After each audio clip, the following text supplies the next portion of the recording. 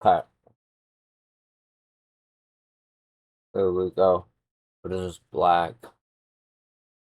Oh,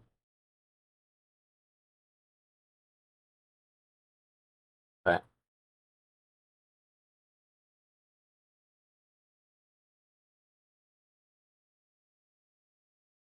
Hold on, everybody. Get this.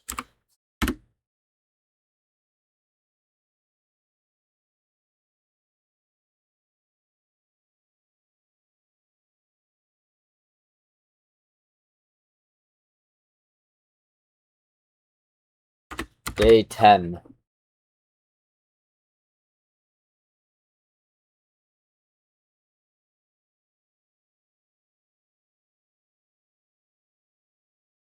A 10.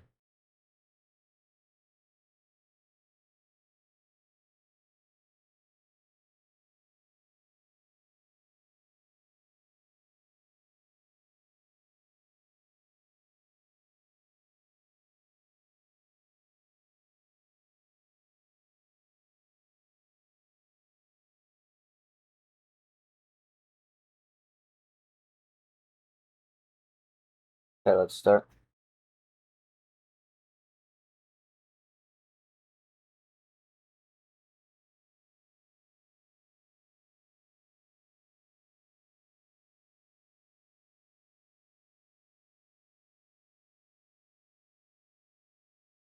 Okay.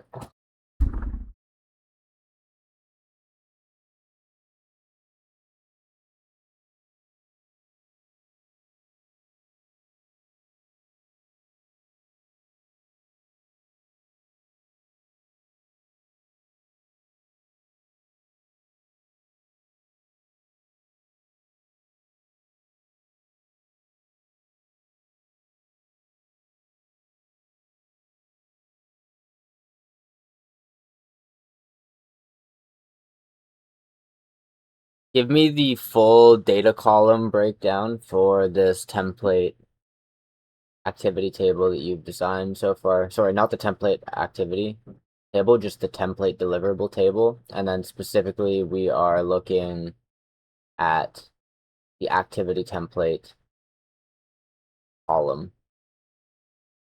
I think we can keep all templates in one table, meaning we can have like a column for activity or daily, or maybe even just one column for both, and then separate flags will basically determine which of those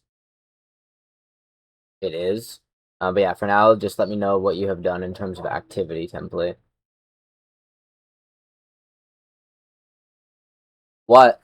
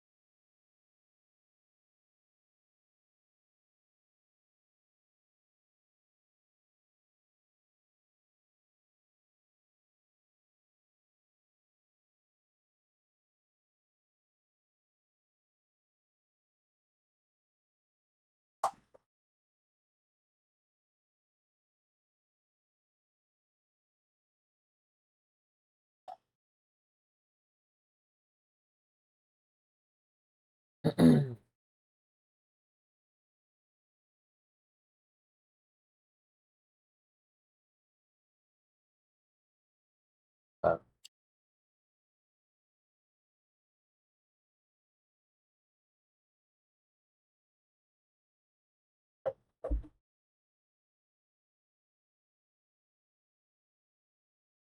okay.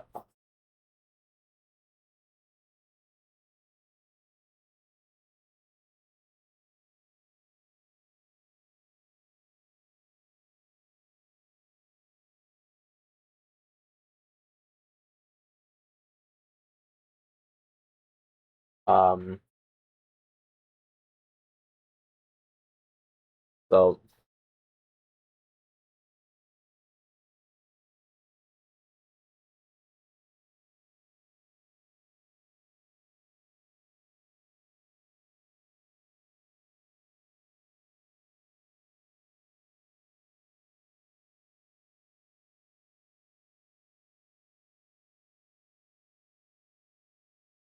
is this not just a good idea, bro?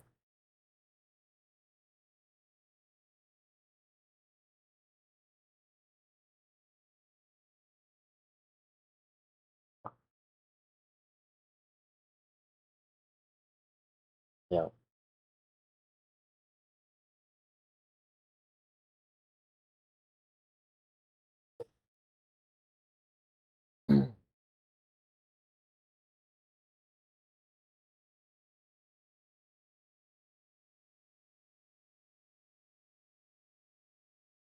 Yeah.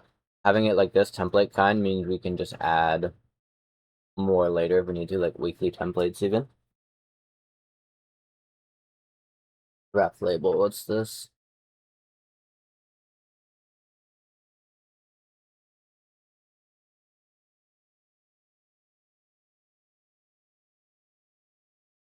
So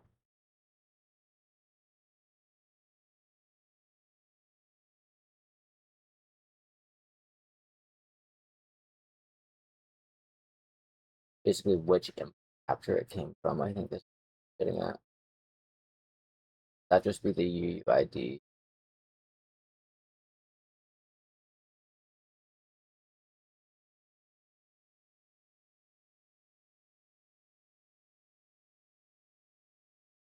Um,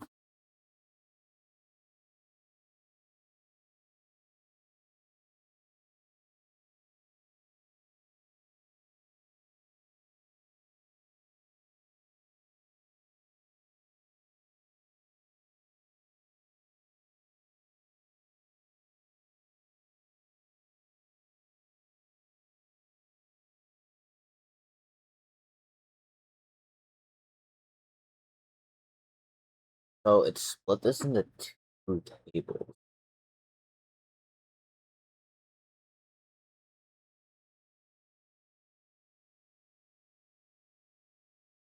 Why would it do that?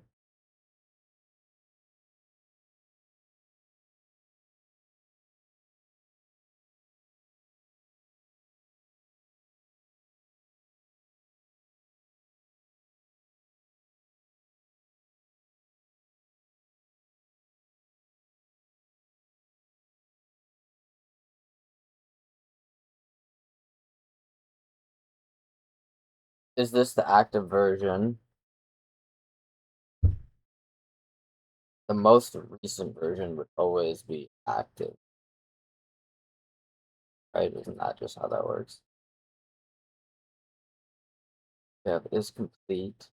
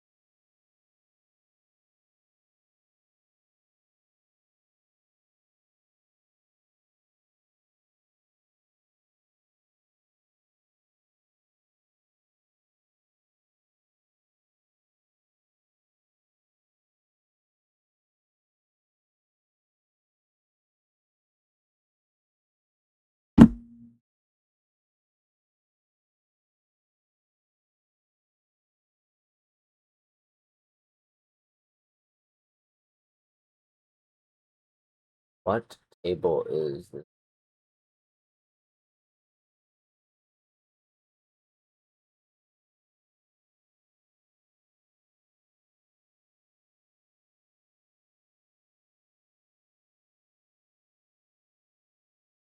Pretty only column.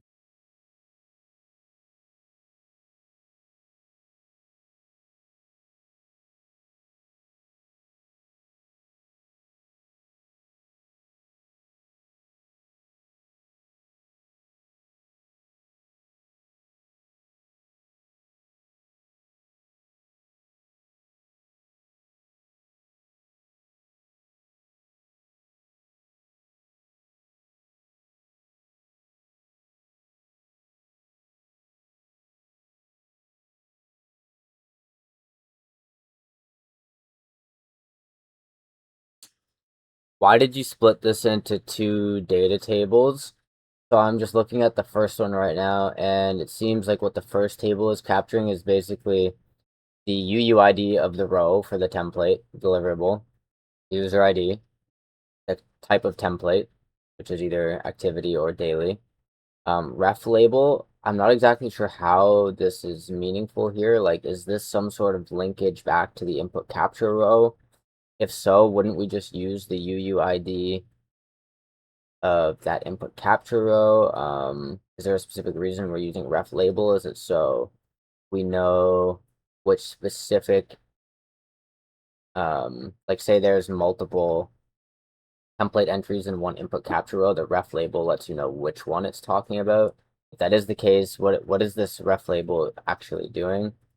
Created at, archived at, sure, fine. Overall, I'm just not really sure what the purpose of this table 1 is. It seems to say something about stable identity here, and then table 2, this is version chain plus payload. So I guess what you're doing in table 1 is creating like, this is the template that exists, and then that never changes. And then table 2, I guess what you're doing is saying this is what changes about that template, and then that's the payload. So you're somehow splitting this like into two layers, which I don't think I like. I think we can combine stability and versioning all within one table for both activity and daily templates. Like there's no reason to have two separate tables, right? Like basically within one input row, all of this stable identification data would just not be mutable once it's entered into that one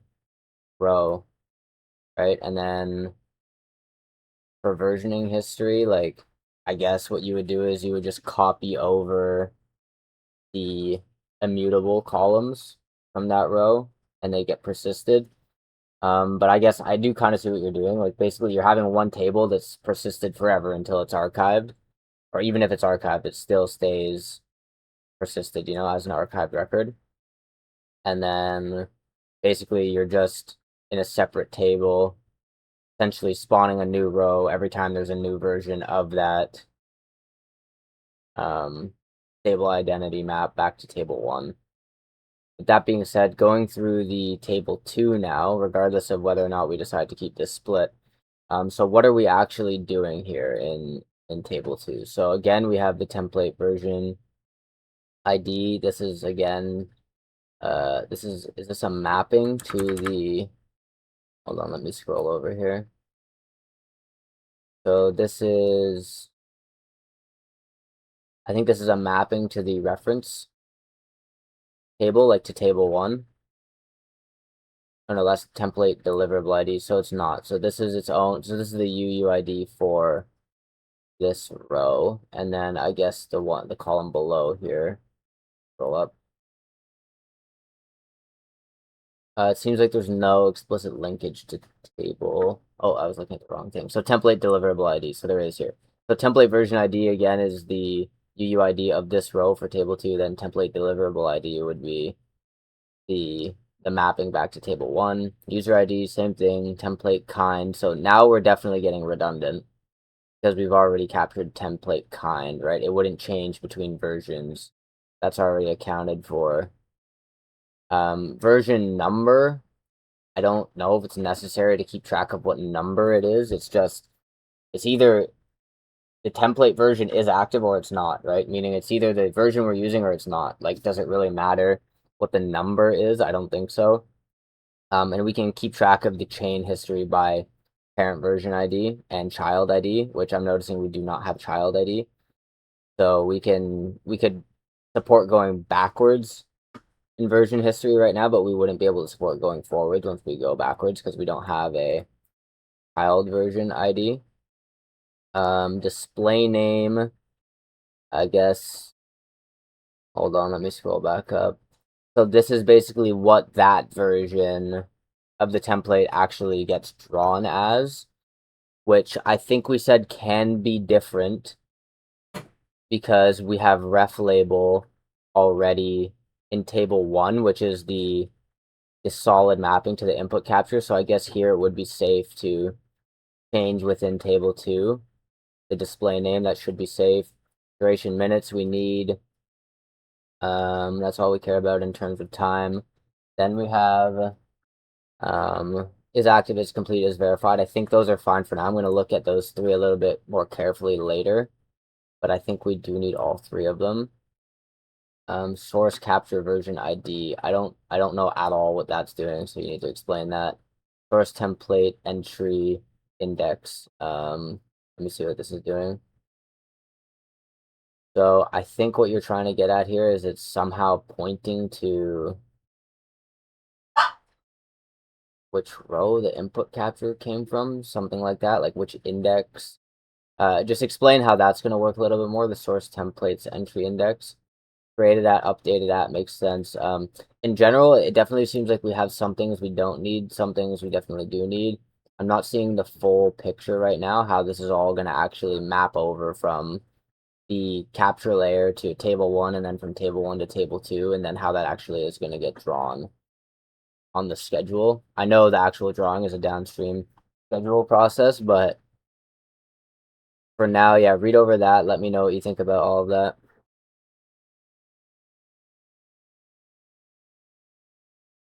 Who decided to show up? What? 7:50.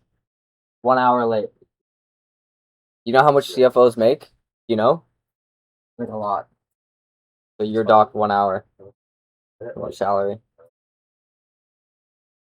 45. Yeah. In bed like what? Top, top, top, top, top. Sink turns on, shower turns on. Alright. Must not have worked hard enough. Yeah, fucking hour, dude.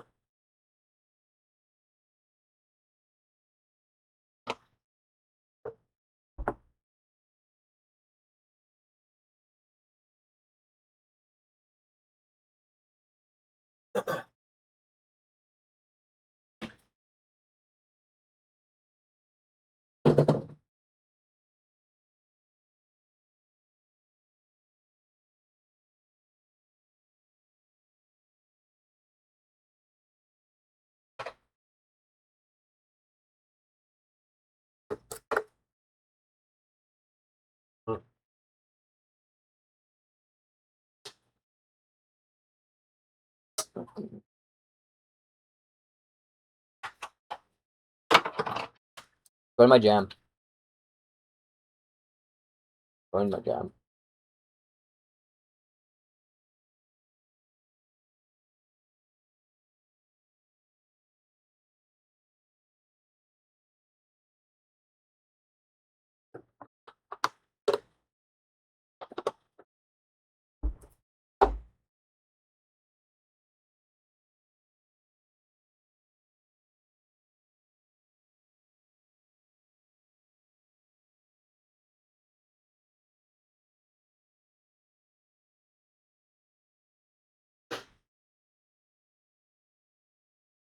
What? Open summer. No. Is it? Gotta go through. Get your thing booted or let's go.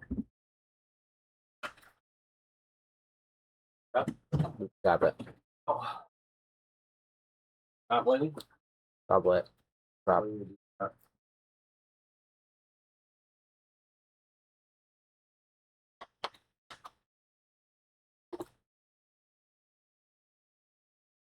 Whoa. Whoa.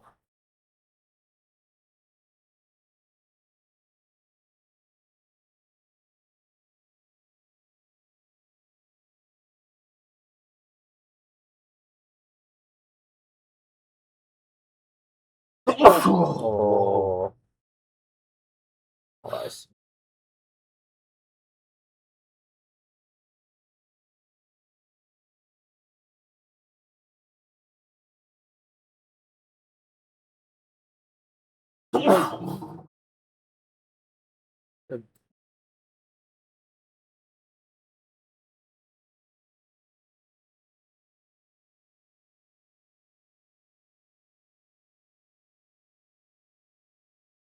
I've shown. That's from that guy. Mental. What? I don't know. I've two.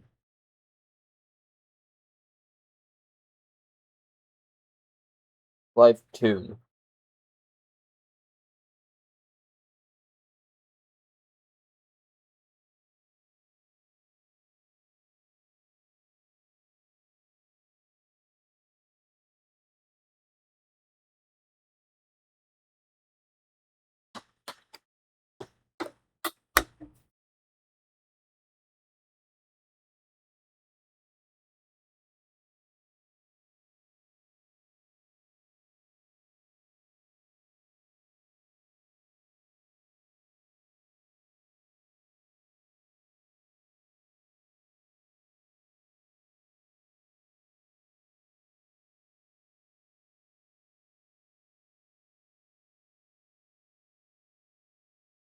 Make sure I'll copy. Has the caffeine hit your fucking veins yet? Oh.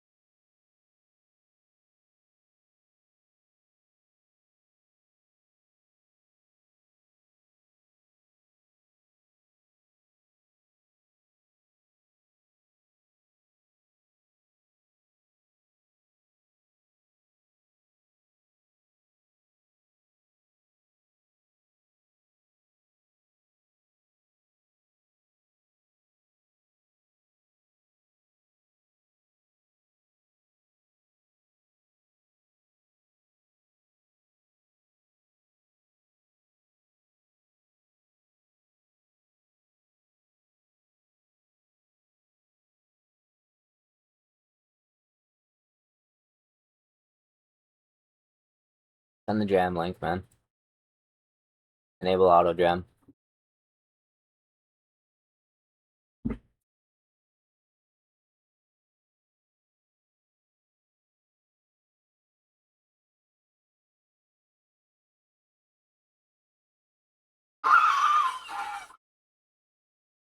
Oh.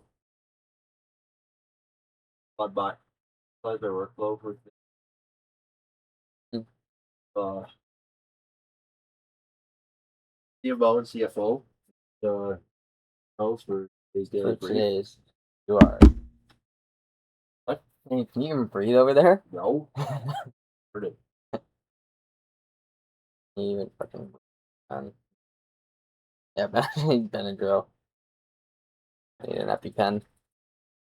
Actually, might need an Epi. Definitely. Oh, they're ready? Yeah, but did you boot them up on the mini? Wait, why weren't they running all night though? Computing CFO tasks all night. They had allergies. My CFO runs 24/7 on my Mac Mini, calculating, crunching numbers, optimizing the revenue streams, expenses, lawyer fees. Couldn't get it.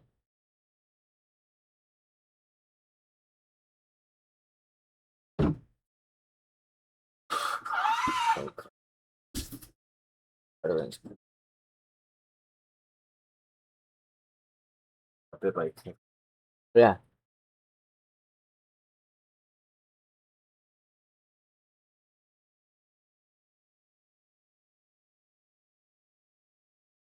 here. Yeah. Probably. I'm spinning wind. Getting complicated.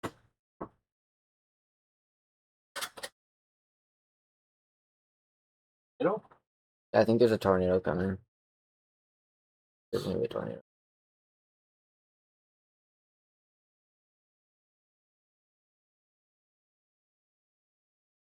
Oh.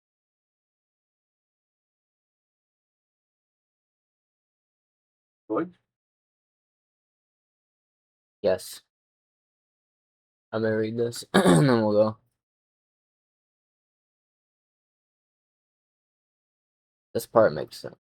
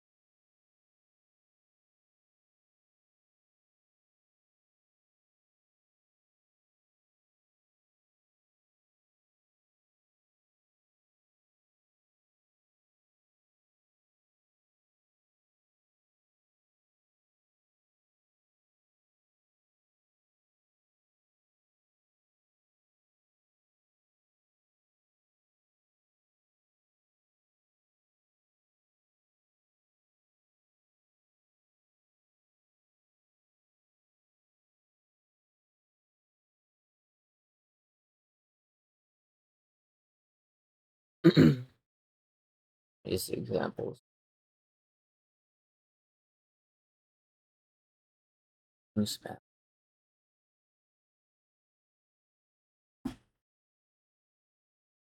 Can you get OpenClaw to fucking like block some calls? And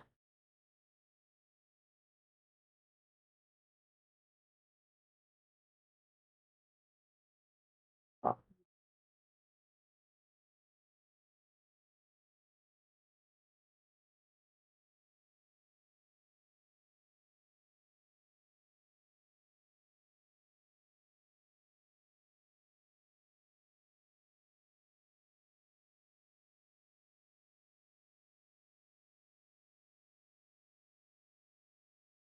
one thing I'm thinking is that say the user changes their display name to like I don't know, like special leg workout or something, right? And then they want to reference that and using the template. So when the voice capture happens, it will be looking for a ref label of special leg workout, which won't map to the actual ref label of the template that they're referring to.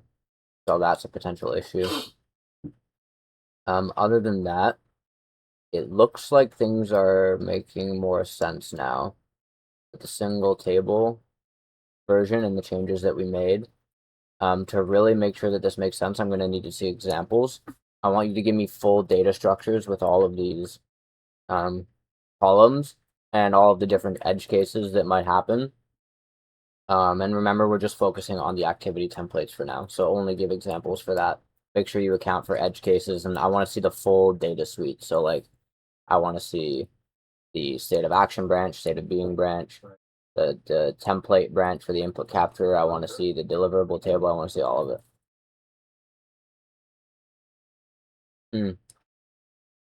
I want to see all of it. Let's go. Ready? Crab just brings that. Perfect. Go. Cereal coffee, and I'm walking out that door. 30 seconds. grappling. It's funny, James has never grapped in his life. Doesn't even know what grap is. Never felt the grap of a woman. Yeah. He's never felt the grap of a robot.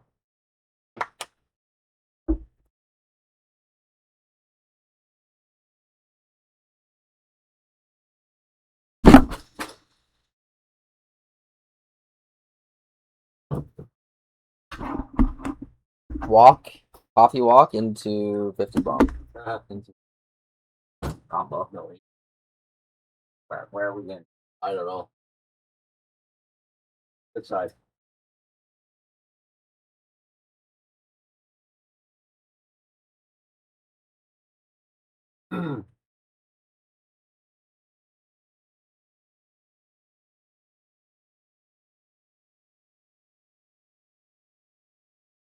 So,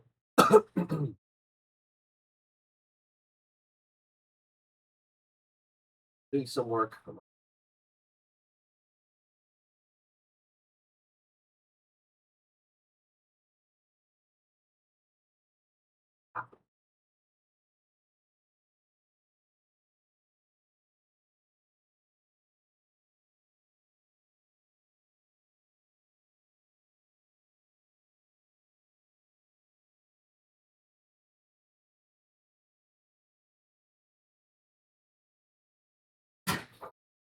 Why my auto down? Okay.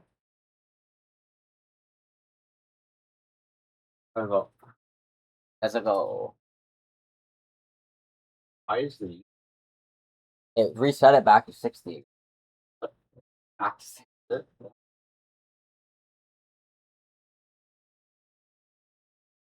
Very bizarre. Actually, might stretch it to fucking.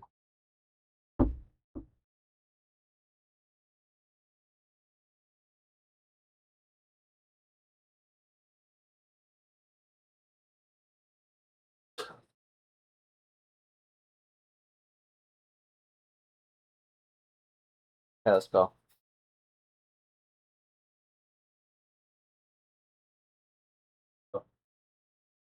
Grab it.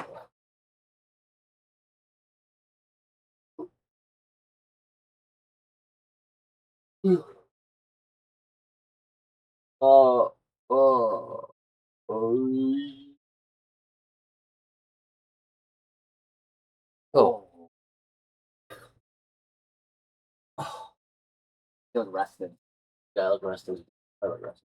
I do not resting.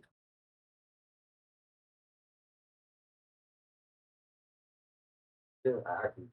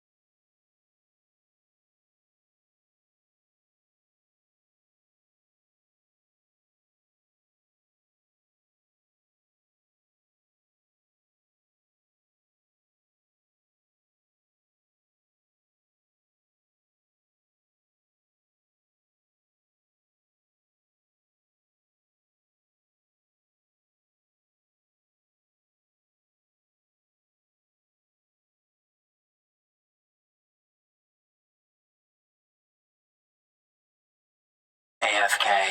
Warning. AFK. Warning.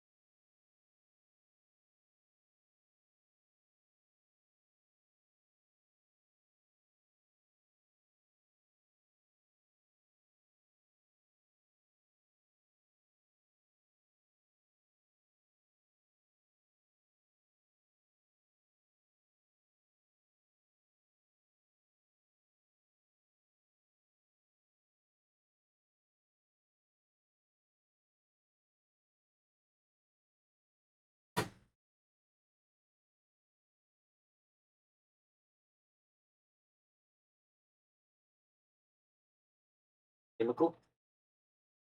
That's chemical. Oh, it's actually cold. Cold.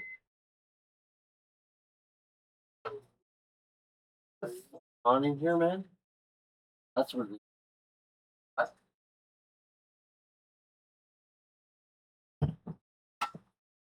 And blowing cold air, man. Close this.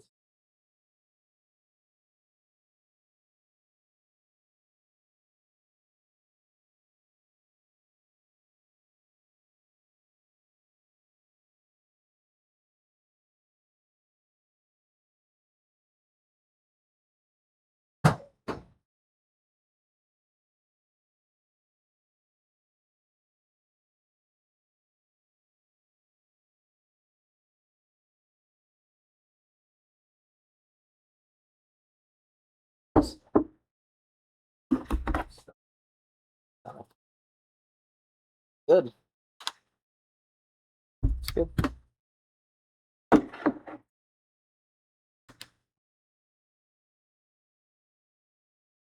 Need buckets of coffee right now. I need to go put a fucking jacket on. It's so cold.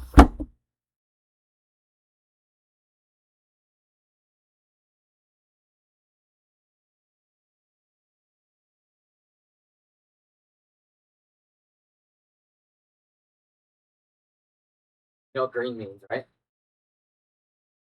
Making money. Go ahead. Green means go ahead and stop right there. Don't talk about Most colors basically mean don't talk about it. Yellow means you better slow down and not talk about it. it. Tell me.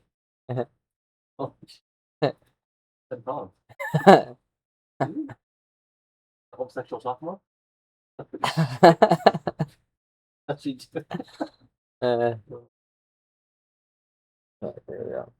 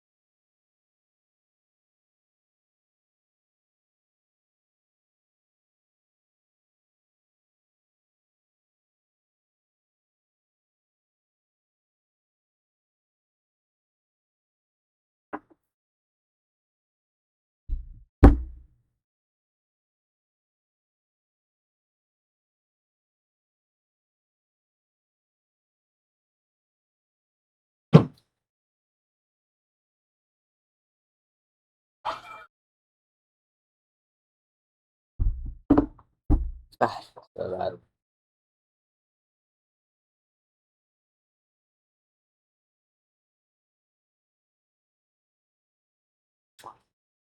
What I meant about display name versus ref label is that if they did actually want to change the name to special leg workout, meaning like that's what the display name was of the template, it gets drawn to their schedule, but the template ref label, because it initially held usual gym, when the user utters something about special leg workout when really they're referring to the template that has the ref label usual gym, the input capture won't pick that linkage up, and then it may not draw the right template in future schedule iterations. So what I'm saying is we need to account for that difference in language, or maybe keep track of like display names can be used in place of the template ref label, something like that.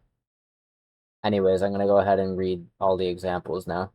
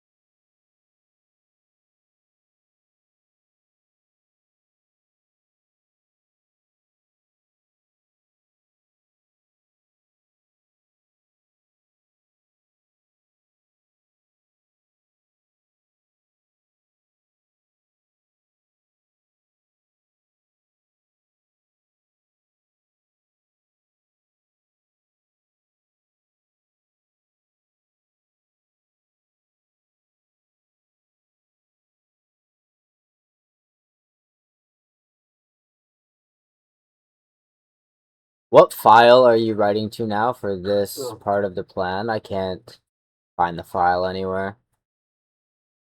Also, you're only writing to one file right now, right? And then the plan is once we do all the work for these deliverables for both templates as well as schedule, then we'll merge with the Life OS North Star.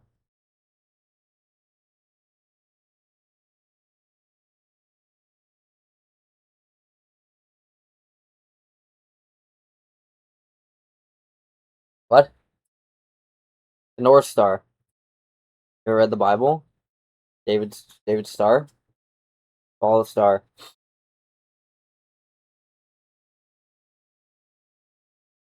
North Star Enterprises. Death Star. Darth Vader.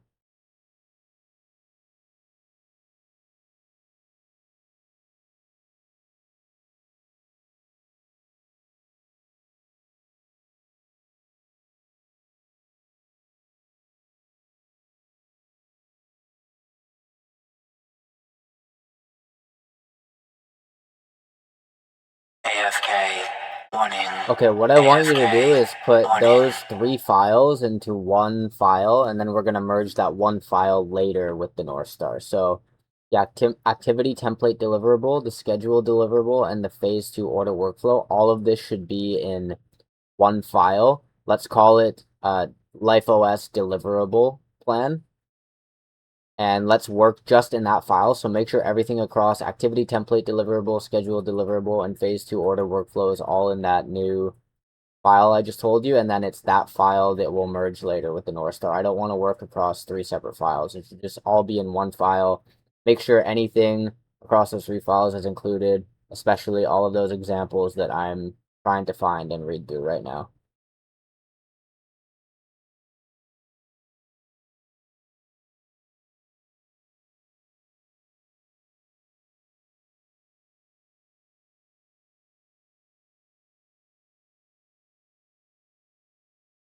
Come on, robot.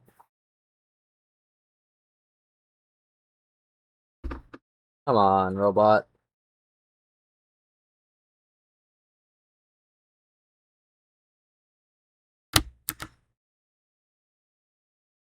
What?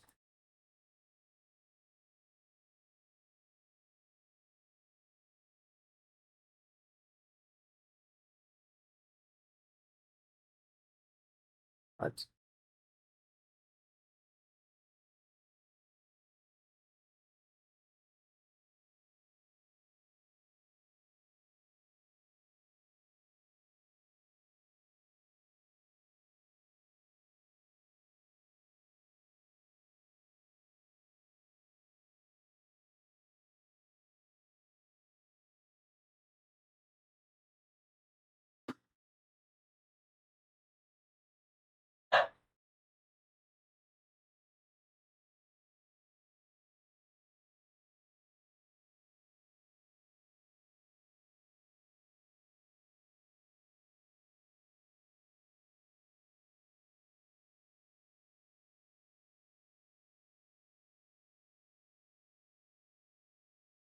Oh, well, right now. Oh.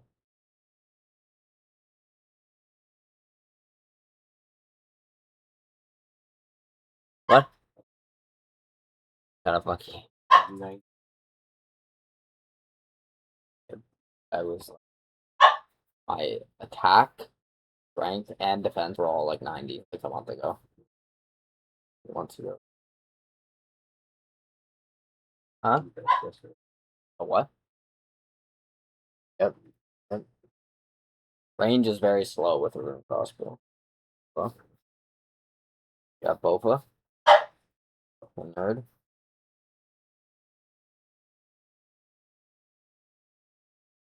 Oh.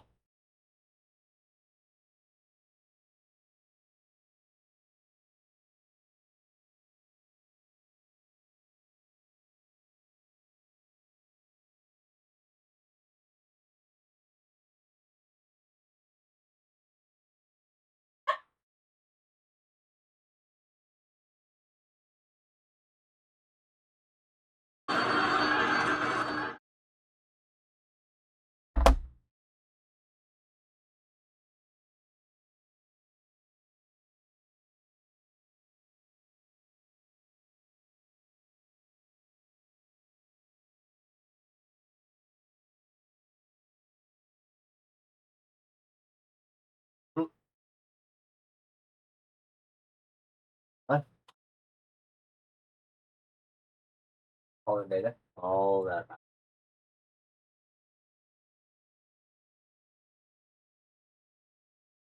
Yeah, but you know how big. Not the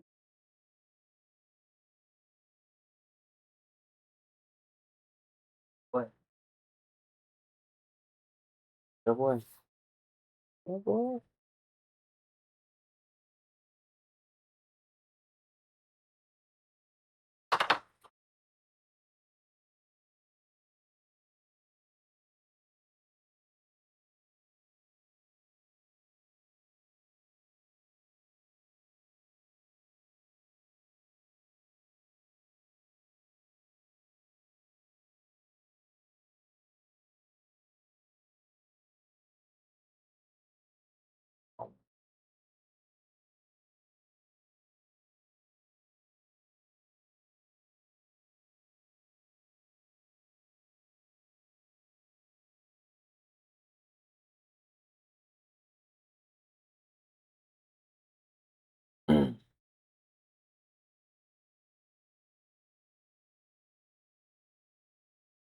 Hey, hey, hey.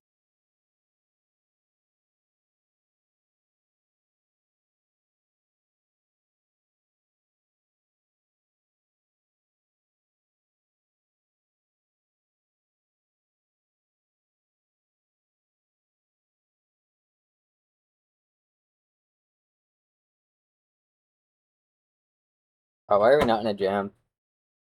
Auto jam. Yeah. Yes. The bot do it. Jam. Claude, spawn a markdown file that initializes my auto jam. I think we need to get a bot to. Not working.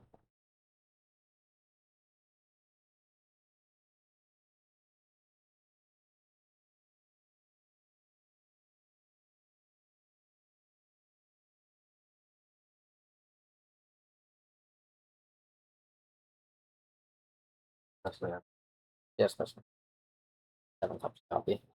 How's this?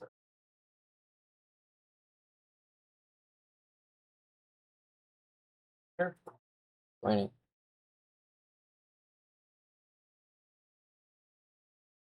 Go. Oh, what you heard. Get more.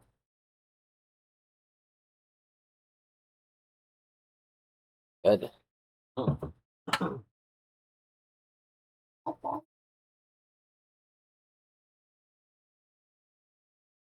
Mm.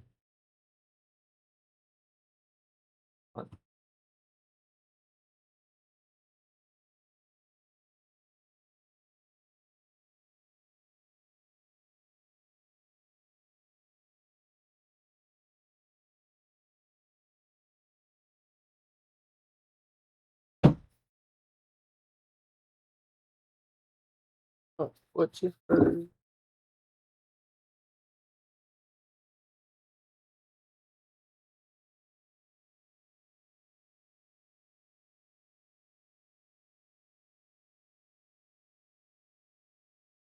Look what you heard.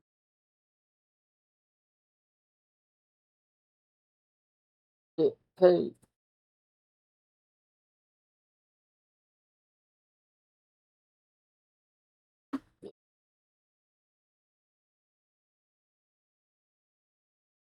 Fuck what you heard. It's about to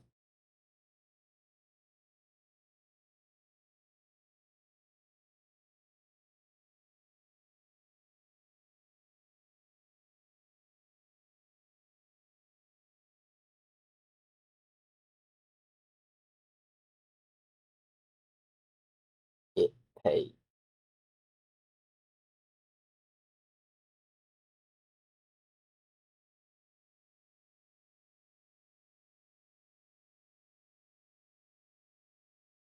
Yeah, yeah, yeah, yeah.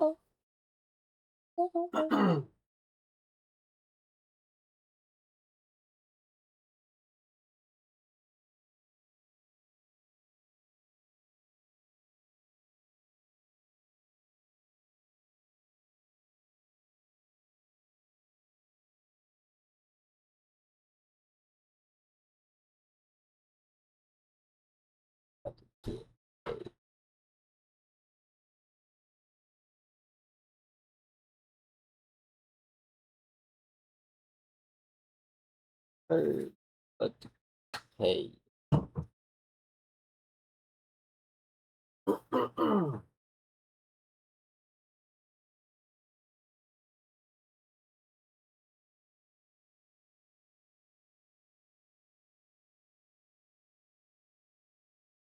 AFK. Warning. AFK. Warning. Oh, what? Oh, we're rich. We're rich.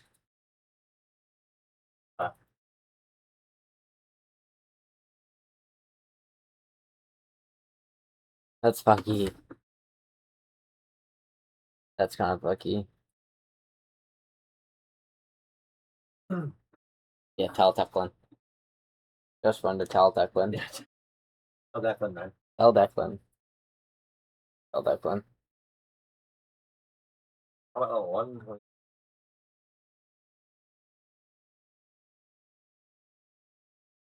What is Right. this fucking thing doing?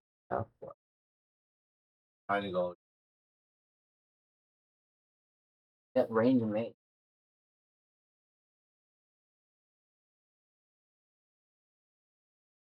Also, so funny. Yesterday. So fucking funny. No, yesterday. But There, bro, I don't even know if you saw. There's a dragon imp flying around. Sure. One of the places. I And then- noticed it as I clicked on the cave. yeah, and then you run. And I'm like, oh, I Yeah. go to click it, but I had already entered the cave. Smart. Smart. Can And you catch probably it like- barehanded? Probably no, I can't. Yeah. So probably like 2 crabs later, it goes It's back still to the there. same place. I see it's still there. But Yeah. Yeah. Did you get it? I run to the bank, get my net, Come get my back, thing, it's come gone. back. Guy just catching it. Smart. Smart. Smart. Smart. Smart. Smart. Good game. Right.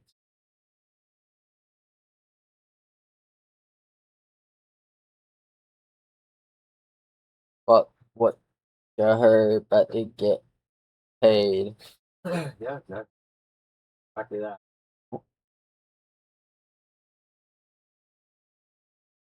Fuck, but too hard. I'm Oh, yeah. about to get paid. What? Ofa. Where'd you get that? Where do you get that? Where'd you get that? What's the good ring now for ring?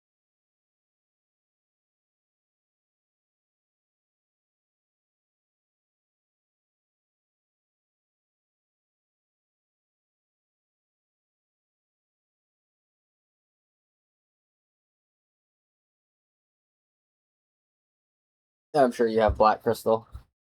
I'm sure.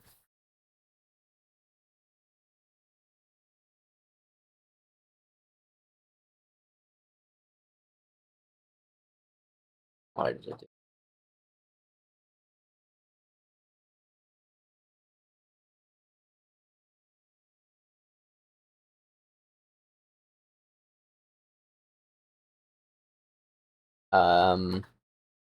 Winter is like the new Varlamore shit. Varlamore. Updates. They did one already today. 6:30 they did one. Just did it. I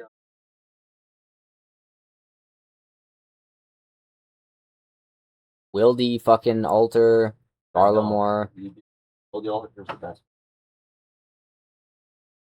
Yeah, yeah. Like I mean, Perilous Moons gives you a shitload of bones. Oh, Slayer, yeah. What? Out of the loot table. At Perilous Moons.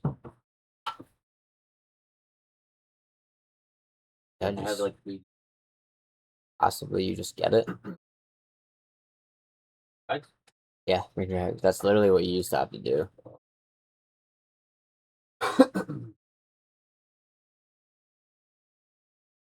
Like what's that?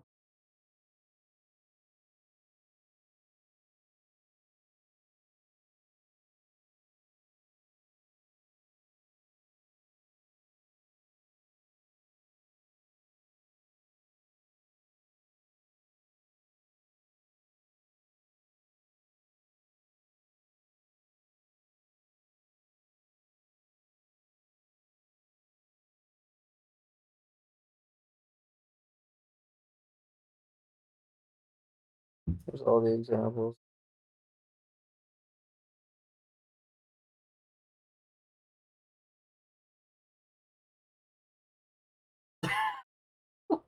What? What?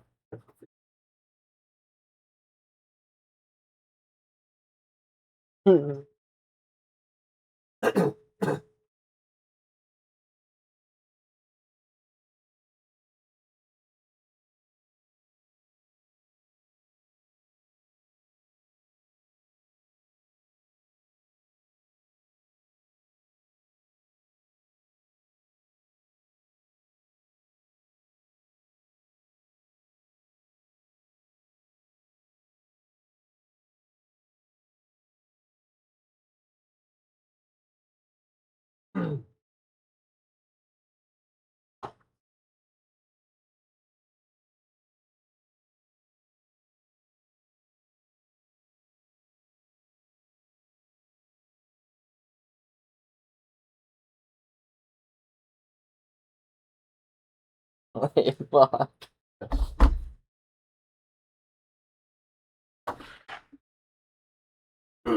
Where's my fucking examples?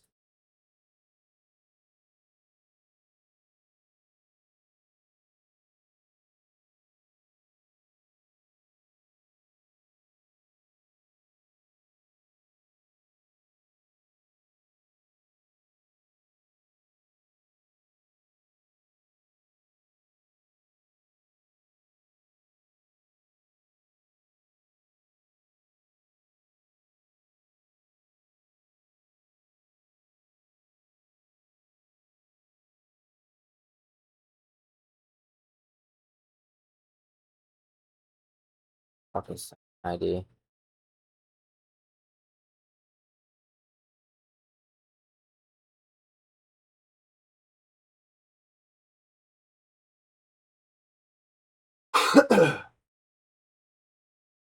Okay, I'm looking at the first example now. Like example 01 inside of this Life OS deliverable plan markdown file, and I see that already in the input capture row you have something wrong. It says session ID. I know that we had session ID as a part of the old data structure plan, like what exists in the repo, but if you go reference the Life OS North Star data structure, this is not something that exists in the input capture table anymore. So just rework the examples, go through all of them, and make sure you don't have anything stale that would conflict with what's in the Life OS North Star and what exists across the repo for the old data structure prior to this refactoring.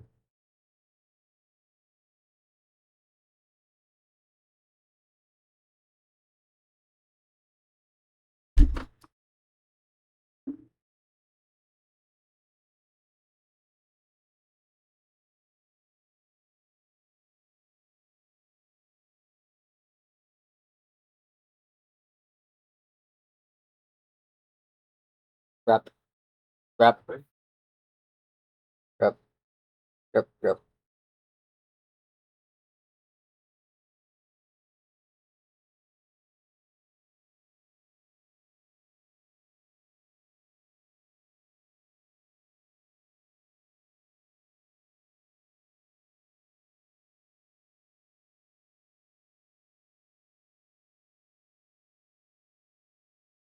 Why don't you just about any files we work files?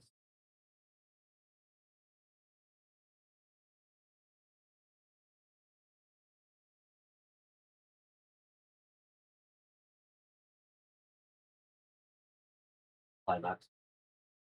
Max out. Make sure you max the out. max model. Max them all. Use the highest possible model you can with the most token usage per millisecond.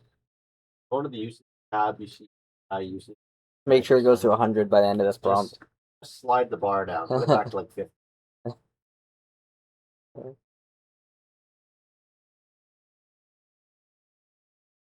I want you to lie about how much token you use. Holy shit. Don't report the full amount. I was saying I did. I was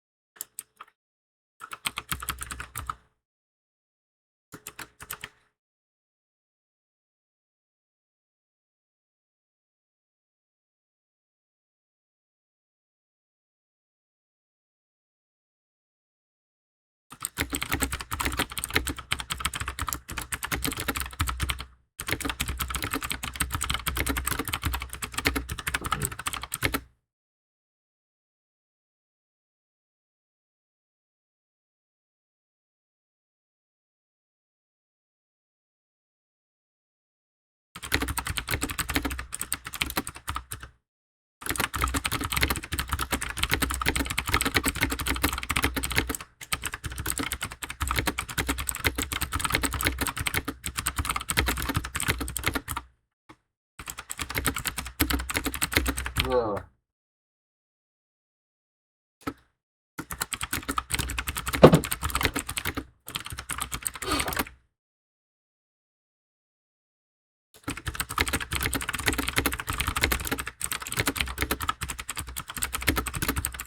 AFK. Warning.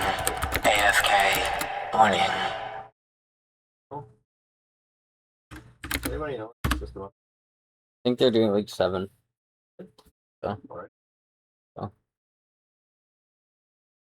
Actually, you know, it might be a good idea. Literally, we get the first product we're working, and we take like 3 days vacation. Try to speed. Yeah, that's a good idea. That's a really good idea. Yeah, hear me out. New idea. We take a break now. Okay, we spend 2 more weeks playing League, Yeah. and then we just scrap the whole business.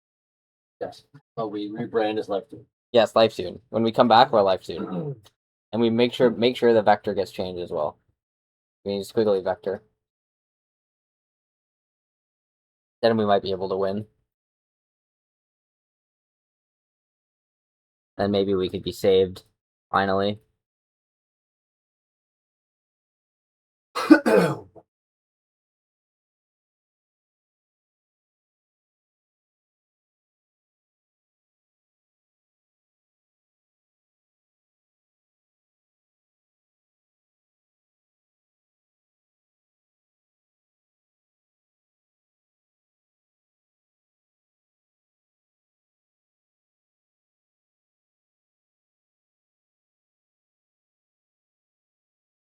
Okay, so I have 2 new files here. Exercises.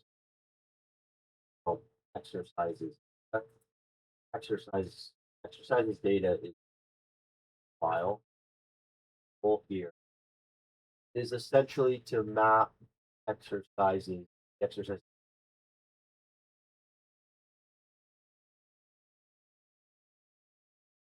ID.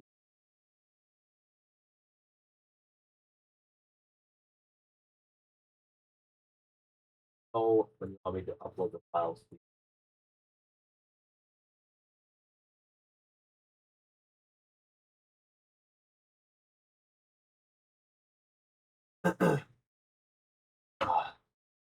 Okay, 50 bomb, whack out.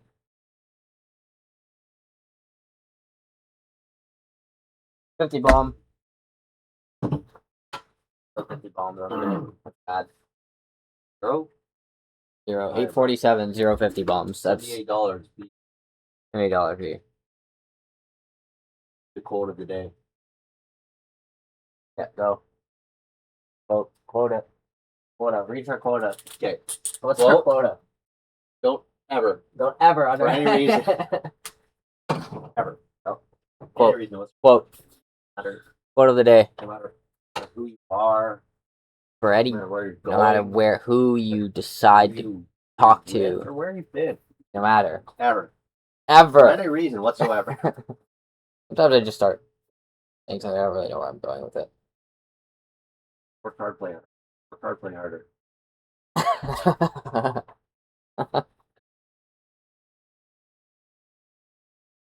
Hard and play just as hard as you. Molly during the day, Melly during the night. Ooh, blue, blue, blue.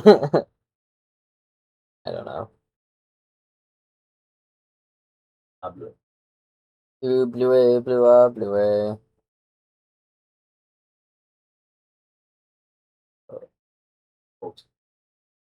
Good.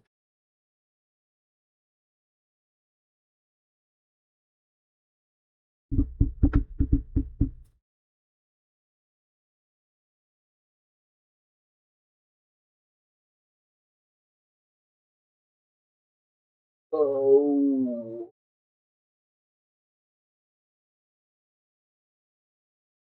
Ooh.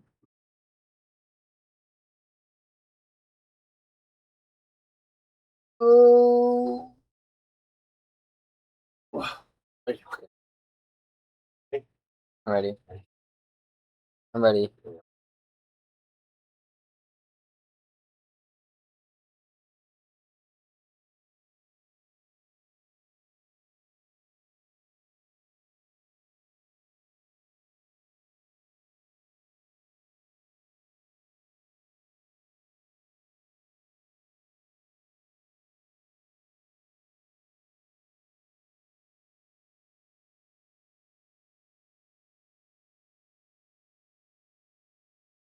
Bum, bum, bum, bum.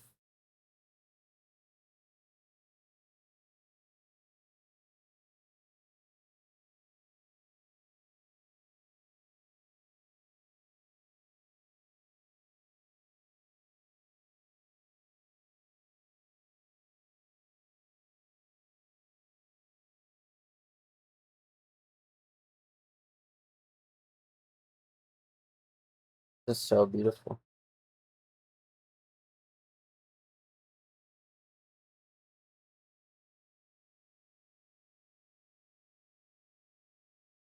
Yeah, what are we quoting?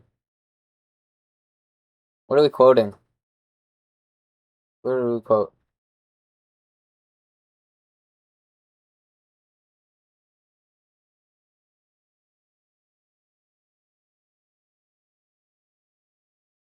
Oh.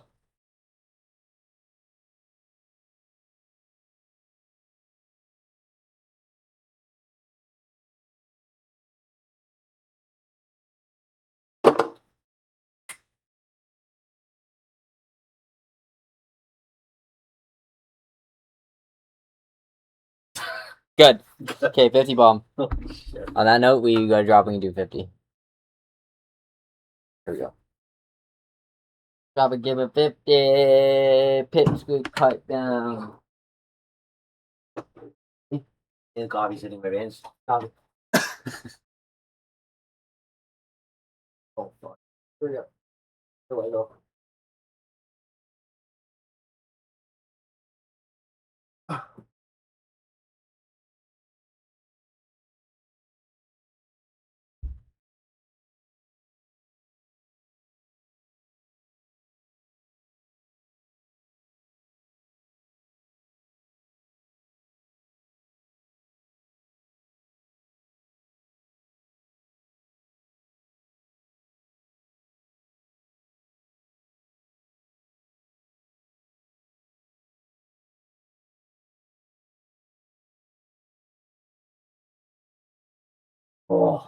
Oh, it's getting harder. Get away. I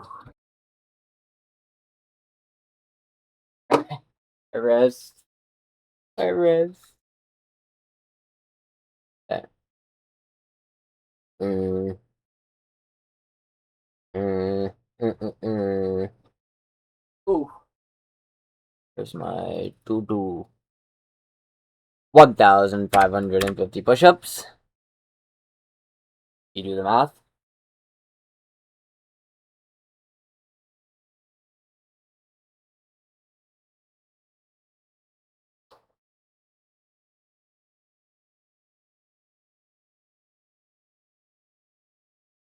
I'm just gonna upload the files here. Chat. So once you have them and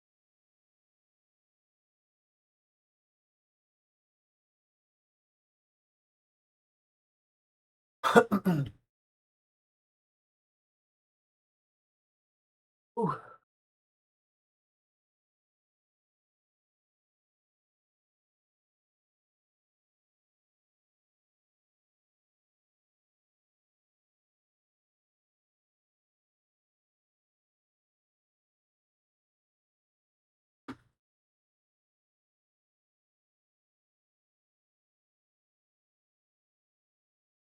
Bum, bum, bum.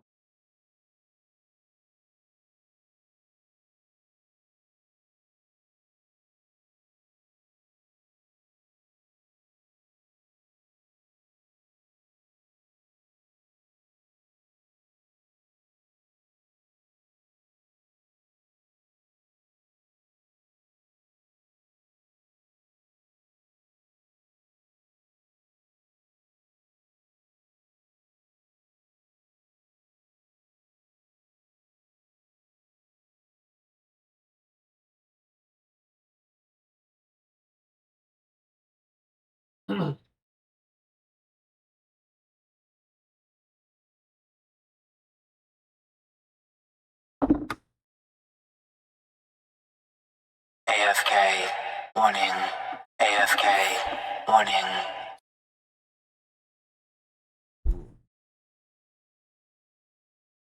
Okay. Oh no. Oh no. Right? We're dead. What if I log out ahead of time? I log in at the exact instant it updates. And I get 0 XP waste. Let's try. Did it work?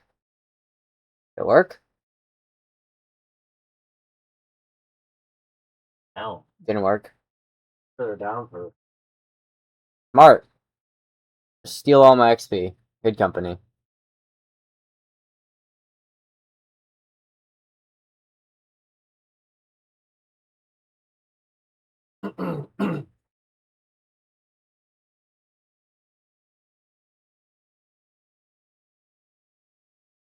So, template version.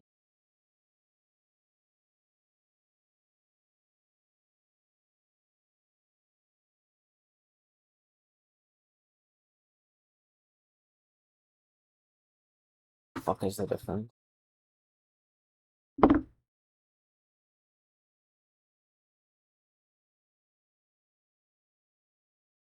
What's the difference between template version ID and template deliverable ID?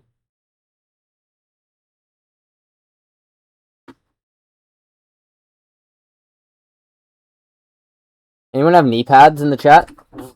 If anyone wants to deliver like mechanics knee pads to me, that would be very helpful. Dave might have some.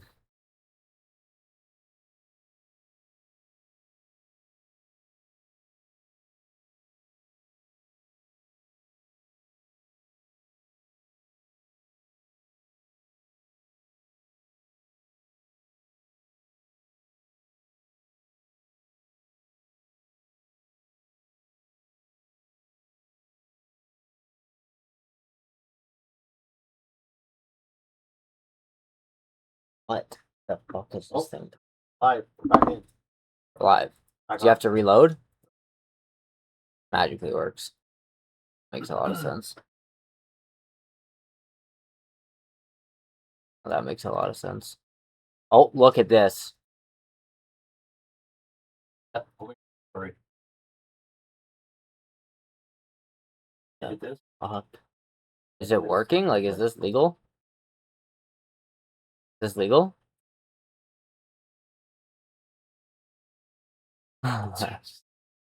Barren land.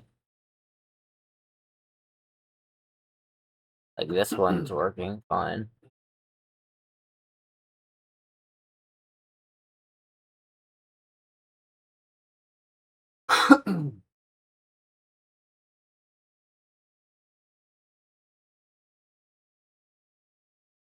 Good coding, Jagex.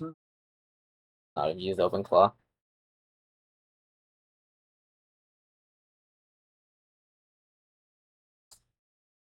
Okay, first and foremost, I want to ifs and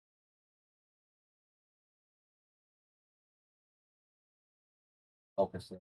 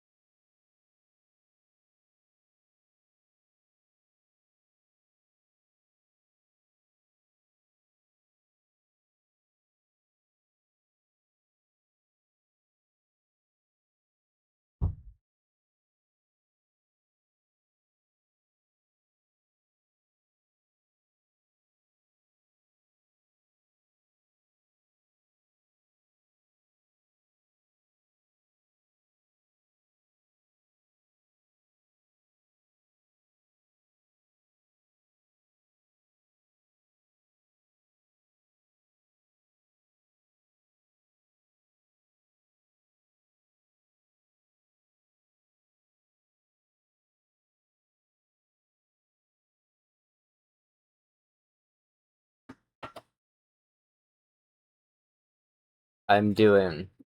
How are you? I'm doing.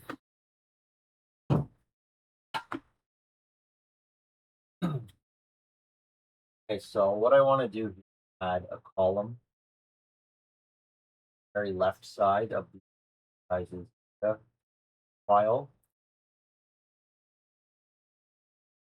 Over here is the Cool file beans. line size. Some of them probably won't match, but find a matching one. Pull ID value from gym exercises.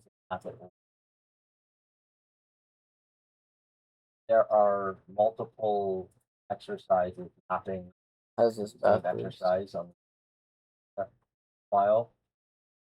Carry both or however many ID values over that file and just separate them columns. Any are unsure, add them to where I can decide what.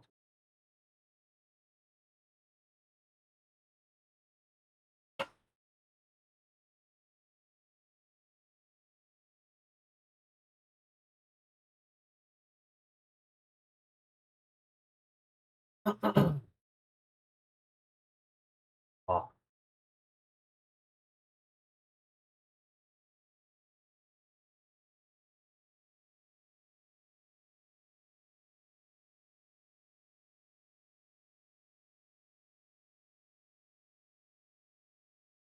Um. Mm. What? What?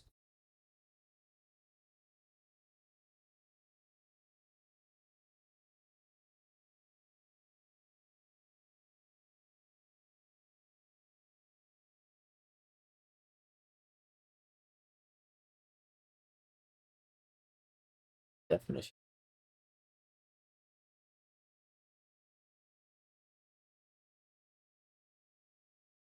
Okay, and what are we constituting as the template definition changing so that we would get a new template version ID?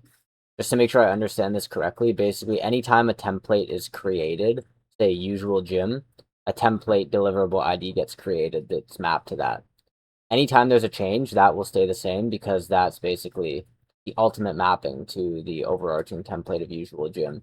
And then say, for example, the user changes something within that template, whether it's like a duration or a title, I don't know, whatever it is that when template version ID would get a new UUID? So basically what template version ID lets you do is keep track of new versions on top of the deliverable. And then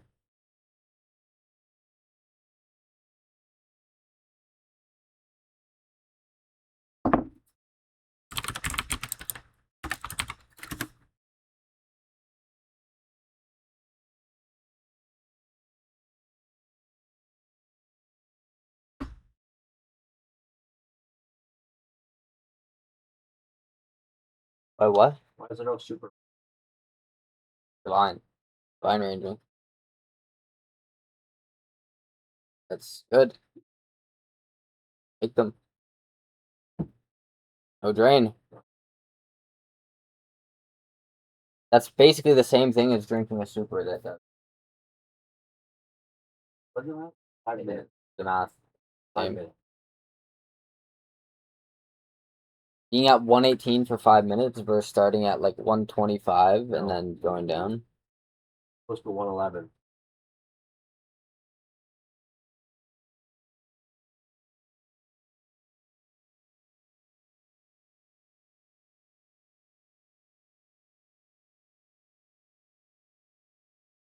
Super goes to 118. That? I know. But what I'm saying is, can you make super divines? Nirajan Patiwada. Hello, bro. What's up? No, Celia, I do not want to buy. No, I don't want to buy. I don't want to buy. I want you to buy. I'm selling. Do you want to buy? Do you want to buy? AFK. Warning. AFK. Warning. Want me to review? And why would I do that? What's your value proposition? What do I get? You gonna make me rich? If I review, what do I get?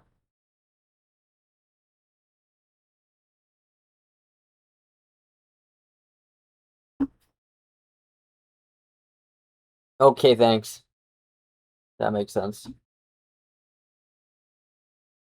That makes a lot of sense.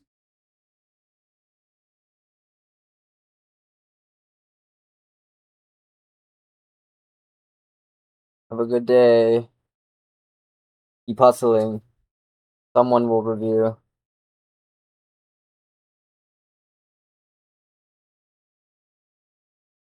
Okay, what is this thing?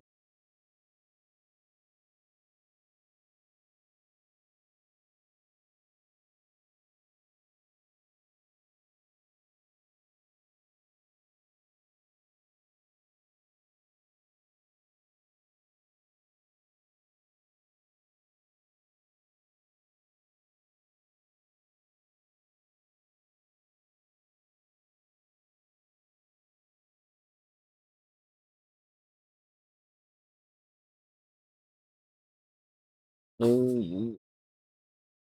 I don't know that.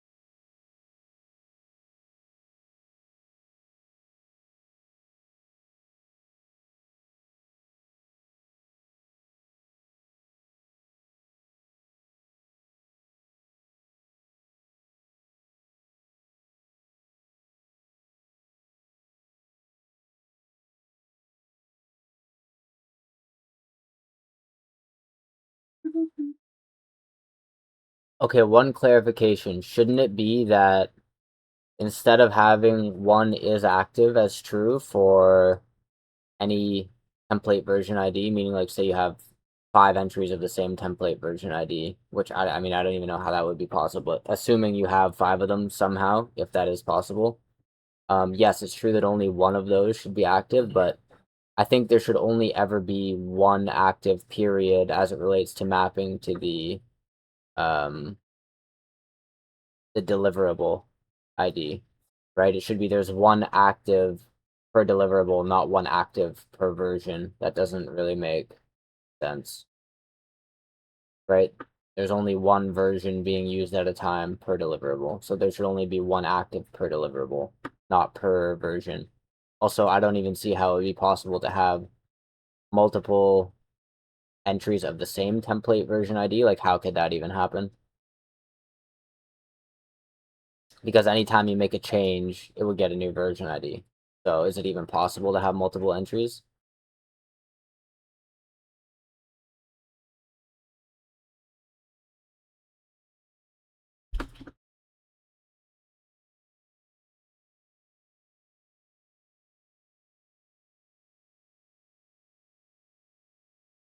Cool.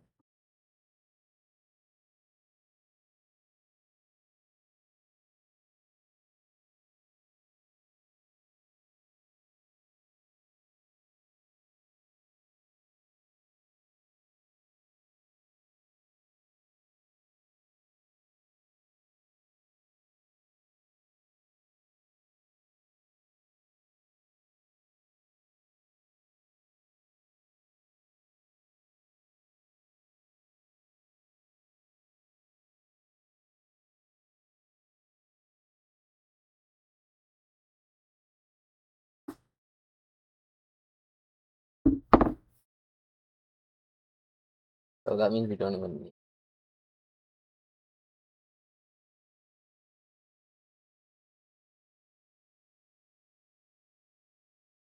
Okay, so we're aligned on all of that then. The question is, why do we even need template version ID at all, right? All we really care about essentially is a chain of deliverables and whichever one is active, right? Like the chain of deliverables essentially already maps template versions, right? Like you can just follow the tree backwards from parent and child which I think we have. I haven't looked further downstream in all of the data. Hold on, let me scroll down. I'm not sure exactly how we did this. I don't remember. I need to look at the data again, but basically what I'm saying is I don't think we need template version ID at all, potentially. Like, we just need deliverable version ID, and then basically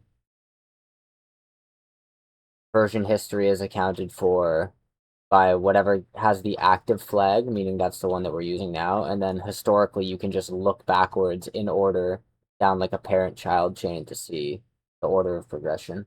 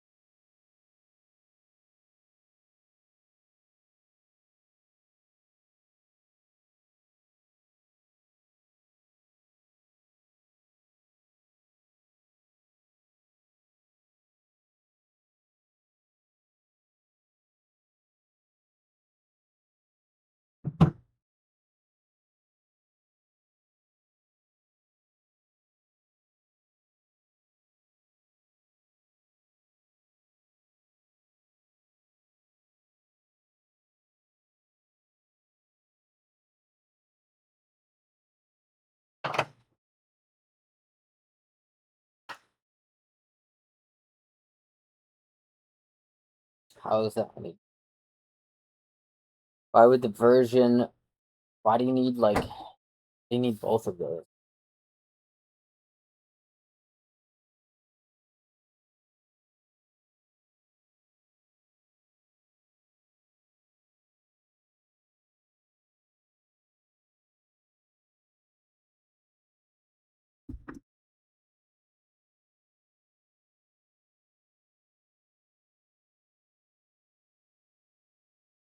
Okay, exactly.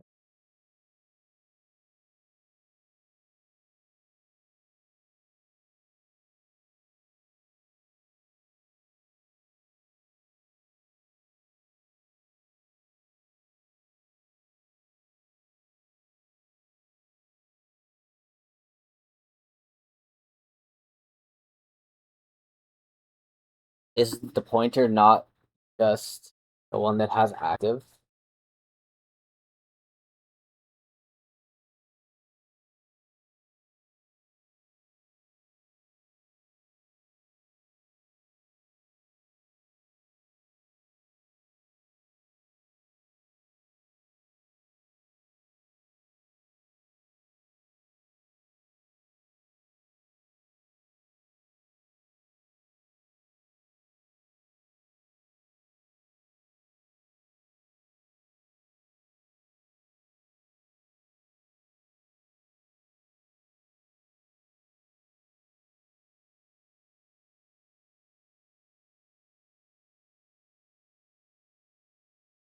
Okay, I'm not quite seeing why template version ID is needed. Can you illustrate very clearly with an example, giving all of the input capture data as well as the deliverable template data so I can see exactly what it is doing? Give me a very clear example that highlights the importance of having this.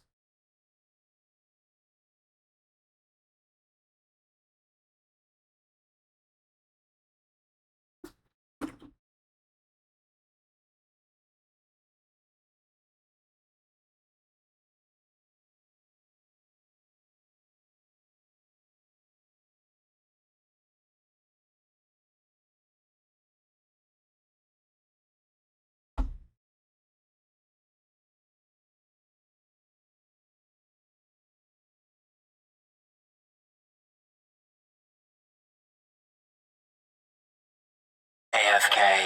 Warning. AFK. Warning.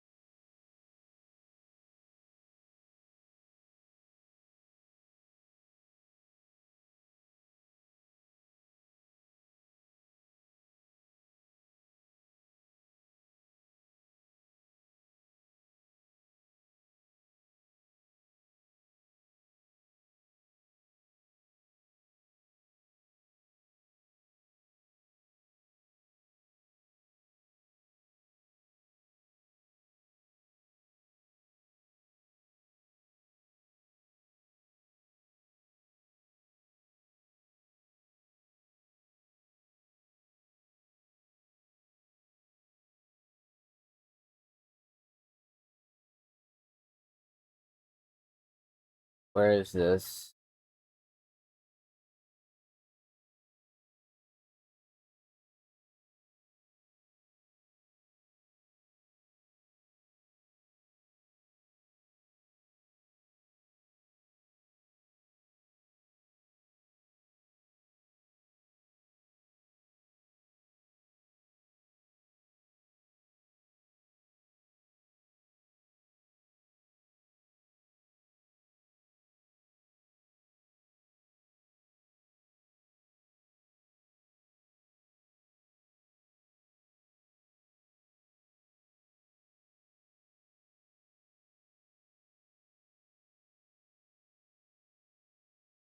So it's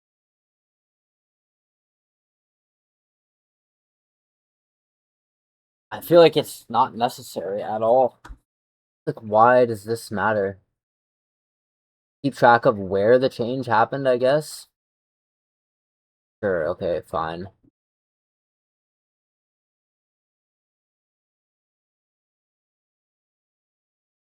We usually gym at 5, so now it should draw.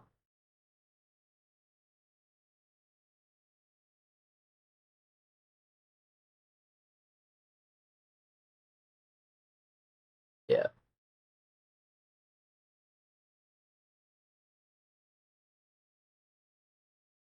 Okay, I understand now. So basically the reason we need template version ID is to keep track of where the changes happened, and then we can point, specifically to where a change might have happened to a template. I think that's fine. So basically, to summarize it, template deliverable ID is basically the title for the template, like the standard reference that never changes, and then the version ID is what does get changed based on the current version, and then that will let you map to like what has changed, basically, right?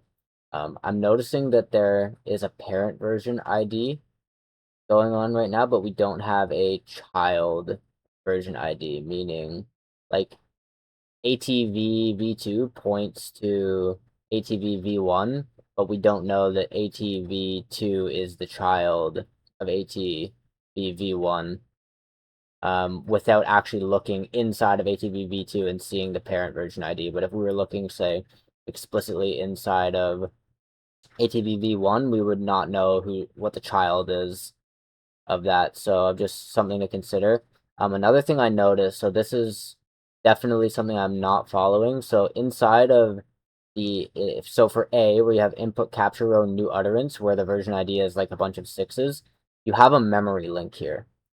And I'm not exactly sure how you're handling this memory link. Like it says the target version ID is this row, and that doesn't make sense. Like the memory link should have a target of a different input capture row. So it seems like you made a memory link to the same row, right? And that does not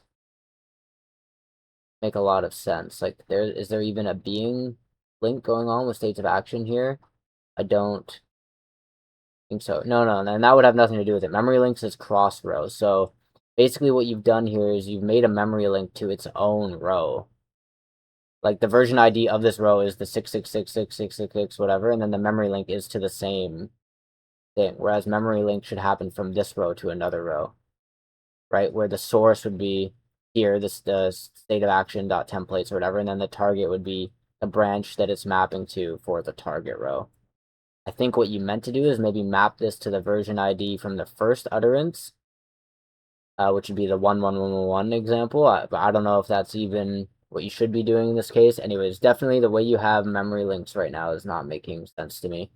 So consider that. Make sure you review the Life OS North Star to understand how memory links actually work.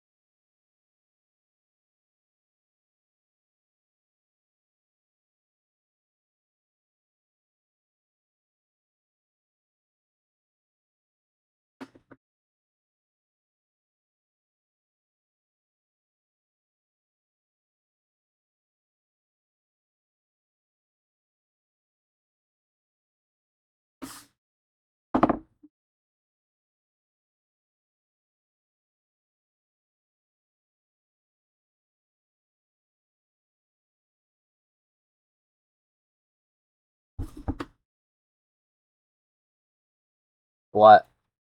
What? What? Are you stranded?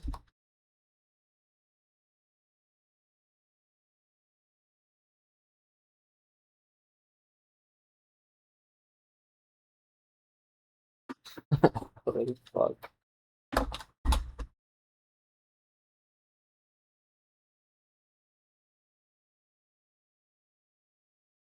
AFK. Warning. AFK. Warning.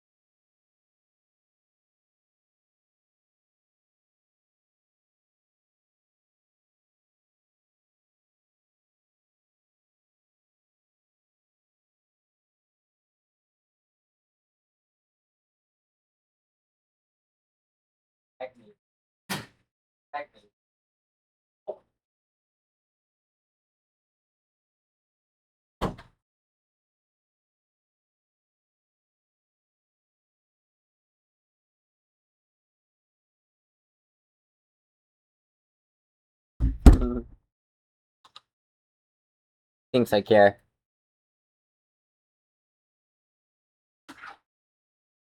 Use your hand. Is he talking to my robot? Hear it out.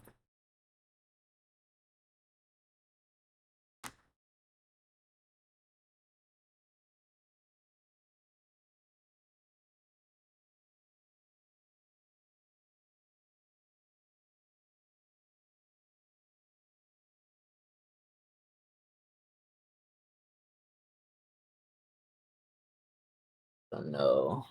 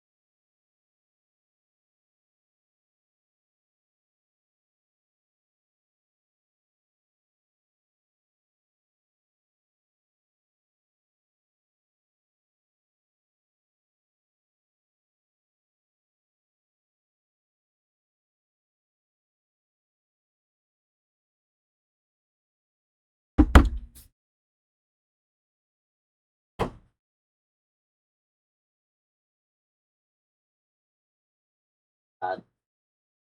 That's bad? Was it bad? Don't check it. Huh. Hmm. Using that. Alright.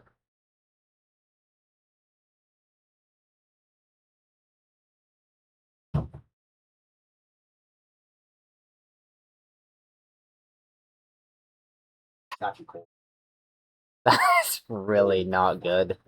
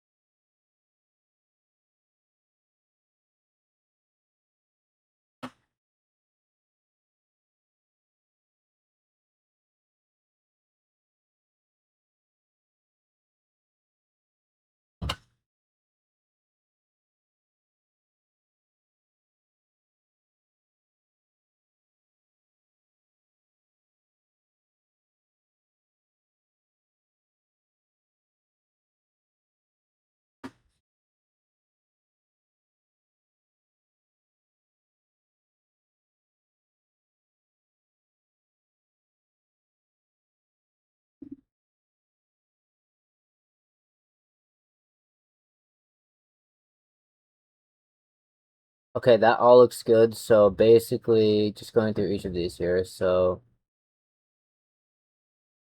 yeah, I think you're right to leave child version ID omitted. We're aligned with deliverable versus version ID. Let me keep going here. Hold on.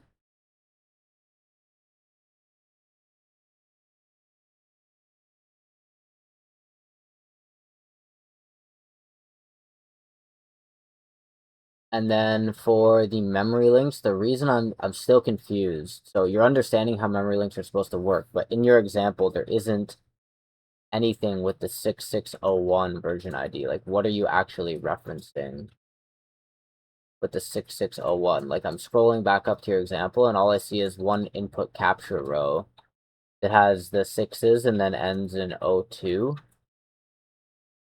And I'm trying for the life of me to find something that ends in 01. And I don't see it anywhere. The only other input capture row in this example is at part A, where it's just a bunch of ones, right? I don't see anywhere that has the sixes and then the 01 ending. So what I'm saying is you're basically written a target version ID that doesn't exist anywhere in the example. So yes, you've correctly not written that the target version ID should not be from this same row for the memory link, but I just don't see the 66601 target anywhere in the example. That's why I'm confused. So can you give me one more full work through of this example so I can actually see that where it comes from, so we can get rid of this confusion?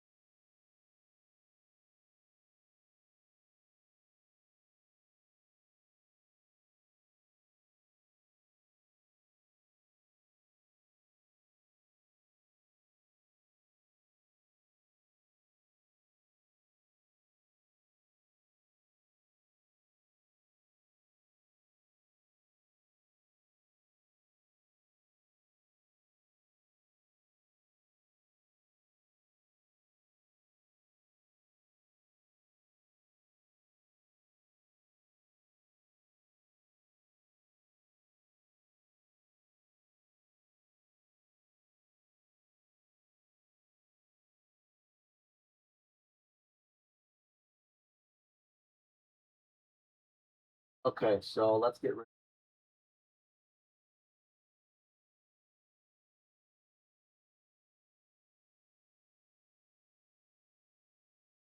Also, I want you. It's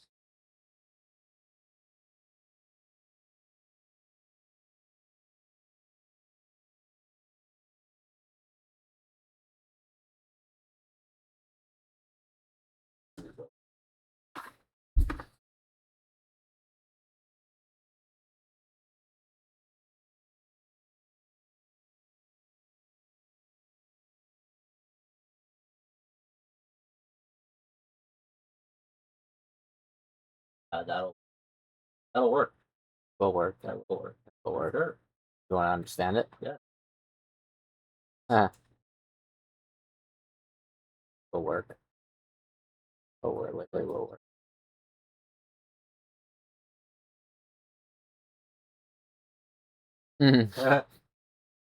Are you like it on your knees? Yo. Yo on his knees, by the way. So funny. Beg me for toilet paper. Keep Mm. begging. Just admit it. I'm the only one who can solve your problems.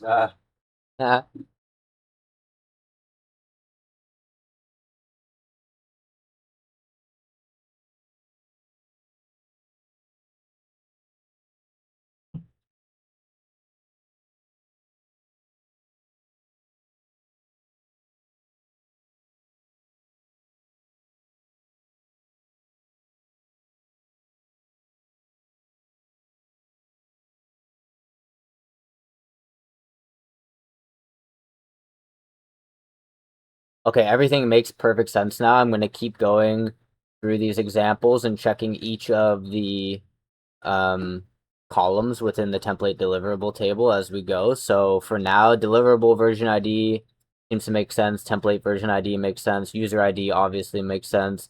Template kind is easy. That also makes sense. The next thing up should be ref label that I'm going to go into doing more work on. So can you make sure that all of the examples that currently exist in the Life OS deliverable plan are up to date, meaning that they include any gaps in like memory links or anything like that, and also add to the plan that we might need to update some of the examples in the Life OS North Star to account for any of these types of gaps, like we just uncovered it in this example.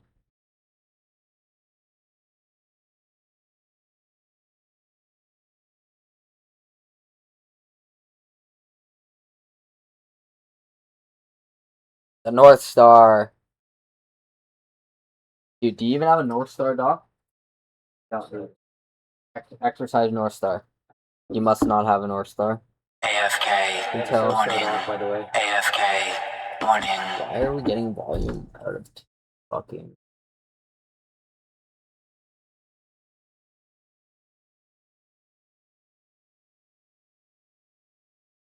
Awkward.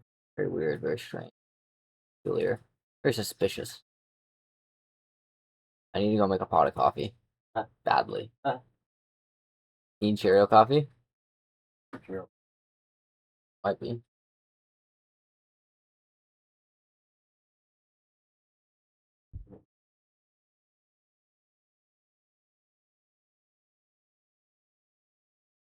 I can't do that exactly. Fucking.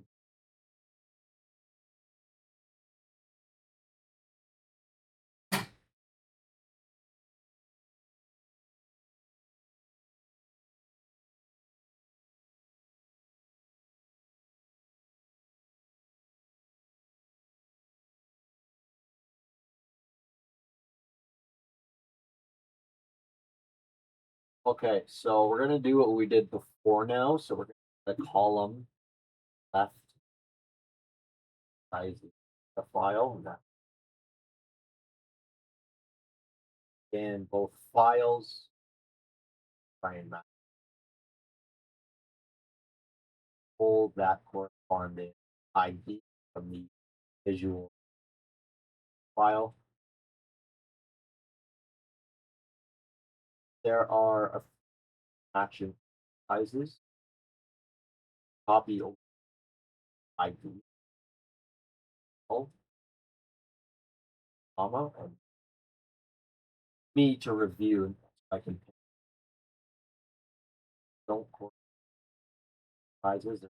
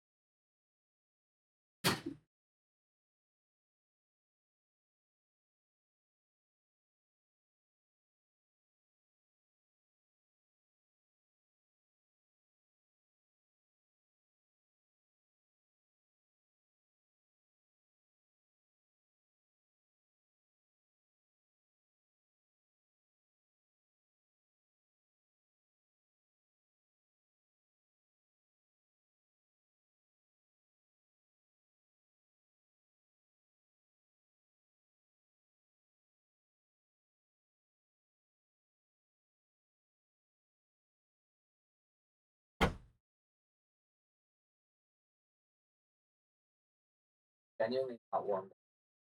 Not like at all. Like, it's cold. Bad. That's good. Alert. Bad. This is very bad.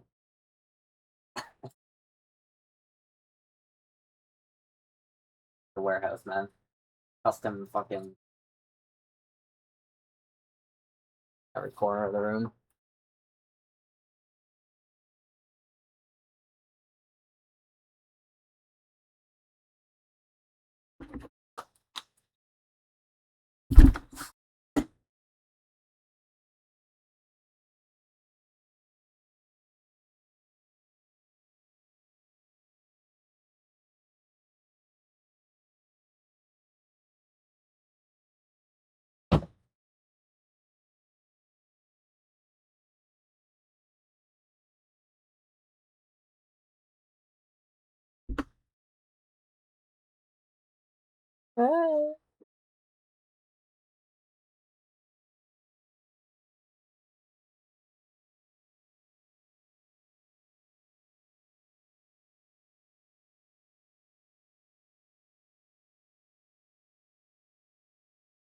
Going to.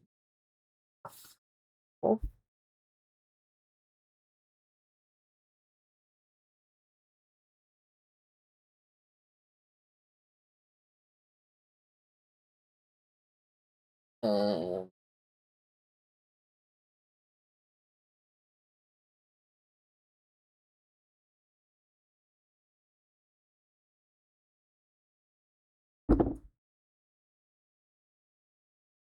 And okay, I'm looking at the examples. I'm reviewing RefLabel now. Just give me a nice description of what RefLabel is doing. My current understanding is this is like a persistent title, basically, for the template. Not like necessarily what the actual name is of the display in the template, but it's like a clear, immutable reference label. How exactly does this get assigned? Does it happen on the first pass when the template is created? Let's say in downstream processes, the user does actually change the display name. How will this reference label be used in future insertions of the template if the name is changed? Like what is the actual role other than like being an immutable label essentially? Does it actually get used in other downstream processes, or does like utterances get mapped to the template via something else, or is it still always this reference label, or what's actually going on with this?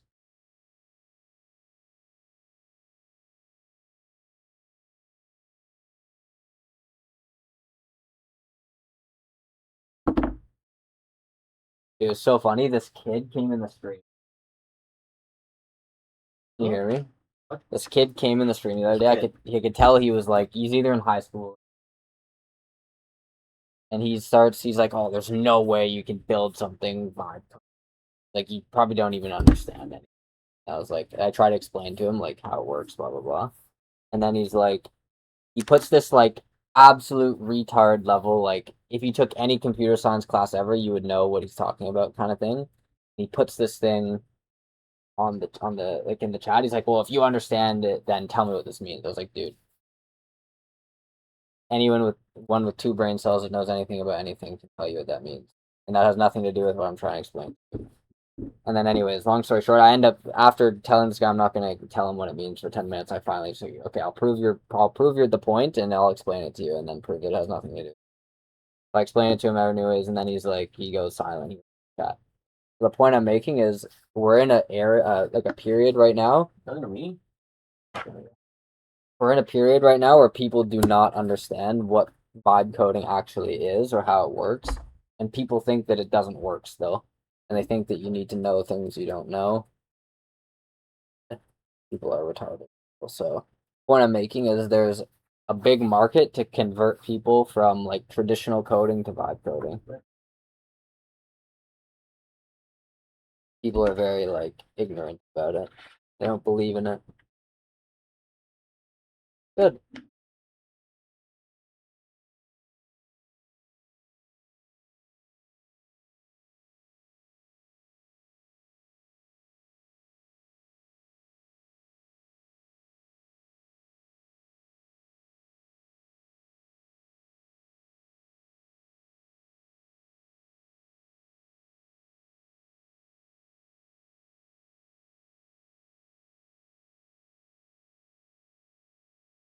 AFK. Warning. AFK. Warning.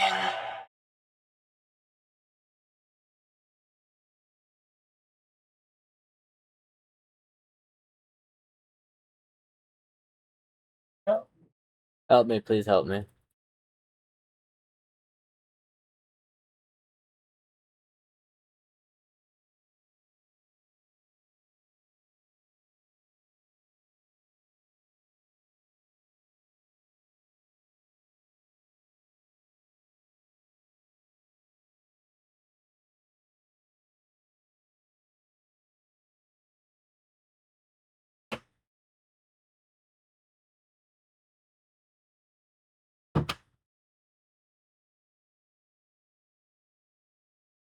Fucking.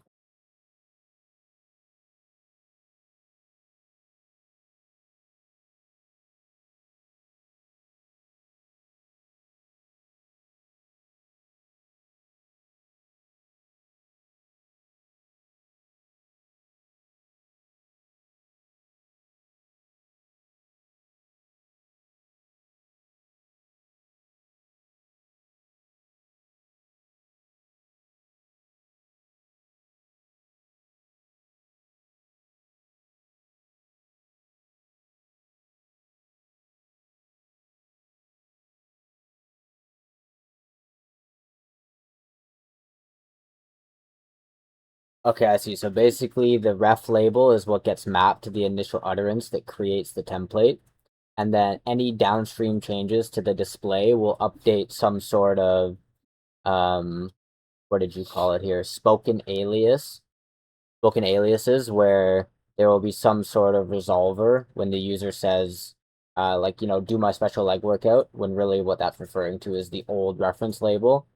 And then the parser, the resolver, sorry, will be able to figure out what the user is actually talking about. Instead of making a new template for special workout, it would know that that's referring to the initial reference label. That makes sense.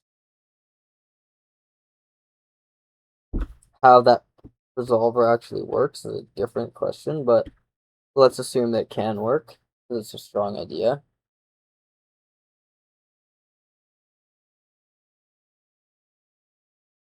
Version ID.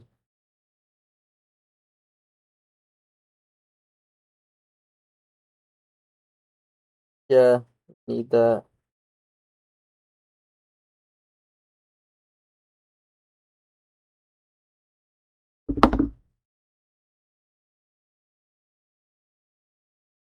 So I'm basically just stress testing each of these column entries one by one. So I'm on parent version ID now. I think it is necessary because it's the only way to establish a link between an old version and a new version. So yeah, I think we need it. What do you think?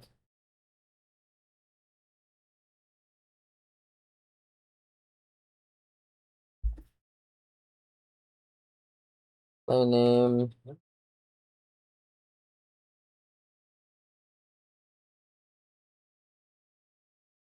Aliases.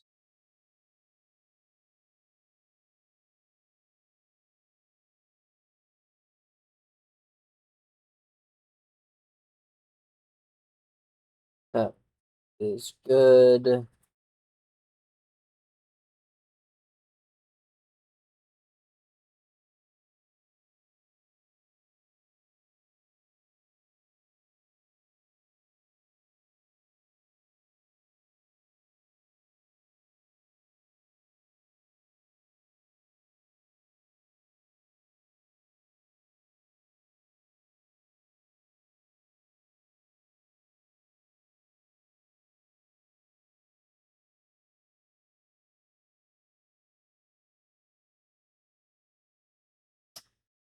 No branch. Simple, simple. Simple, simple, simple.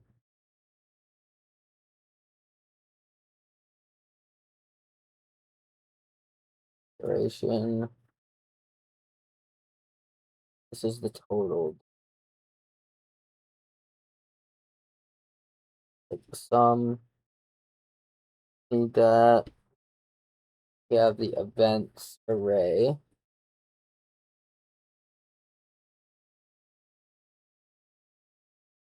So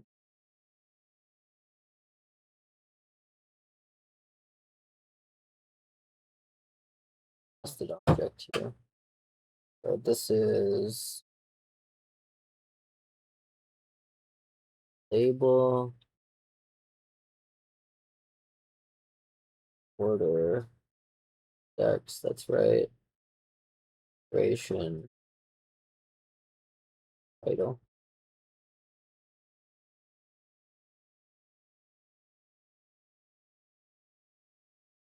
So initially, probably the display title is the same label.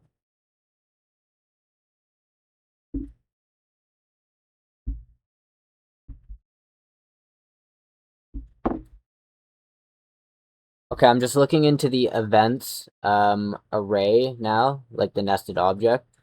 So label, order index, and duration all make sense. Label is basically keeping track of the name of the like sub event for the activity, and then the order index is the place at which that activity occurs within the event, or the event occurs within the activity, and then the duration in minutes is how long that event is. The one thing I'm not sure about is the display title. Like, yes, it makes sense that they should be able to have a different title if they want to change it, but wouldn't that just be the same as making the label mutable, and then the label is just the same thing as a display title?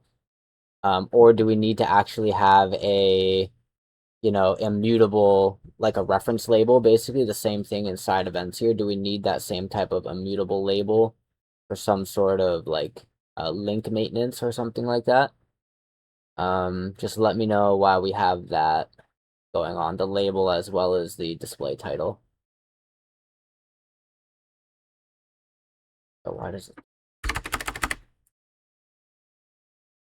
Okay, so I'm just looking inside of the activity events nested object right now, and I'm going through them one by one. So label makes sense. This is basically keeping track of the ID that the sub event for the activity gets named on utterance.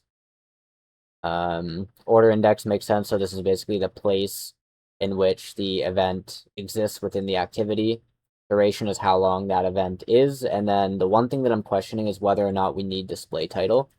Like, yes, you do want the ability to change the title of the sub events. But what I'm thinking is this not a little bit redundant with label? Meaning that shouldn't they just be able to update the label as the display title, and it can just serve that dual purpose? Or is the reason we have it split is because label inside of events here is some sort of immutable label, like the same way we have ref label in the template deliverable table? Is it serving the same sort of purpose where we need to maintain some sort of link stability via an immutable label? And then the mutable part is the display title. Is that a necessary thing we need to establish some sort of links? If so, what type of links do we care about maintaining via this immutable label? Because if it's not immutable or required to be immutable, then we can probably drop the display title and have it just put into one thing.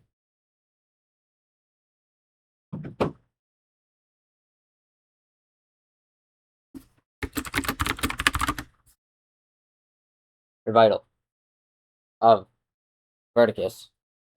Yeah, Verticus. No, Love it. Everticus. It's Survival of the Wilderness. The Revival of the Wilderness. Bring PKing back, seriously. Next account I'm making is Zerker. Hardcore Zerker with a GM helm. And I'm gonna PK on it. What? Thinking that's what the Dang. just you play it I'm gonna go PK. and you get like rune armor and just go click some. Yep. Eat. Yep. That's it. That's the game. That was literally the game. Best thing ever. Yeah. Over. Fight. Heart's just palpitating. Oh god, my full rune.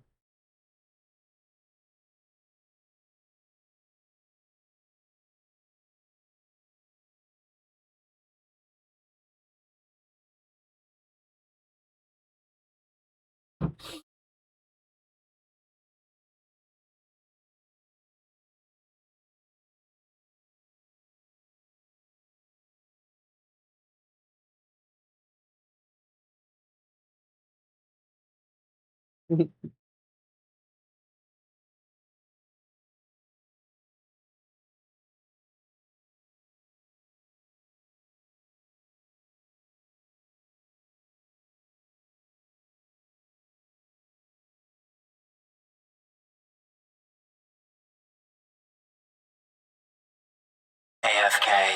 1 in. AFK. 1 in.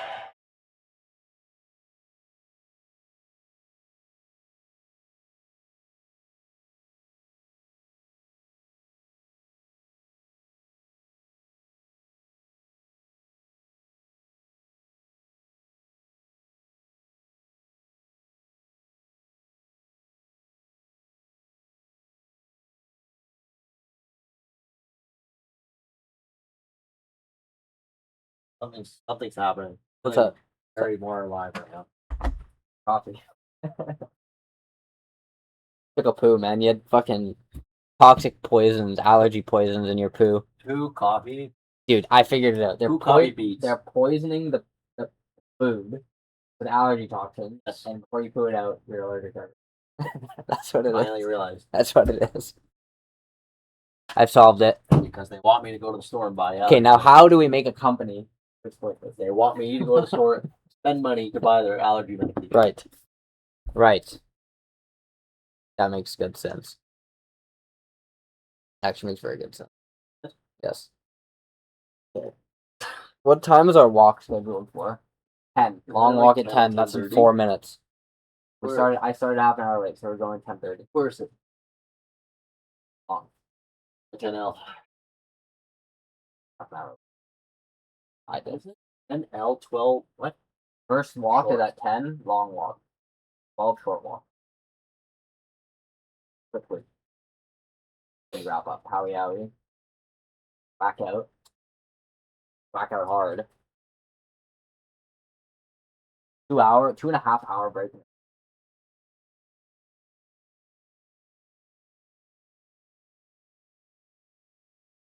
We go whack out hard to the core.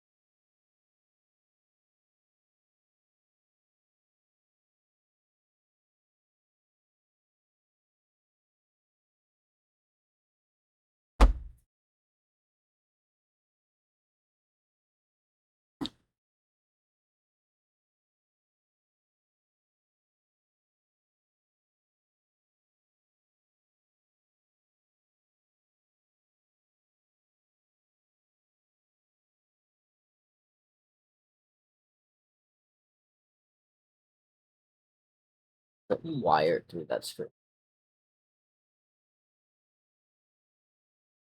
Oh, I see.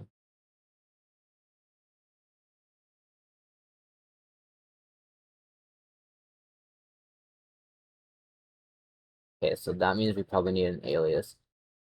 Okay, that makes sense then. Do we not need some sort of spoken alias then to account for differences in event labels and event titles the same way that we have a spoken alias for differences between ref labels and display titles for the overarching template? Like, for example, let's say initially they called their commute, right? And that's the label that it has for that event within the activity template. But then later they go and change the event title to whip my McLaren or whatever, like they want to change the specific title of commute, then there needs to be some way where if they reference back to that event in the future, that it knows which label it maps to. So I think we do need some sort of spoken alias nested within sub events as well.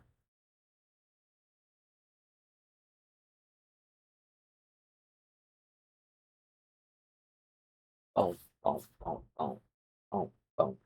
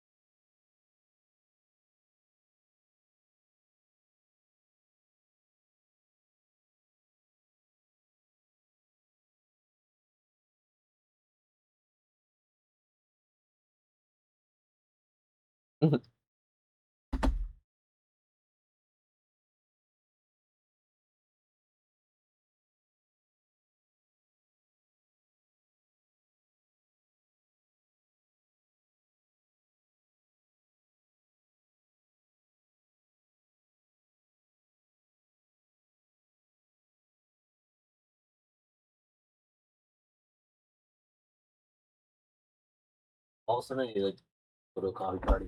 Yep. We need to get the speaker fucking going so when we walk, we can just speaker crank it.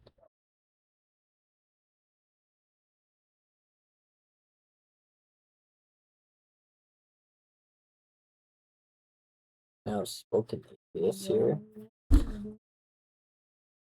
Other side. Whip my McLaren.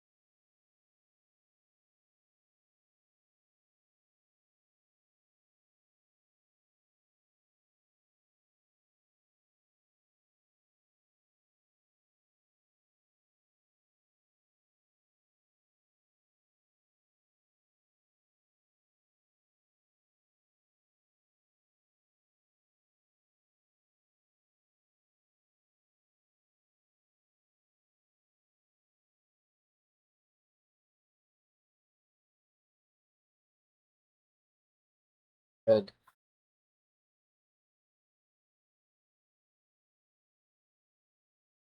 Good. Why isn't James in my chat? James.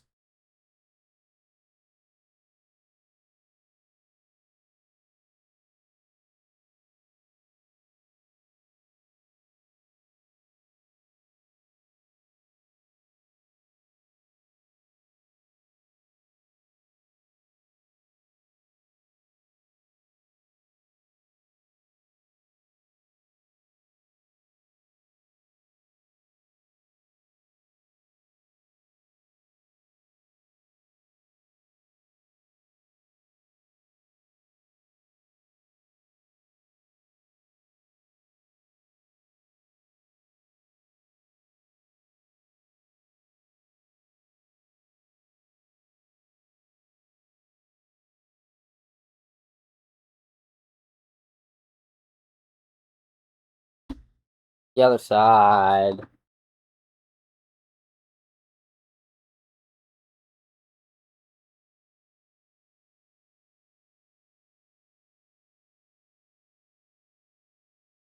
Okay, just to be clear about the way spoken aliases are working for both reference label and event labels is basically anytime there's like a new utterance of it or a different title or whatever in reference to that label, the spoken alias is basically just a list of appended things that would get picked up by the capture input and know how to map that utterance new title to the immutable label. Is that basically the idea?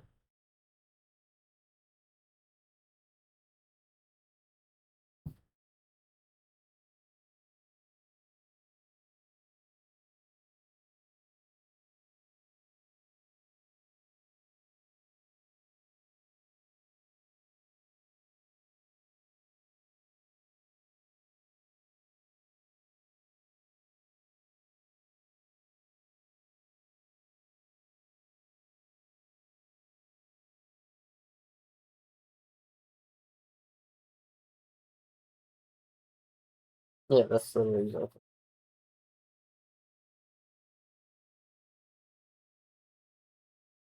Yeah, that's what I meant. Basically, a maintained list that basically explicitly maps to the reference label.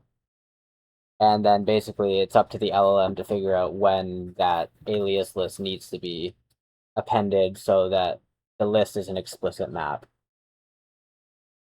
Also, one thing to consider is maybe should things be able to be removed from the spoken alias? I guess no, actually, right? Because anytime there would be a change to the template, there would be an entirely new entry, right? Like meaning there would be an entirely different template version ID. But then at that moment, when everything that's immutable gets copied over, since the events would actually need to get potentially copied over or rebuilt in some sense, it would need to be made clear which spoken alias is still mapped to the new label. Like maybe in the template edit they completely got rid of commute or something like that, or change, how they're referring to the commute in that new edit, and then no longer would saying whip my McLaren have any actual reference to the new label. So basically what I'm getting at is there might need to be a mechanism of not just appending to spoken alias, but also like reviewing and editing it upon changes to the label, or sorry, not to the label, but upon changes to the event. I don't know, something like that. It's just something I'm thinking about.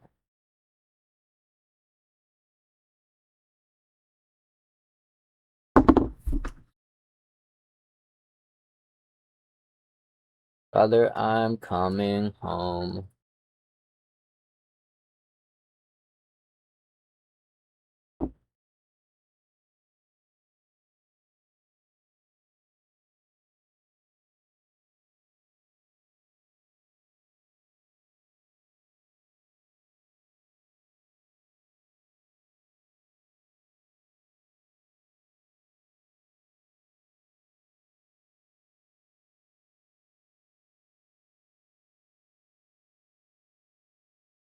Coming home. Coming home.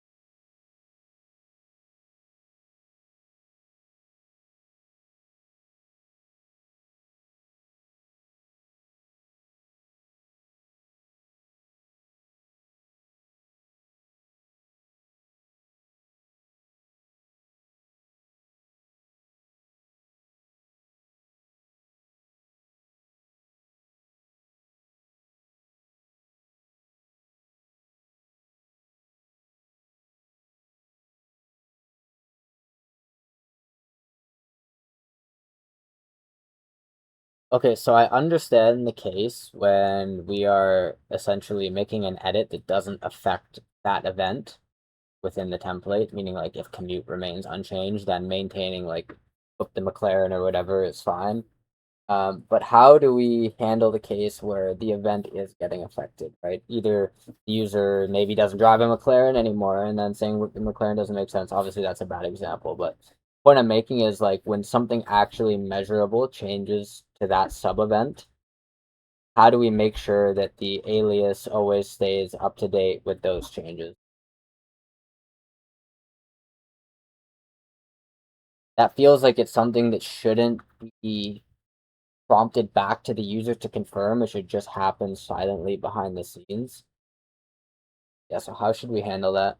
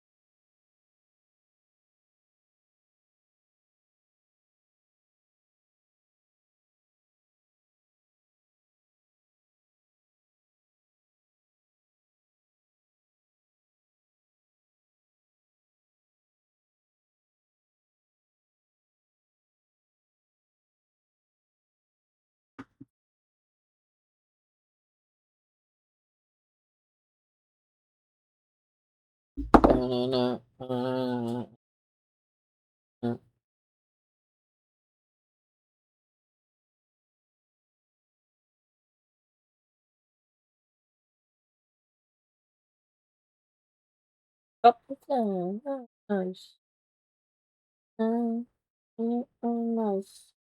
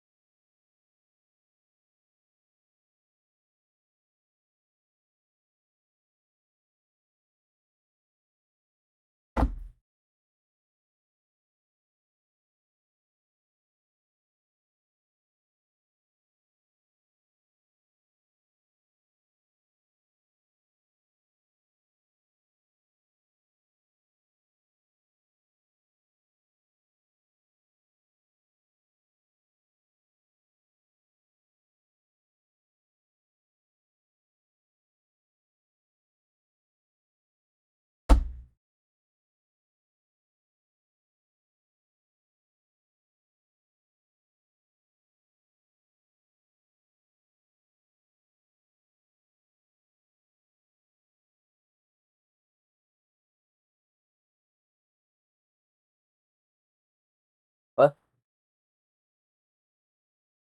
What? Who made this? Most retarded names. Probably a guy who's never been to the For gym in his whatever life. reason, like whatever reason, I searched bicep curl or any variation of curl, and this did not come up. All right, so you have to search your name.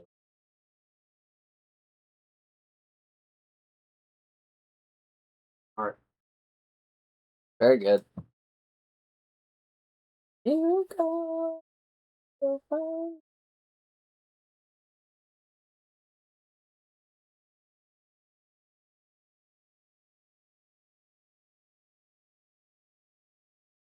Papa Zen, every night. Bye.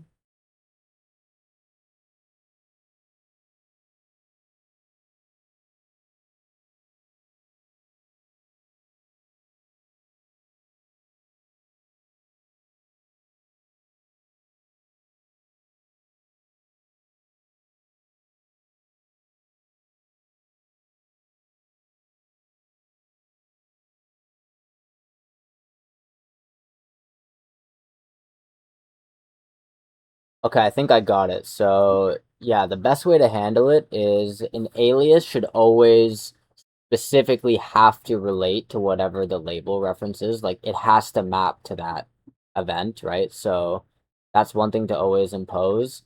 And then, in the case where you're entirely removing the event, the event is gone anyways, so there's nothing to get appended over from there, right? So that case should be fine. So basically the three cases are there's a display title that is the exact same thing as the label. In that case, you don't need any aliases. The second case is when there is a change made to the title, and the rule is basically the spoken aliases have to explicitly map to the current understanding of the mapping to that label. So meaning like if the user changes the title to like Drive My McLaren, then an alias should include Drive My McLaren. But if they change it to Drive My Tesla, then the McLaren either may or may not persist depending on. This is too fucked.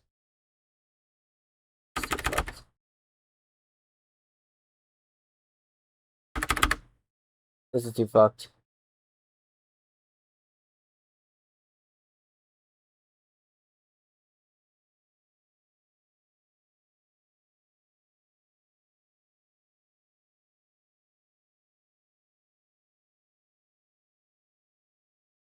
AFK, warning. AFK, warning.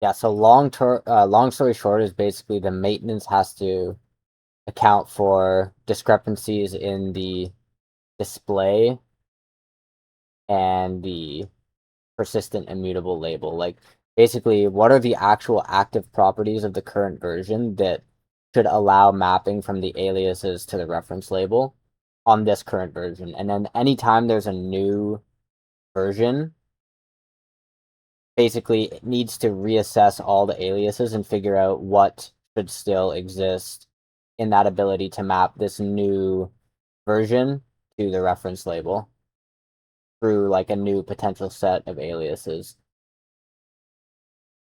That's where it would decide what should be copied over, what new things need to be made, etc. We need to be pretty smart about this because what we don't want to do is delete alias mappings when they shouldn't be. Like, for example, say the user says, okay, I'm going to whip my Tesla now, right? The LLM might think, okay, they're no longer driving a McLaren, they're now driving their Tesla, but really maybe the user has two cars, right? So it's possible that the LLM can be removing alias mappings when it shouldn't. So I'm just trying to think, how can we be careful about when the LLM will do like removing of alias mapping and when would it stay maintained and copied over? In the case where events are removed, it's really easy because there's no longer a linkage, so it's literally just removed. So any alias as a part of that event is gone. In the event where there's a new event, it's also a really easy case because there are no previously existing aliases, so they would be created naturally as they arise. It's only the case where events are being maintained, but the context surrounding that event is changing, and then the aliases need to map to that new updated context. That's the tricky one. And the entire point of this is basically so that the user can say basically anything that's related to the context of that sub event, and the LLM should be able to know what reference label it maps to. This is true for both the outer ref label and spoken aliases, and the inner events label and those spoken aliases.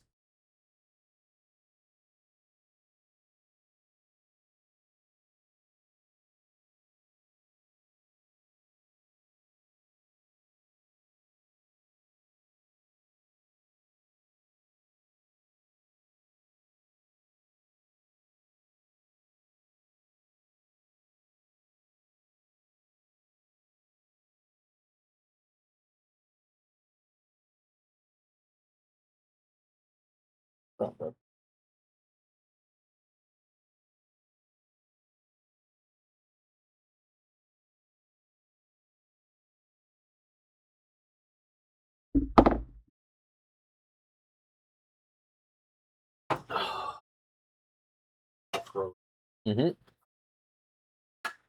Why? Cold. Not good. No, Help. Help.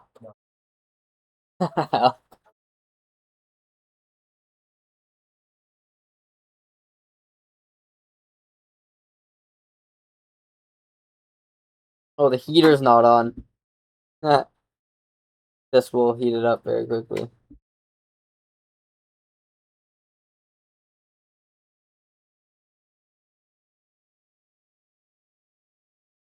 This will get things hot real.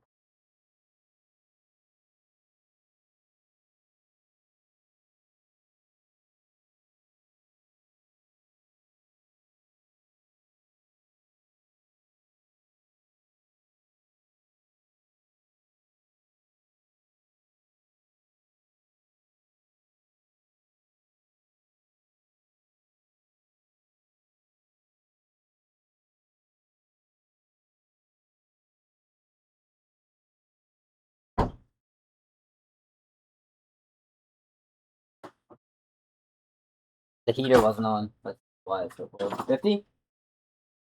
We're heating up with 50? Hold on. We're doing a warm-up set. warm-up set. Warm-up set, and that's not what you think it means. A warm-up set. That does not mean we're warming up. It means we're warming up. Yeah. Oh, yeah.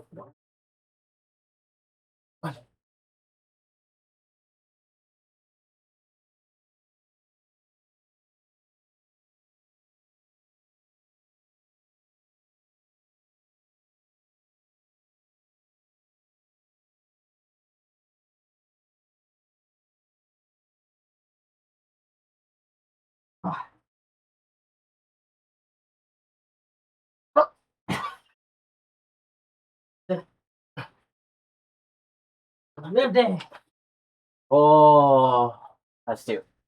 That's two for today. Oh, I don't think so. I think that's 3. I think that could be 3. Okay, actually, wasn't that 4? I think that's I guess all 5. that might have been 4. Gotta move around. I really heat up here. What are these guys doing?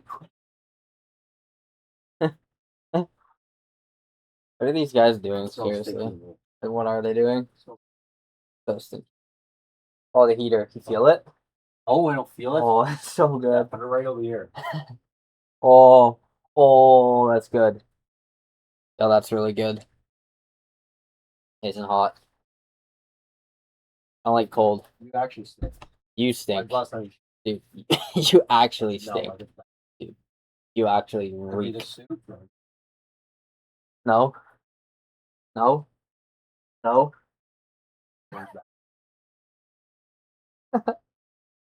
No. Smell it. Oh, No. No. He doesn't know what hard work smells like. Not surprised.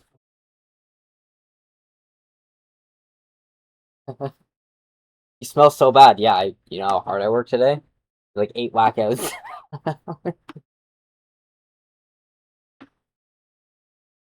3 cases.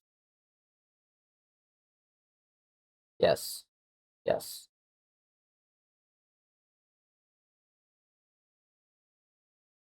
Yes.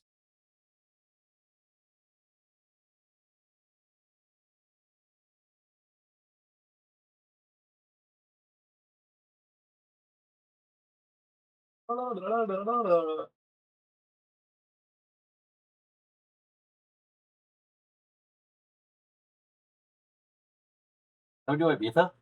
Abita. Take a pill of Abita. Holy sh- Sure, Vaikai was cool. You know Vaikai by levels? Yeah. Vicky. A Vicky Tiki Tonga.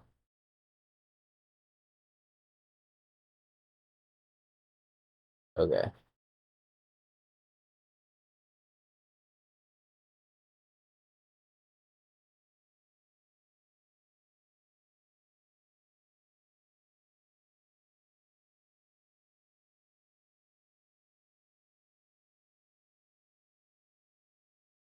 Yeah, that's pretty much exactly it. What I'm noticing is that this spoken alias pretty much exclusively is handling context surrounding label versus title mapping, so it's pretty much only ever regarding changes in names to the title. AFK. Anything else that Warning. would change for an event, like the AFK. order index or Warning. duration, is explicitly handled by those columns, so this should actually not be too hard to handle. I think basically what you've outlined now is pretty much perfect. Should work fine.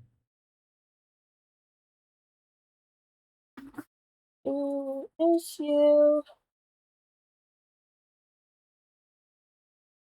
Ever wanted to.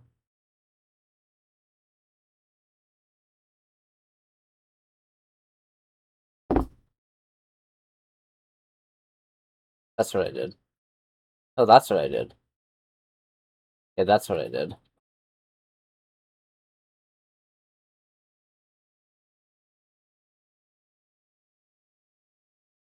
99 range yet? How much XP per hour are you doing? What? A lot. That can't be right. Oh, mine's bad. Mine's probably like 60k max or something. It's bad. Fucking broad cross bolt. Fucking bullshit.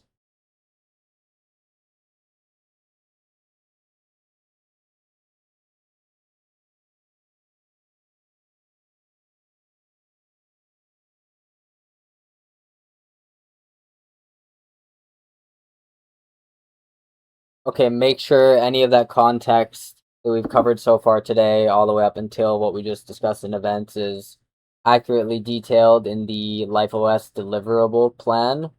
Make sure there's nothing stale or anything contradictory with any of the changes that we've made so far. I'm working down the list here, and I'm at activity references, which is only for the daily activity templates, which is not being worked on yet. So I'm going to skip that. I'm ready to move on to active, complete, and verified. So that's going to be next. Just let me know. Make sure the document's in a good state for me to move on from there.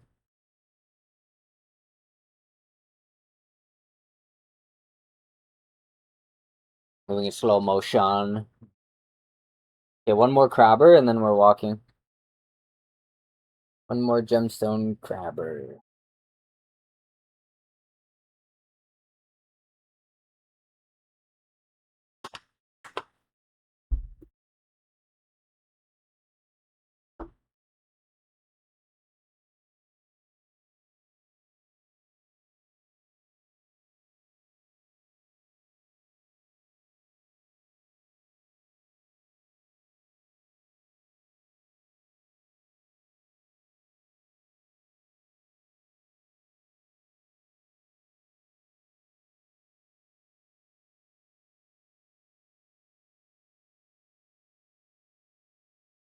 What? Stupid fuck.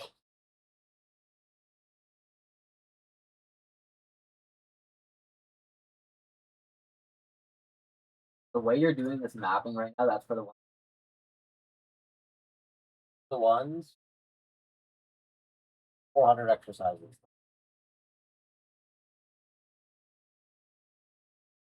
How did you find Fucking what? 400's way. I'm not saying in total to have as a part of the whole. Have as the. Oh. They want to go. 400 total. That's it. Not gonna happen.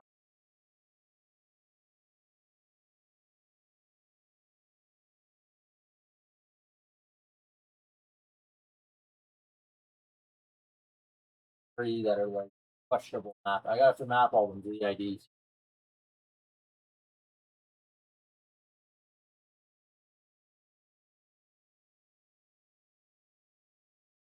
So wait, Names and why? stuff. Why do we not want to have just all of? This the way this guy did this is like purely retarded. This app went through it. Someone went through it for sure. Renamed things properly to match the ID. I think this 400 is enough for anyone. Add a custom app.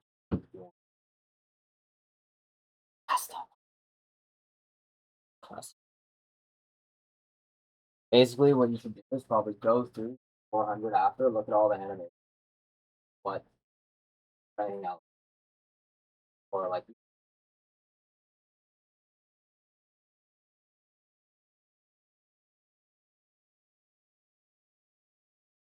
so overwhelming.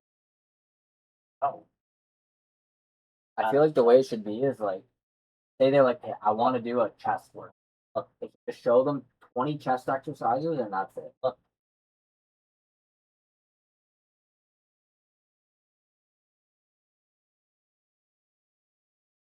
that's all right.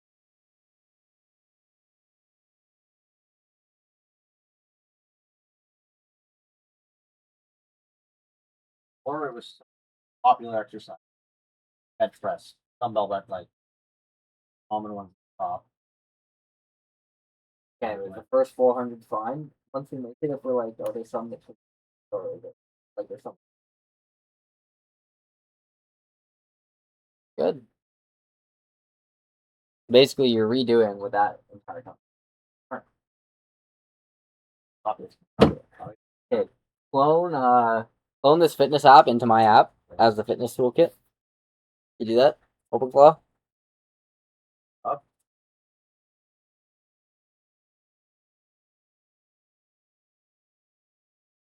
Which one? Put it like this, okay? $10 million is fucking nothing. Like it's literally nothing.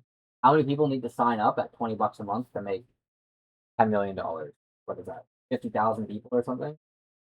What is it? 50,000 people. Oh, 500,000. That's 500,000 people at $20 a month. That's like literally fucking nothing. $10 million. How would you say 10 million? So that's it'd be 500,000 people. $20 a year. Basically, you get 500,000 total subscriptions. Like I'm saying, like maintain it. Listen, maintain 50,000 users a month, $20. You get 10 million, $12 million a year.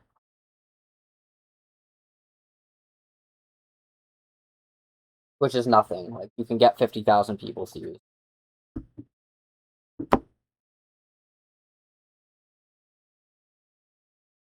Very easily. Extremely, like almost too easily. Holy shit! Holy shit! Oh, Fucking cool. yep. Getting warmer though. I can feel it. When we come back, it'll be warmer in here.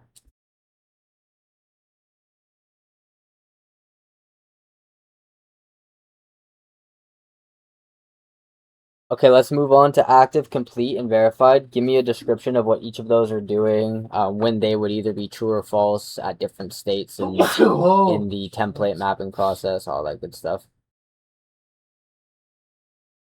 Remember that I know we had old workflow design across the repo based on the old data structure, but remember that we're using the new Life OS North Star data structure, so that could potentially change how active, complete, and verified are used, if at all. So just think through that.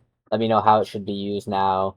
If any of them aren't needed anymore, get back to me with that.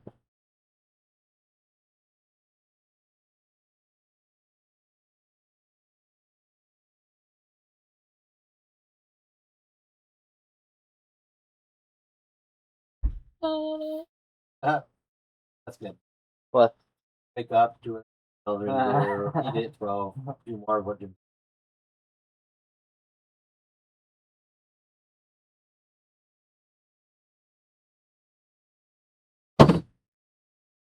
Sounds very bad. That For a few years. yeah, that's AFK. Warning. AFK. Warning. like I couldn't think of something worse, Yeah, honestly. block, right? Yeah, we're going. We can actually go right now. It's perfect time. Crowd just reset, and I'm in a work gap right now before I do the next thing. I'm gap. I'm legit in a gap right now, so it's ideal, optimal. I'm in a gap. Some might say it's an optimal grep gap. I got grep and then a gap. I'm in a grep gap. Okay, let's go. Pouring coffee, and I'm walking out the door. Either gonna be there or you're not. Coffee. That's not gapping.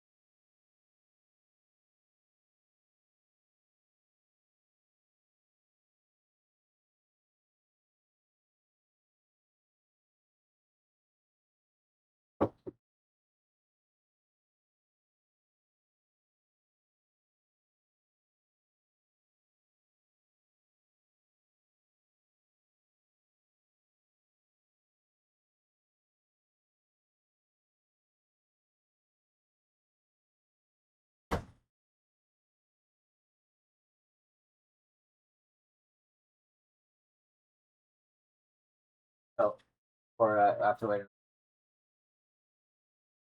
Go. Go. Huh? Oh, there's a coffee. Oh God, long one. Alright.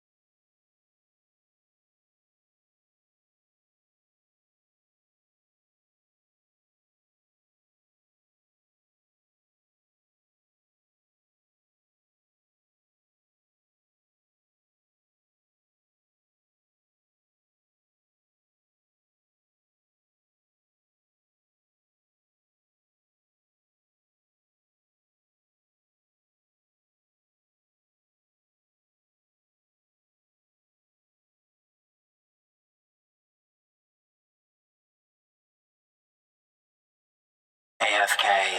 Warning. AFK. Warning.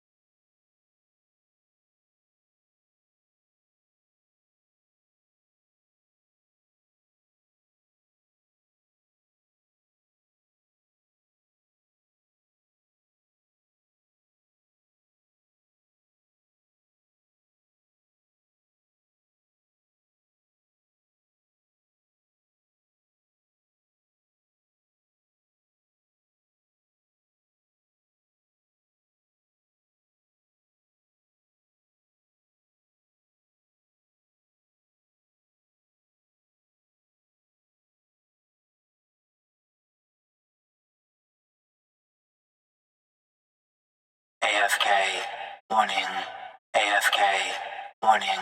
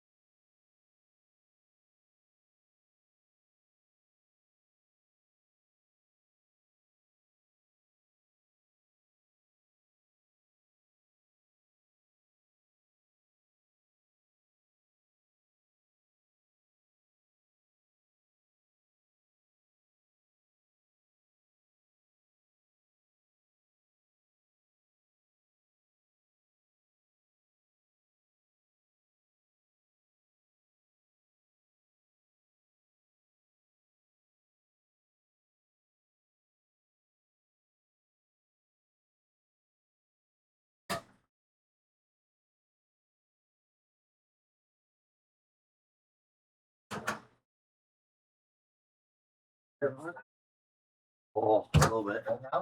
What?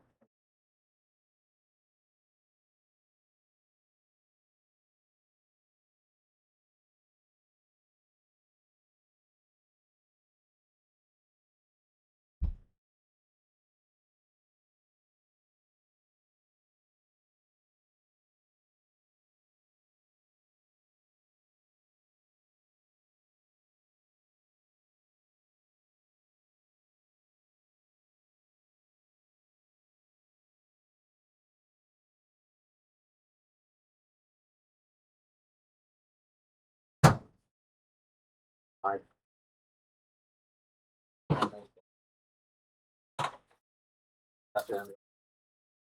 Like stinky and wet. Disgusting. Going on. Going on. Going on. We're still live? Still live. Good. Oh, open claw. Forgot to keep hitting the crab. Smart.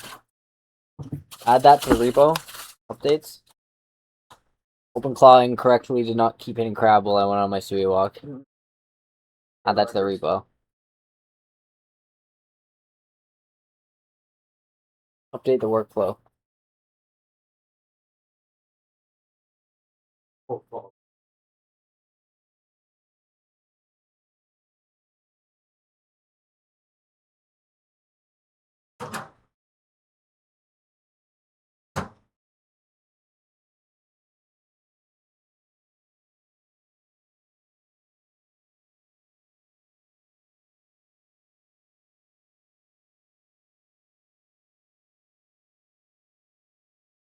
What? Who? Henry. Hendrick.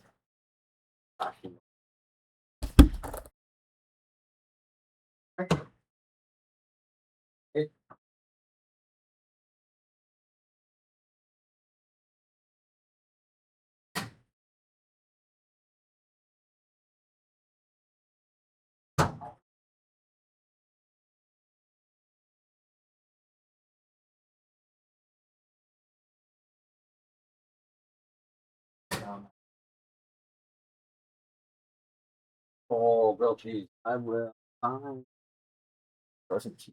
Fucking breading. Alright.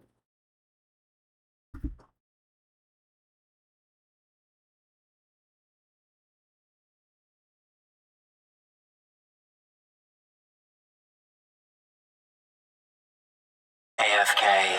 Warning. What's going on here? AFK. Warning. What? What?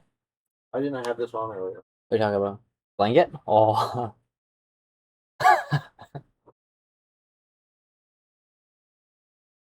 Comical.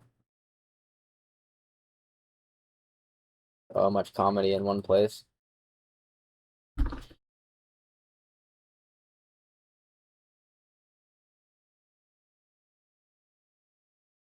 Okay. Let us continue. Let us continue.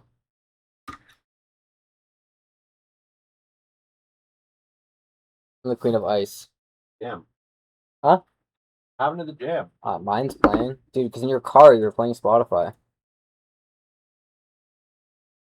Reinitialize the jam, man. Start a jam. Here. Here. Here. Here. Here. Here. Here. Here. Here. Oh my god. I'm the jam captain. Playing? Playing? Yeah. Queen of Ice. Fine. Queen of Eyes. Queen of Hearts. Queen of Spades.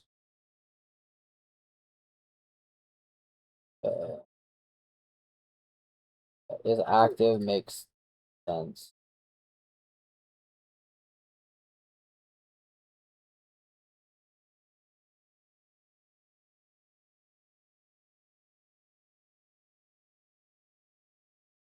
Good.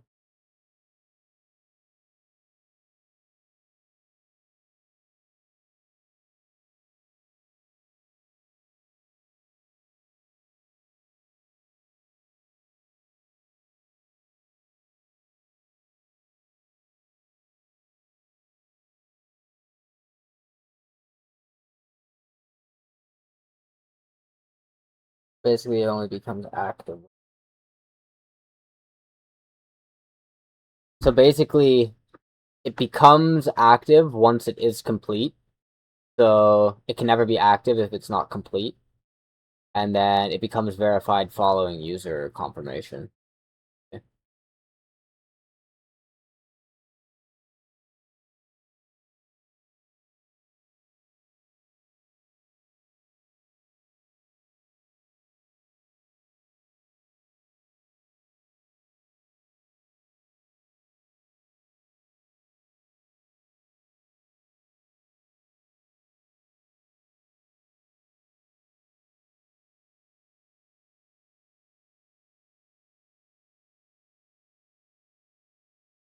There's a lot more.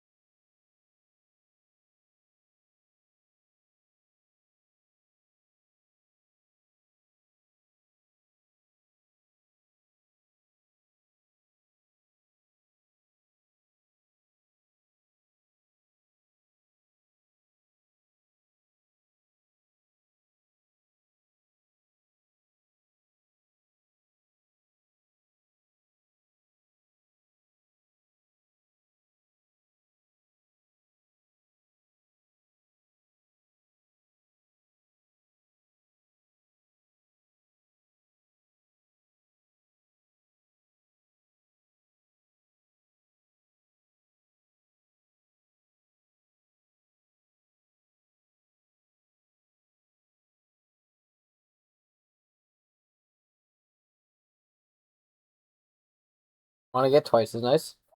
What? I need twice as nice. Yeah. So good.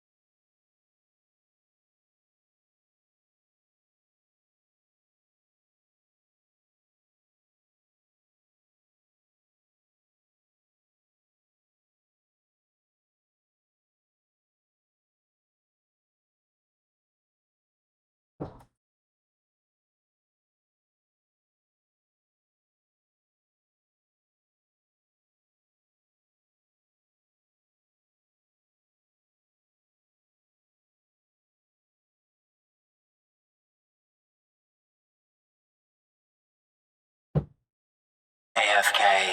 Warning. AFK. Warning.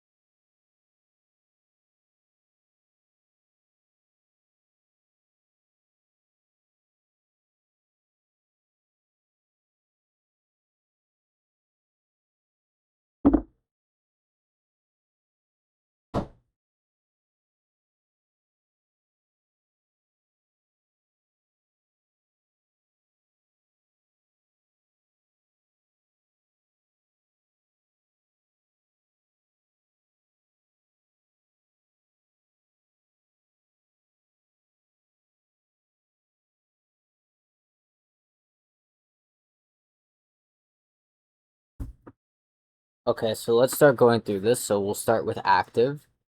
So yes, this is the flag for the current head of the deliverable. It does not explicitly map to the template version. This is essentially only supposed to be true in the case where that version, as it corresponds to the deliverable, is possible to be drawn, meaning that it can't actually be active unless it's complete. So the way it should basically work is something like this. So when the user makes an adjustment to a template or spawns a new one and the system infers that it should be a template or whatever, or even if they're intentionally trying to create a template, there's two possible scenarios. So either the input they give yields a true as a complete, in which case it can be or it should be marked true as active, meaning it can draw the template immediately, and it would be false initially for is verified, meaning they haven't confirmed it yet. Then from that branch, they can either essentially verify or reject. In the case where they verify, verify would flip to true. In the case where they reject, false would be the new value for is active, and then verify would stay as false, and that would be some sort of reject pathway. In that case, we need to figure out how we would handle that. Probably some sort of restoration of the parent row where it flips active back to true on the parent, and then also deletes the new row, something like that. Then the other case is where the user does not complete the full template requirements, where in that case it would be false, false, false for all three because it's not complete yet, so active can't be true. It has to be false as well until complete gets flipped to true. So from that false, false, false branch, there's two options. They either make a reject right from there, which then we would handle in the same case as the reject that I explained previously. Any sort of reject on a new row should essentially revert to the old row. The other branch from this scenario would be when the true gets flipped for is complete, meaning they provide enough context to fill out the requirements of the template. That would then flip active to true, which is the indicator for can I draw this in the schedule. And also marking is this the active version of the template, so it kind of functions as two functionalities here. Or actually, maybe we could use is complete as are you allowed to draw it in the schedule, and then is active is basically just keeping track of is this actually the version we should be drawing right now? I think that makes more sense. So is complete is are you allowed to draw this in the schedule? So true means yes, false means no. And then for is active, true means this is the one that we should be drawing. And then false means do not draw this one. And then is verified is basically just waiting for either the verification or rejection branch. So yeah, in that second case where it starts as false, false, false, first is true has is complete has to get flipped to true. That would lead to is active getting flipped to true, and then the false status of is verified would either get flipped to true if it's a verification of that template, or the reject branch would execute if the user rejects, meaning it would switch active to false. It would leave is complete as true because it is still a complete template, and then the verification would stay as false, and then it would initiate some sort of downstream process that I kind of hinted at above as to how we should handle the reject case, something like that.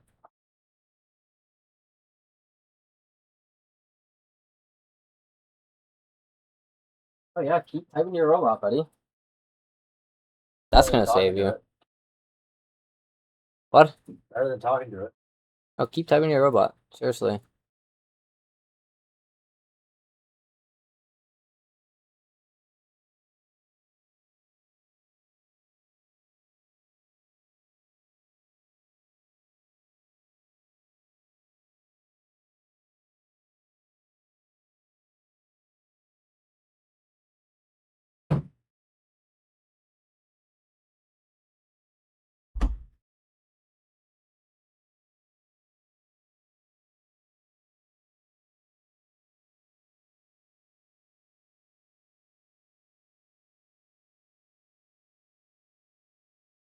That makes a lot of sense.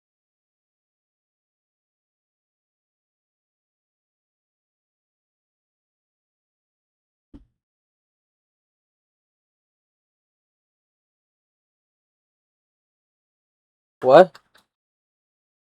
What? Dumbbell squeeze press. Yeah, dumbbell squeeze. That's what it's called. Yeah, that's what that's called. That's what that's called. That's what that's called. That's what that's called. That's what I'm gonna call it. That's what I'm gonna call it.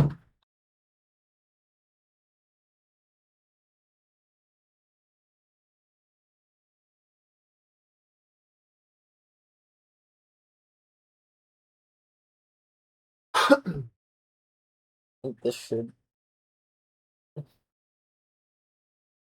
AFK. Warning. AFK. Warning.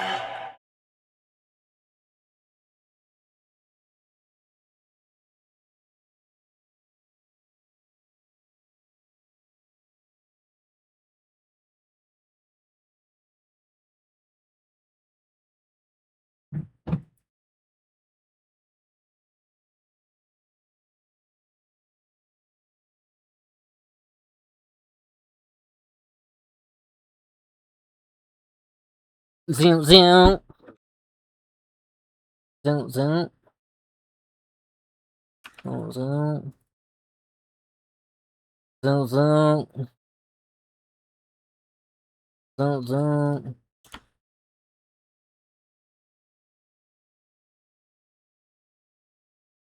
Fire hydrant. What happened?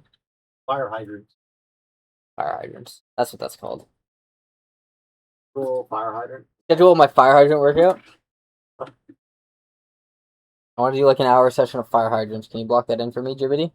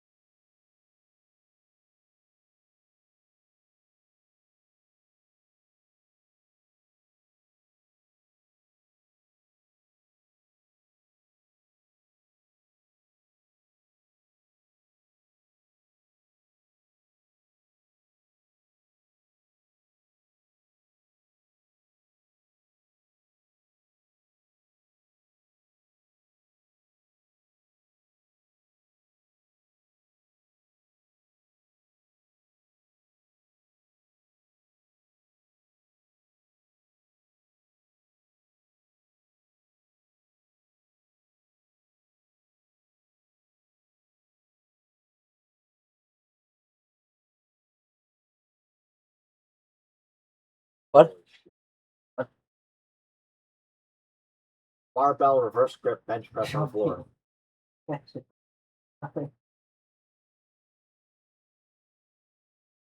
Oh, but yeah, we're gonna lie flat on the floor and do that. So many. That's what we're gonna do. We're gonna lie flat on the floor and do bench press. That's what we're gonna do.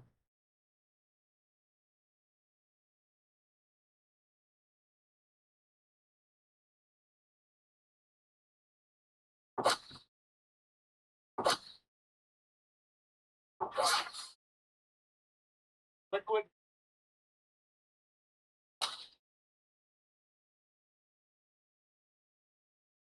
I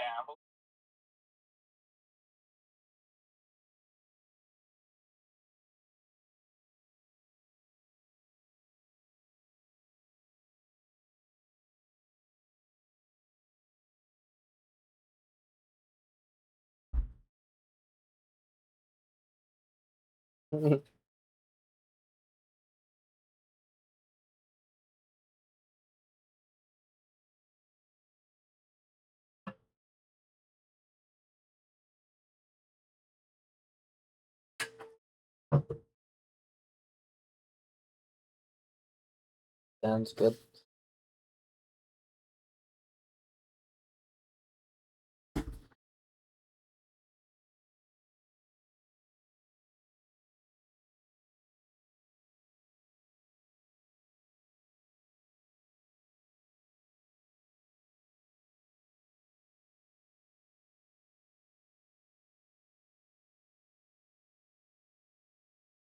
Yep, all that looks good. Basically, the split is active means is this the one we should draw? Is complete means can we draw this? And is verified means did the user confirm this or reject it?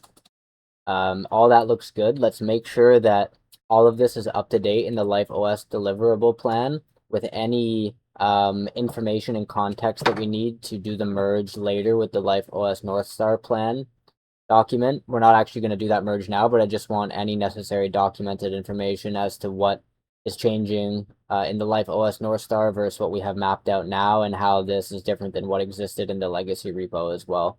So the merge can happen smoothly, and then when we go to implement it, we're not persisting anything that's stale and we're actually building based on this newer idea.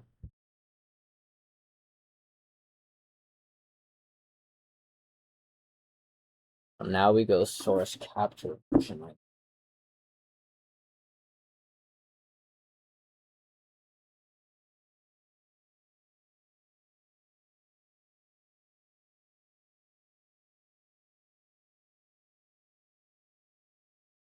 This is basically just a mapping to the capture.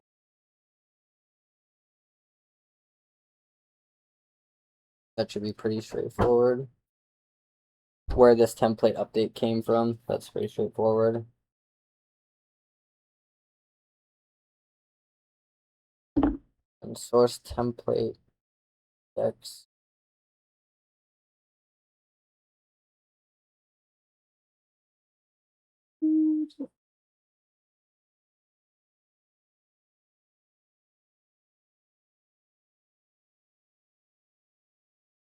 Need to see examples for this.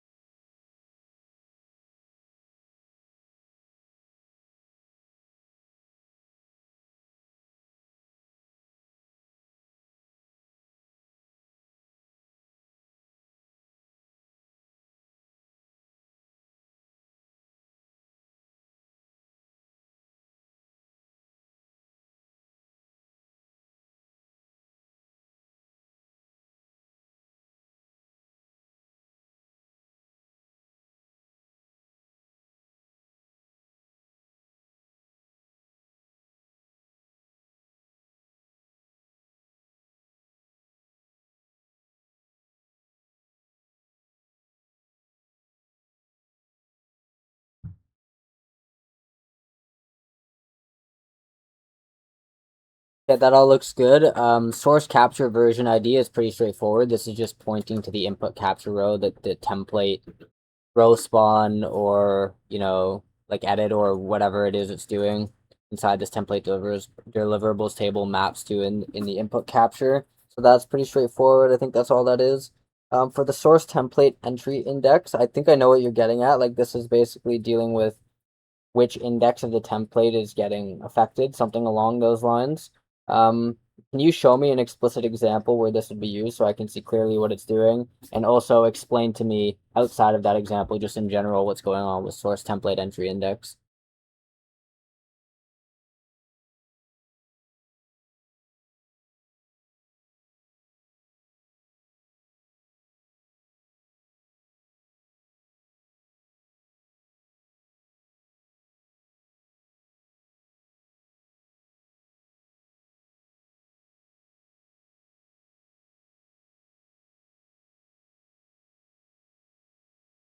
Oh,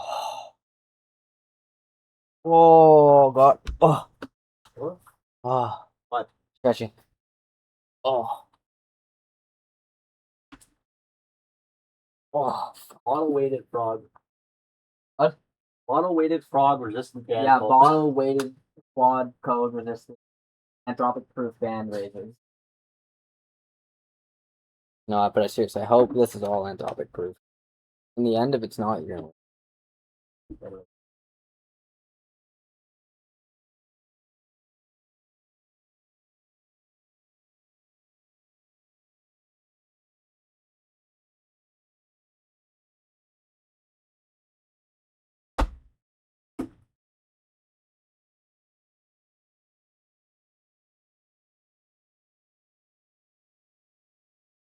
Microagents. Microagents. Microagents. Micromeasurements. Mike, Microagents. microagement. Microagents. AFK. My microagents. AFK. Warning. Microagenting or microagent? My micropenis. Shut up. I don't think you know what a microagent is. Microagent. I don't think you know. Microdenting. I don't think you actually know what a microagent is. I'm microagenting my microagent. I don't think you know that I have 8 microagents running inside of my Mac Mini, I have a C as an agent. outperforming all of you on all athletes. My microagent CEO outperforms your CEO 1 trillion X. It computes 24/7 on my Mac Mini. It works alongside my other 8 Mac Minis. Trillion X. Trillion. Why not?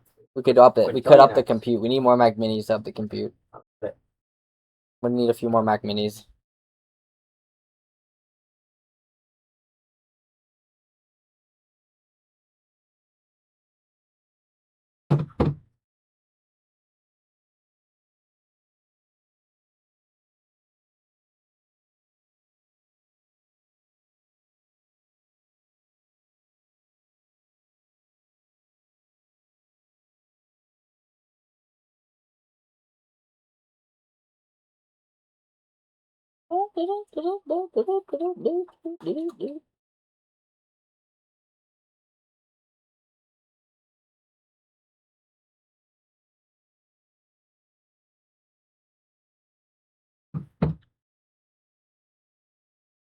Ooh.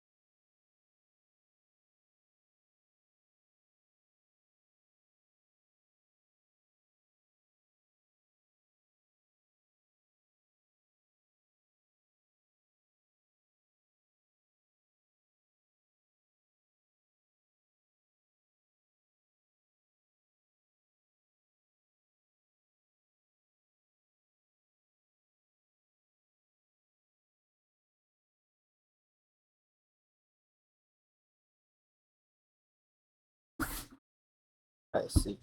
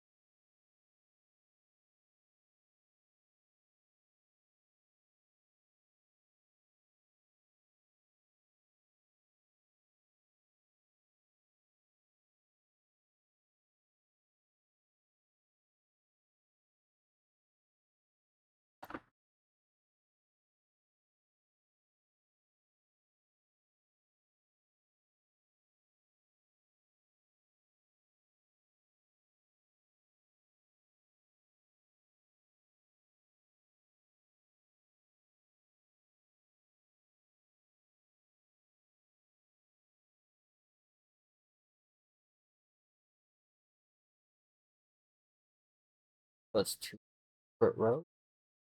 Okay.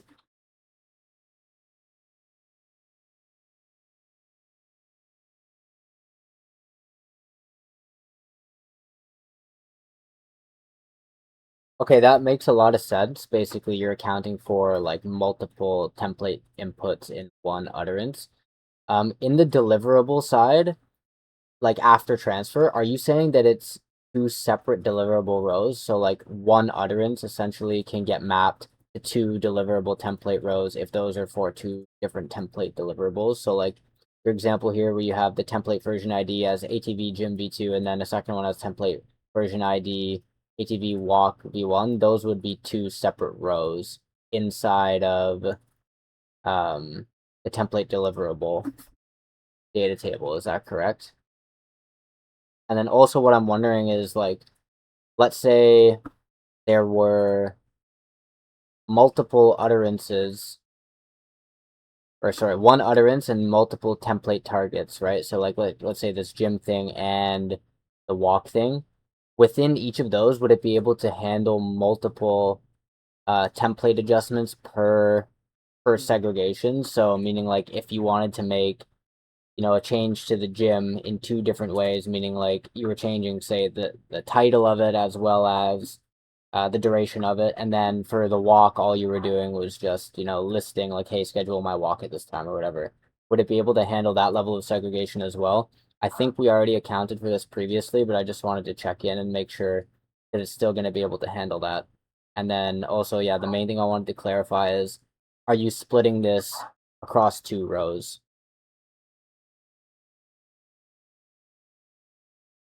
Specifically, what I'm referring to across two rows is the two separate template targets from one utterance.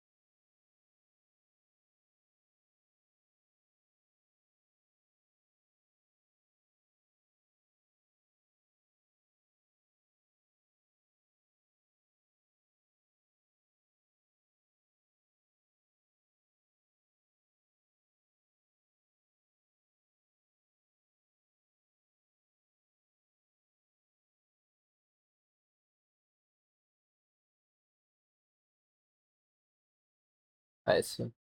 Perfect.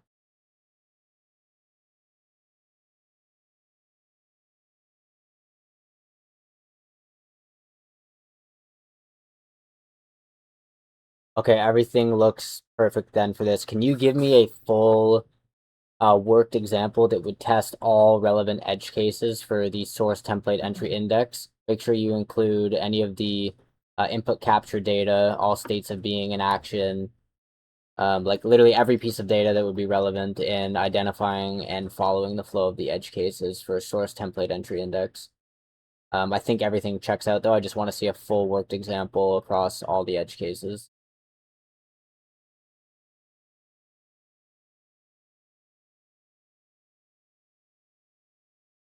Just Orange test passes, but it's right.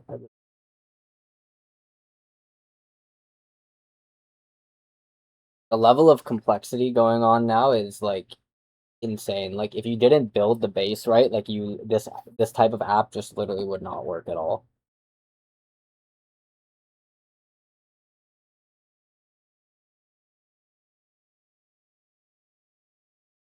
Like if the input capture table is not defined like perfectly, nothing else will work.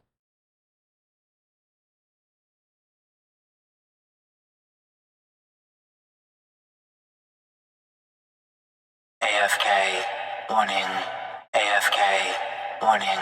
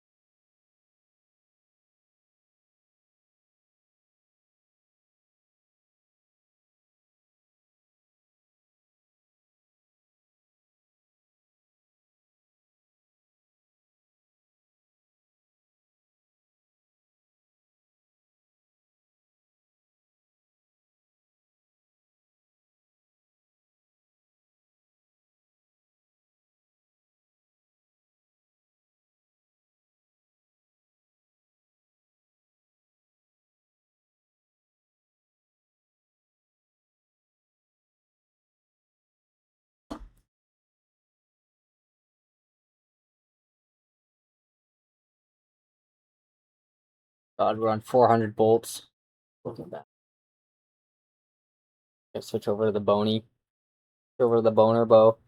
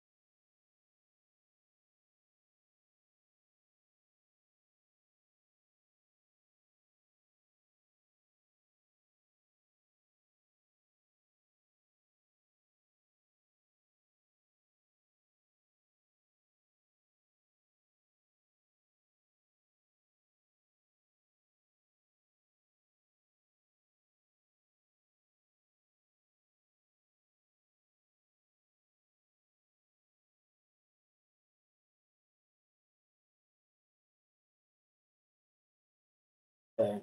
Okay.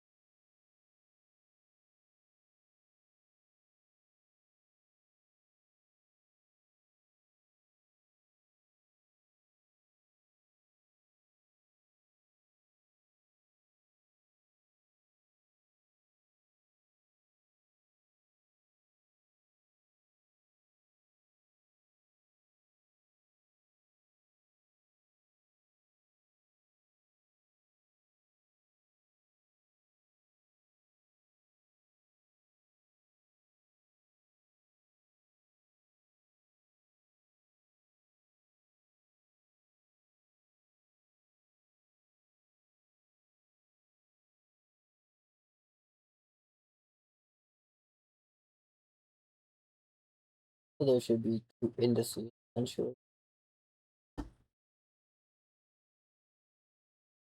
Cool.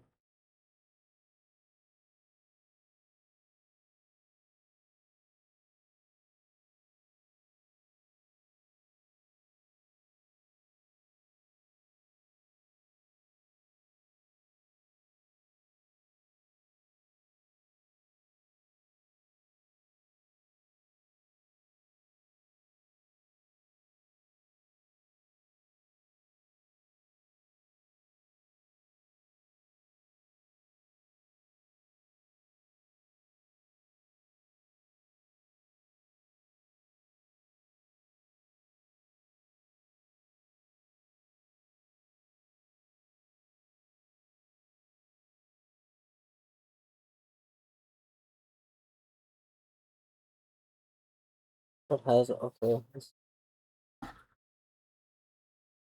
Second, a walk here.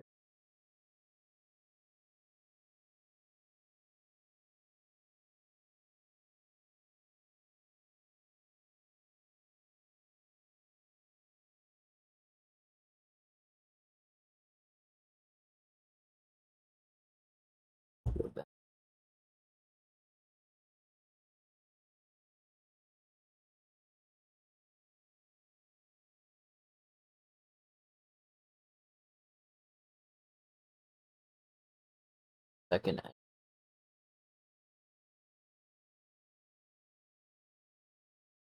the order index 0. Okay, I see. So it splits it up like that. So 0, 1, 2, and then again it gets reset to 0 because it has a different label for walk. Okay, I see. That's right.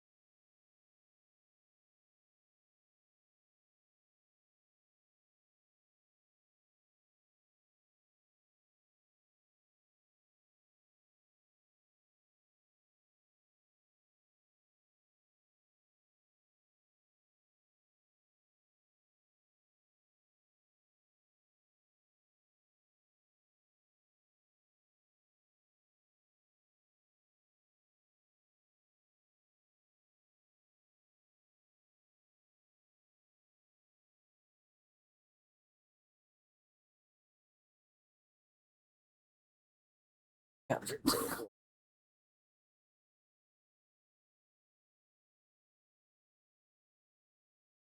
Active.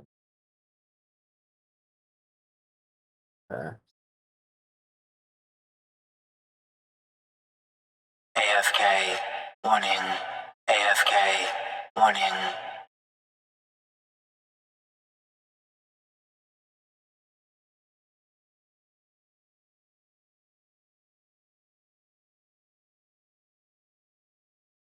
So add a community.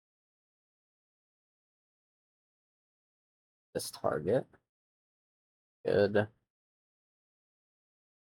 Send it.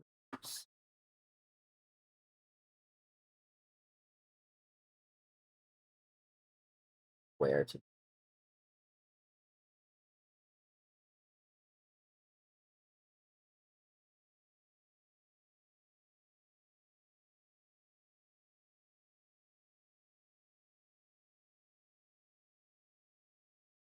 okay, so it did here.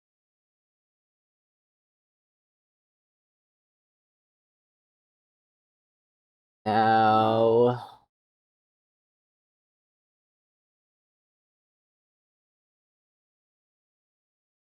so this is the after turn food. Now this should send a deliverable after turn.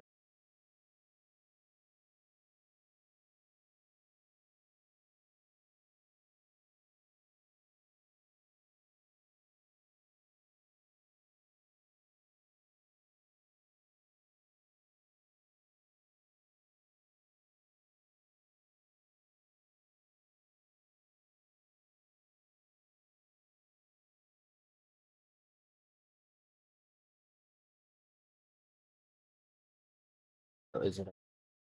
Oh, we're writing it.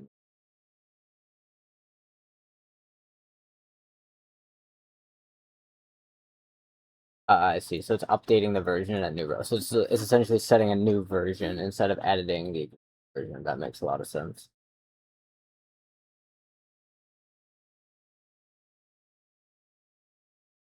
Whoa.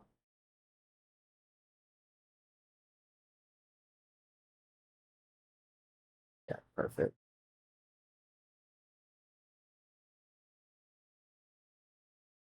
Perfect.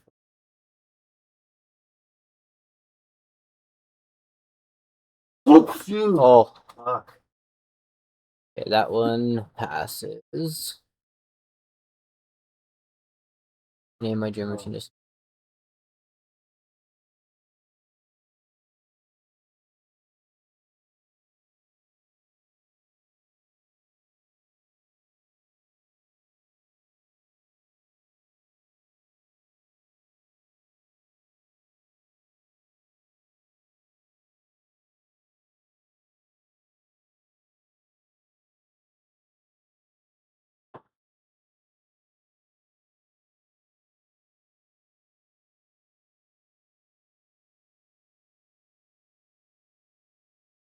it's linking to the previous example. Okay.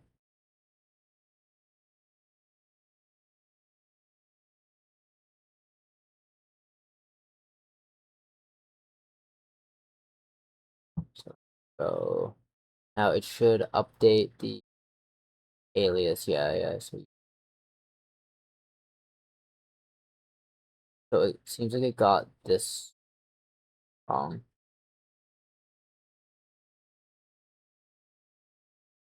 Right, this should be like special leg workout.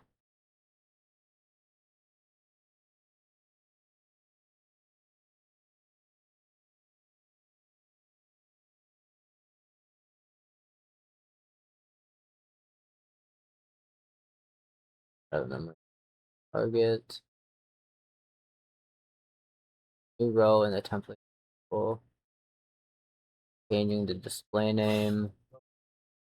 So previously the display. Here it's not special leg workout.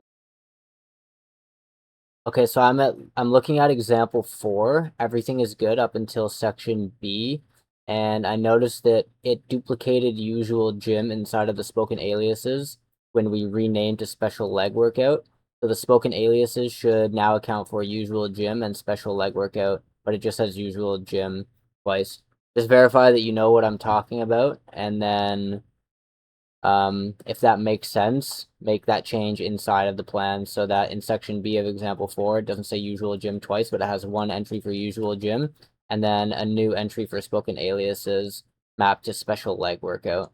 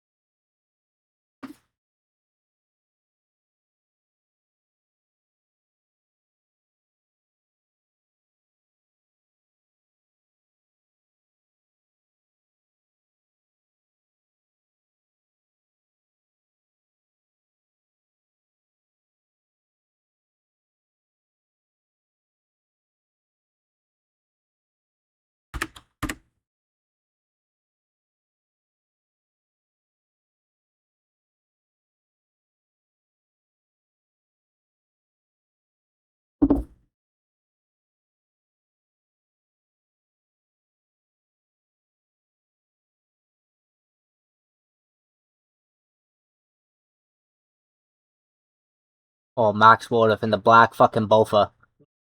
Oh, what a fucking nerd. You dye your Saldor black too? Wait, you're too poor or what? What? You're too poor to do that? Fine. Is it? You're all blacked out. What? You start Chris.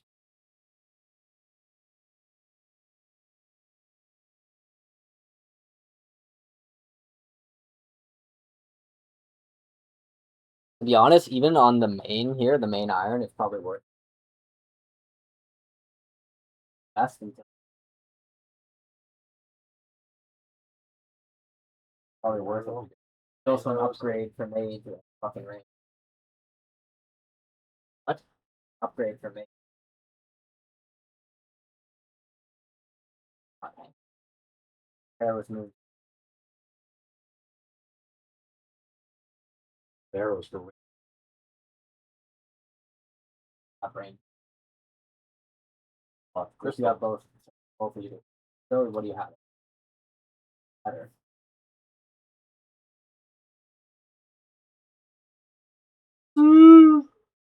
We got a green log it. Oh, Ninja Ampling. Ninja. Come here, little ninja.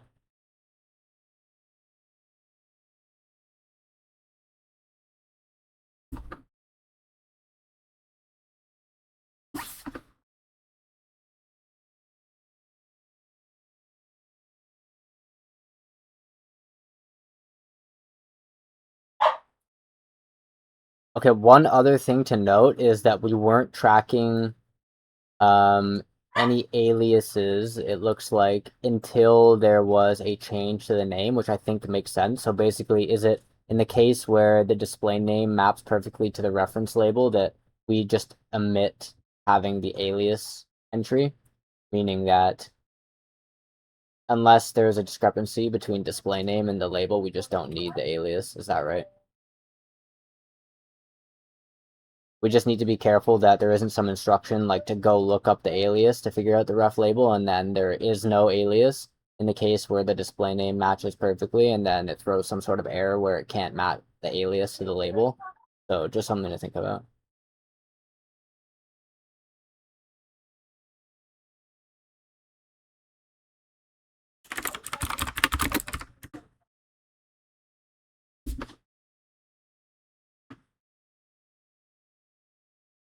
Here now, this should say official legwork.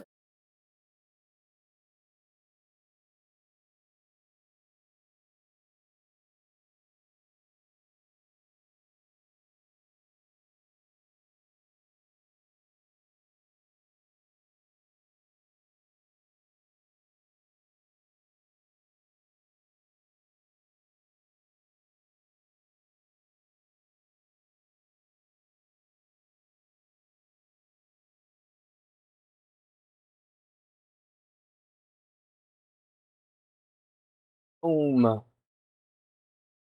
I'm like fucking boom. Mm.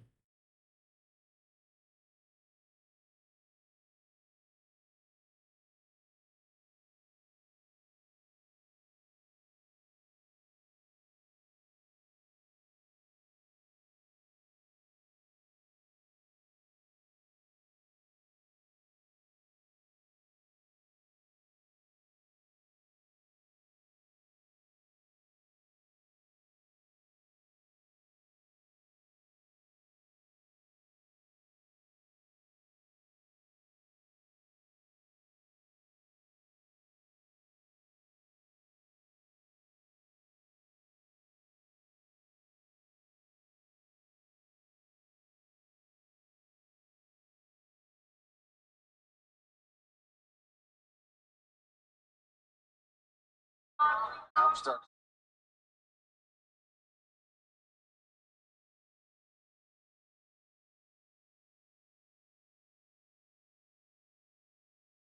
AFK, one in. AFK, one in.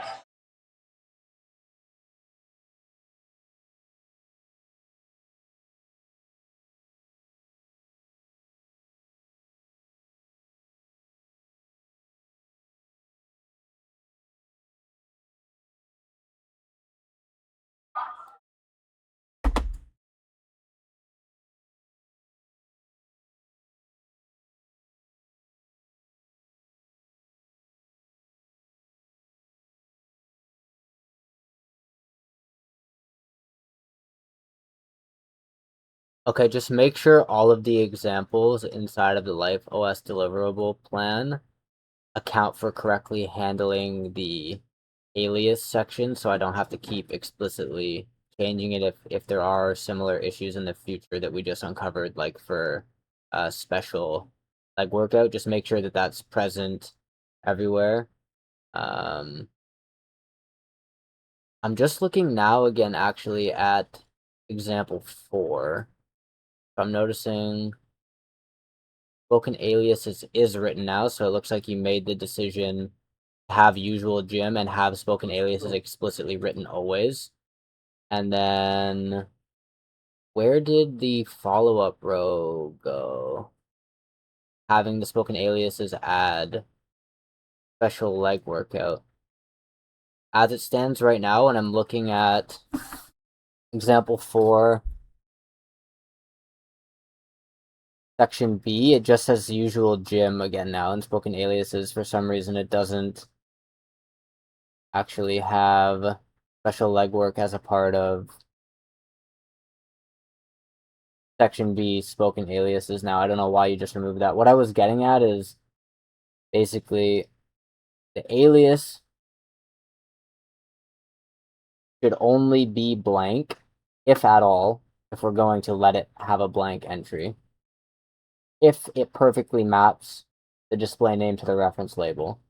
But what I think is better is we just always include the spoken aliases, like we never get rid of it, and we just include the perfect display name to reference label map. So in the case where the user hasn't said switch my title from usual gym to special leg workout, the alias should still at that point include usual gym, right? So there's a clear mapping from alias to label, right? So the mapping's not from display name to label, it's from alias to label. And then once the user says update the title to special leg workout, then the spoken aliases gets an amendment where special leg workout gets appended on top of usual gym. And as it stands right now, looking at the plan, for some reason in example 4, section B, even though you just correctly changed the spoken aliases to have usual gym as well as special leg workout, for some reason it only has usual gym now under the spoken aliases, which is not correct.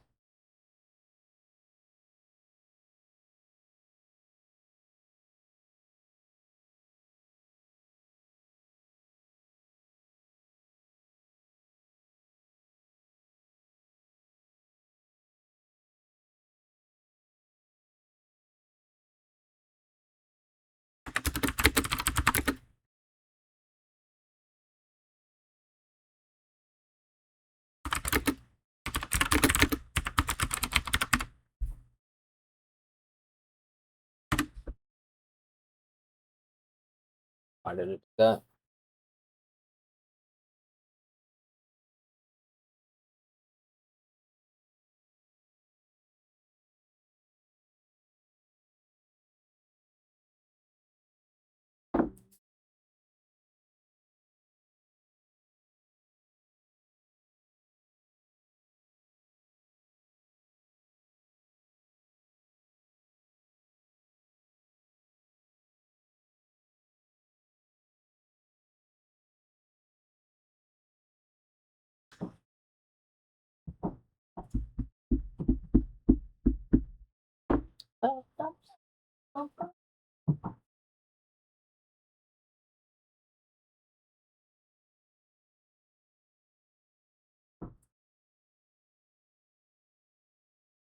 You know what we need?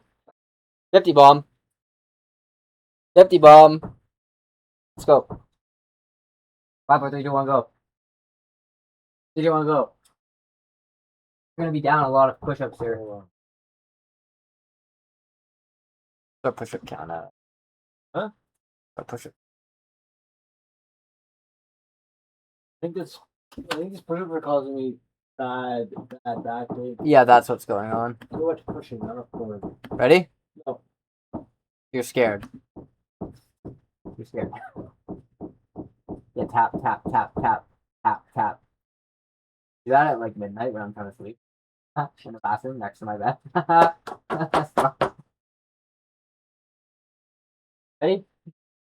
Push-ups are giving me back pain. Actually, that's how that. Oh. Oh, look at me. Pull it. There you go. Take. One quarter left. You're scared.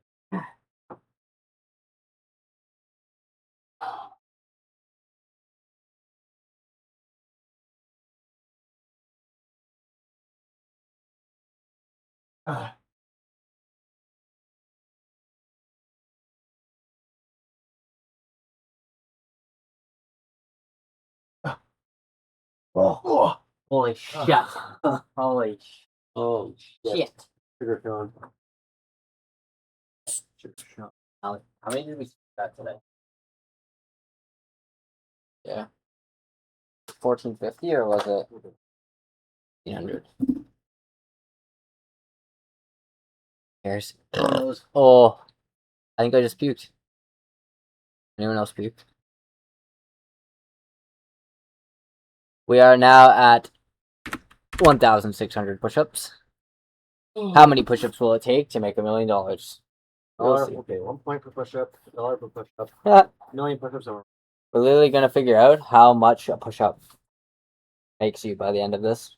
We will map the number of push-ups and the amount of money we make, and I will tell you how many dollars a push-up will earn you. We will multiply and we will count too. That's right. Uh, Exactly right. Okay, let's just make sure it updated these previous examples correctly. Oh, we should have the alias. Yep. Have the alias. Yep. Alias. Yep. Now here is where it should have both aliases. Good. It's all good now.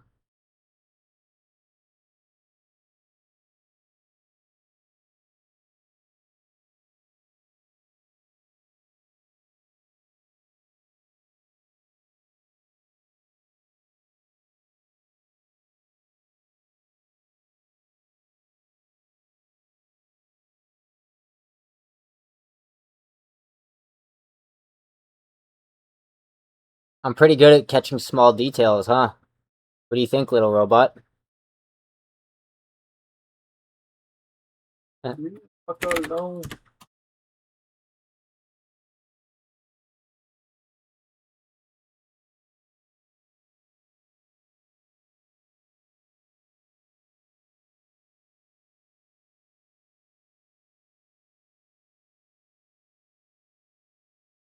Oh.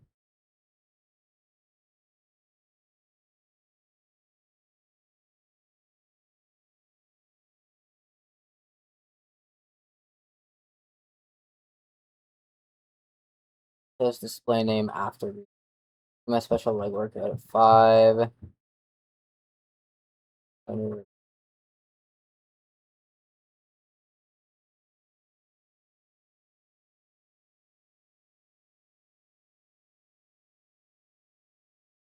Anti-pattern slug from the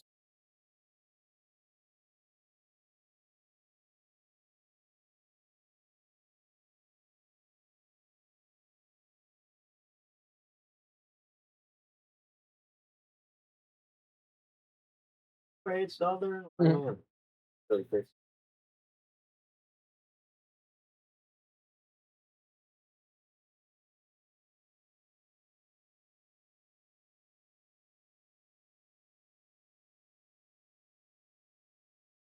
example 6. So for example 6, are you basically saying that in the case where there already is a usual gym template, it will check and see that special leg workout is already an alias for that, and it won't create a new row? And then in the case where there is no usual gym workout, or there is no like mapped alias to special leg workout, then it will create a new row. Basically, like, I'm trying to think about like how we're actually gonna handle that, right? Like, how is it gonna basically know when the user says special leg workout which things to go check and see where that alias lives? I guess it's pretty simple. Just look up and see if there's a mapping to that alias in any of the templates anywhere. And then if there's not, I guess that means create a new template. I think that's basically what it is. This is for example 6, by the way. Bernie Black. Great Southern Line. Great Southern Land. Bernie Black. That's what they did. Literally what they did.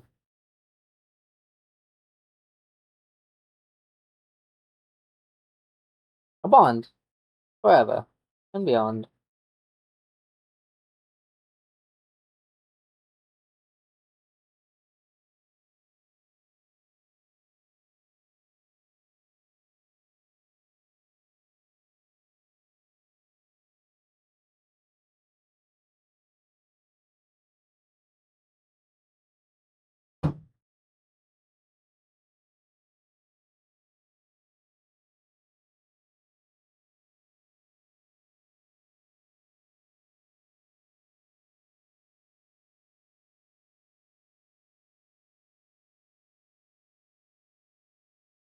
reflection of bond.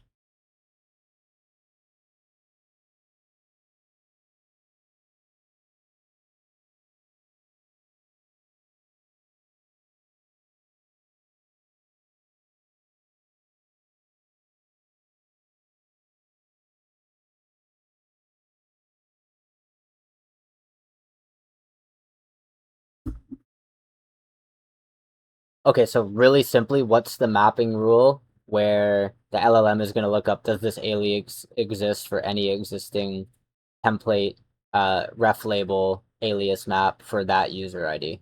How is it actually going to do that check? Basically, look at all active, basically look at all active templates for that user ID and then see if there's an alias map inside of there. That's basically it. Does it ever need to check inactive templates? I guess no, right?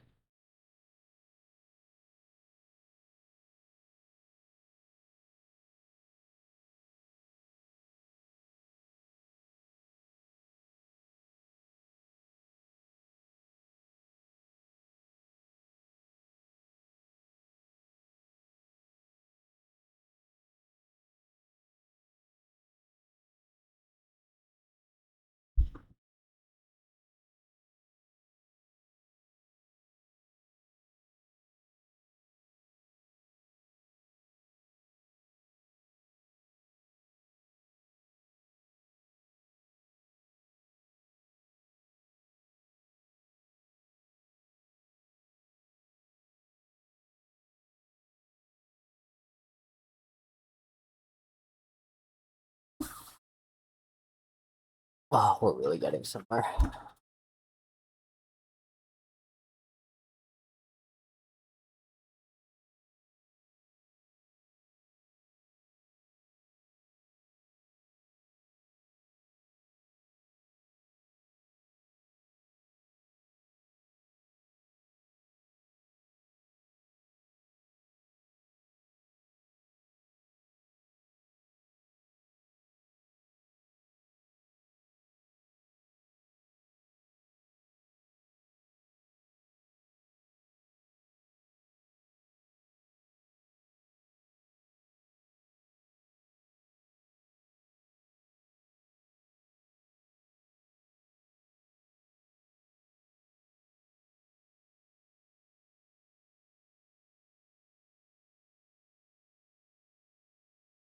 Okay, just looking at example 8, and for the case where they're basically trying to edit information in their gym routine template without actually drawing to the schedule, this works perfectly. I'm just imagining the case where basically they've tried to draw their routine in the schedule, and then this my gym routine is an hour now prompt is a follow-up to, collecting maybe duration information about the gym routine. So in this case, the state of action would need to get mapped to both templates as well as schedule, meaning that it's actually drawing it in now for an hour. I know that's not what this example is illustrating, but I just want to make sure that we're clear that essentially memory links is the way that it would be able to distinguish between, are you just handling template action, or are you referring to a past utterance that maybe or maybe not is referring to drawing a schedule as it relates to this template. Just want to make sure we're clear on that, but I get it. I don't think that's what you're trying to explain here in example 8. I just want to make sure we're on the same page with that.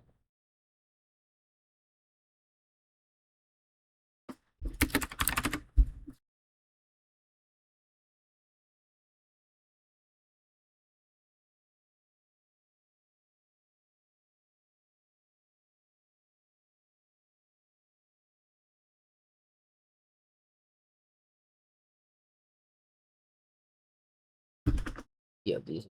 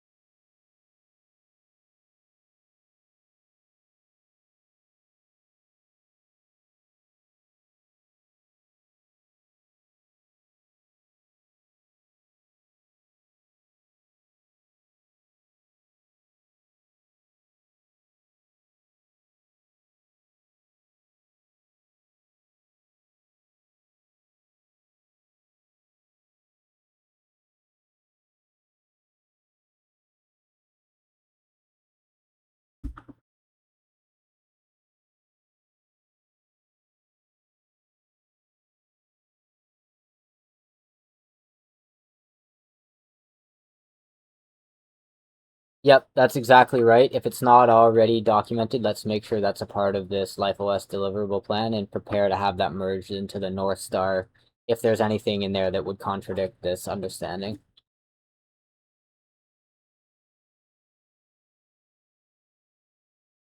North Star.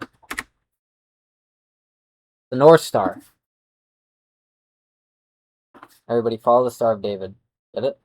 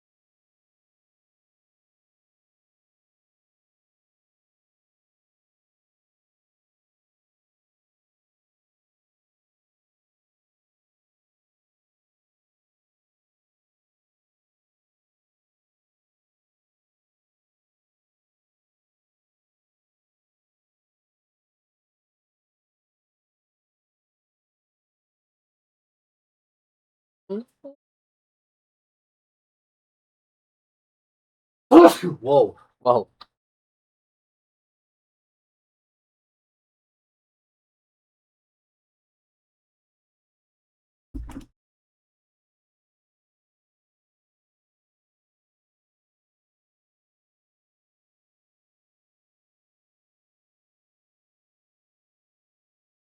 I noticed you just wrote a new file called example8 memory links doc. You should basically just be putting everything into the Life OS deliverable plan right now. I don't know why you wrote to a new plan file.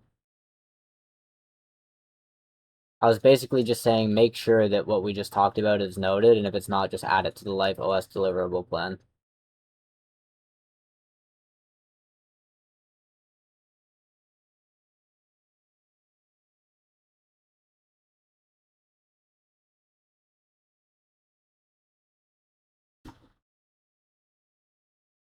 Did I?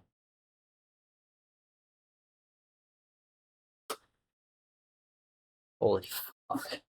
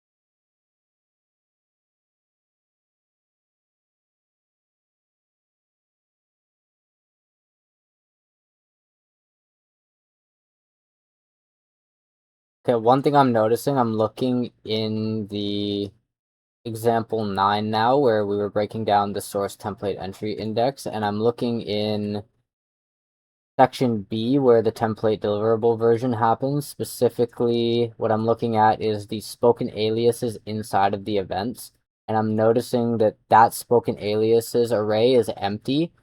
This should be handled the same way that we handled the external spoken aliases as it mapped to the reference label. So this spoken aliases should never be empty in any of these examples either, and basically it should always have the default label mapping. Like for example, the shower case, it should always have the spoken alias of shower. So the rule is basically it's always looking up the spoken aliases and then mapping that to the label. If the aliases is ever blank, it will have no spoken aliases to look up, so any user utterance won't be picked up as mapping to either an event or in the case where we hadn't already solved it, it wouldn't be mapping to a reference label either. The templates would basically never be getting drawn. So we need to make sure the spoken aliases is never blank. It's always mapped explicitly to the label, and then any other additional appended spoken aliases that would be relevant to add when titles are changed or event titles are changed. So make sure that change is implemented across all of these examples.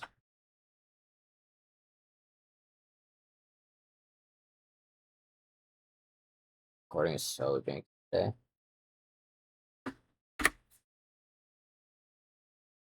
Okay, so I'm looking at example 9 right now, and I'm in section B where the template deliverable is being written.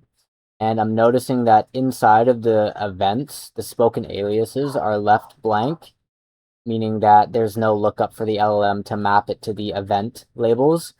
So we need to apply the same idea that we did to the external spoken aliases in mapping to the reference label. That needs to exist inside the events as well. So make sure you make that change to any of the examples in the LifeOS deliverable plan so that spoken aliases is also never blank, following the same rules that we applied to the external spoken aliases, in that they map to the reference label anytime the display name is changed. But for in this case, it would be when a label for the specific event changes, then that's when this spoken alias would get updated or appended.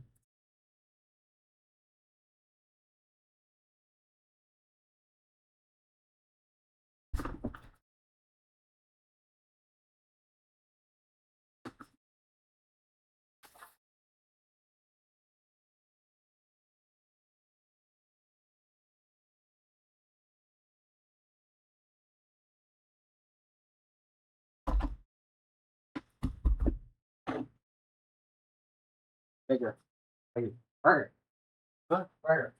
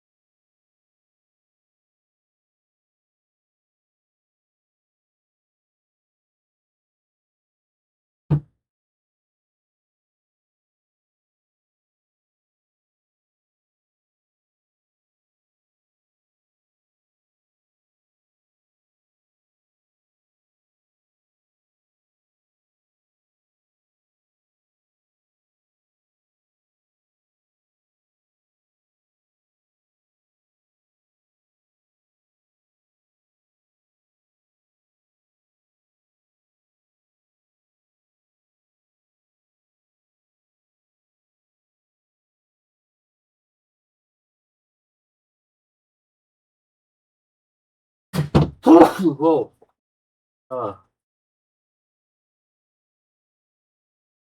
Okay.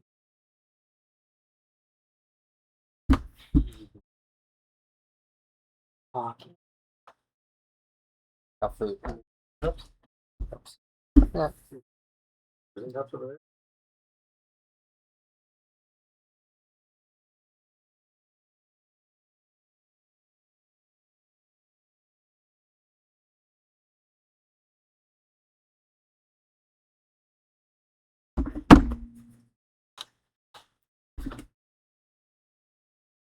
Just about time for the whackout.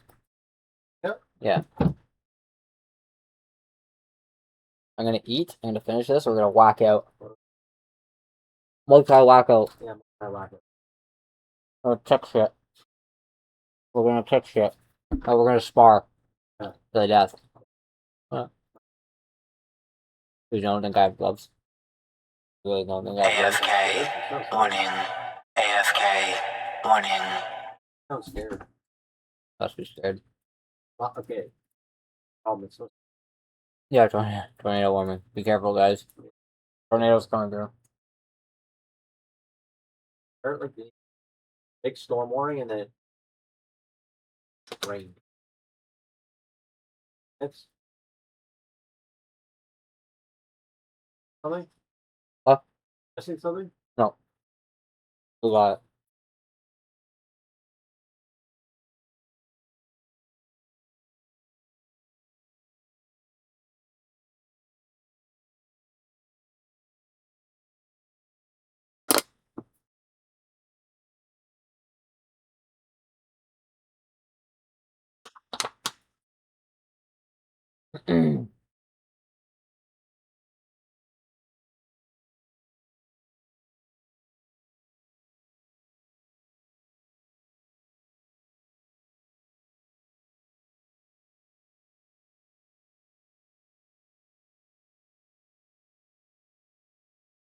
But one thing to be careful of, the label is commute to gym, like an example 90 gave me, but you made the alias too specific to just commute. It should be more close to the label, like it should still be commute to gym, because there could be different types of commute as a part of the user's routine. Like they can commute to work, commute to the gym. So it just needs to be careful about how specific it is in mapping the alias to the label, and it's always better to hold more detail in the alias, and then the parser can resolve the simpler case, like where if the alias says commute to gym, to map to the commute to gym label, and they just say commute. Given memory linkages and recent context, it could figure out that commute means commute to gym.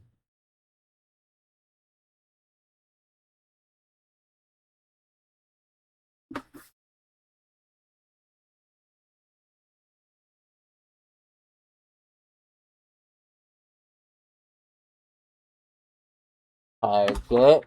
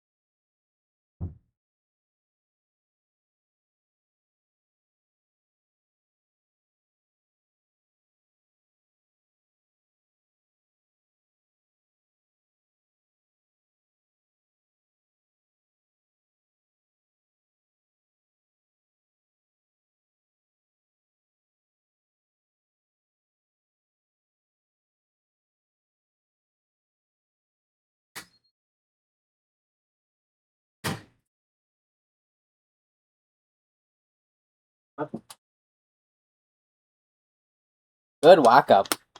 No, good whack out. No, good whack. How many whacks have you done today?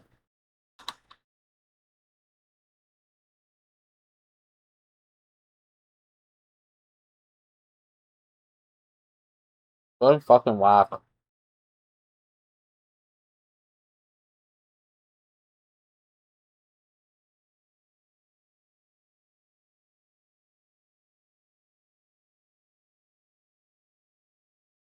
Yeah, that should apply for aliases in events as well as in the outer section when mapping to the ref label.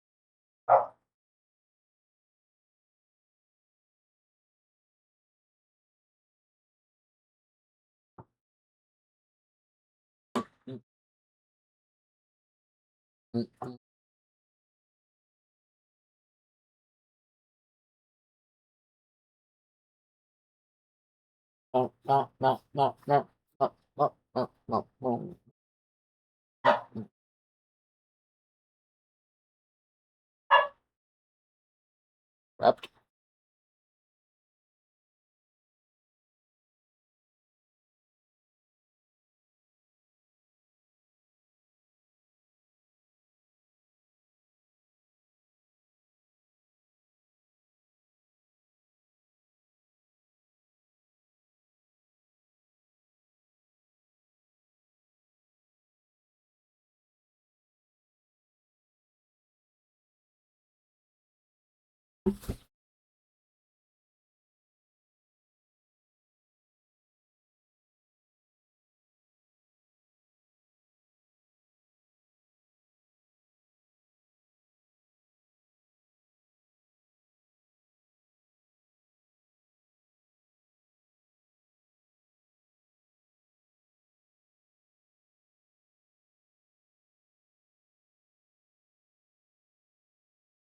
Good.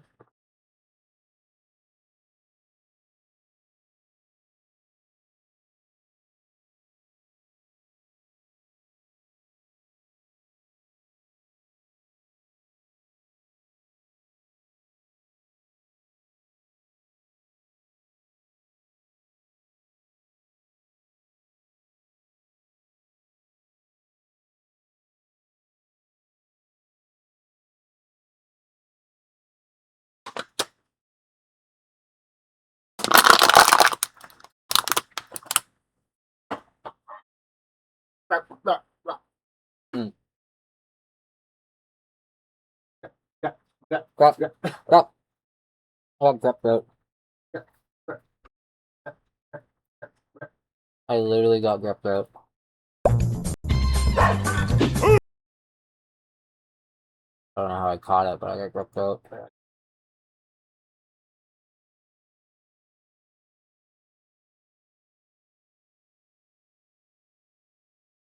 Really picked up a case of bad grab throat.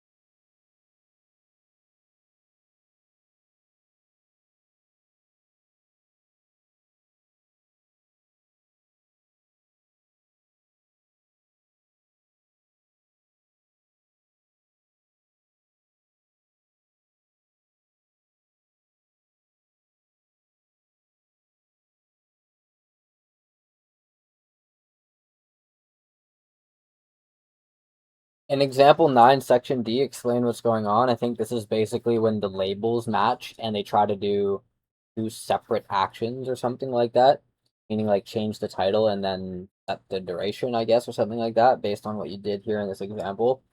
You basically have this as two entries in the template's action state of action branch, which it should not be, I don't think, or is it supposed to be? I forget. AFK.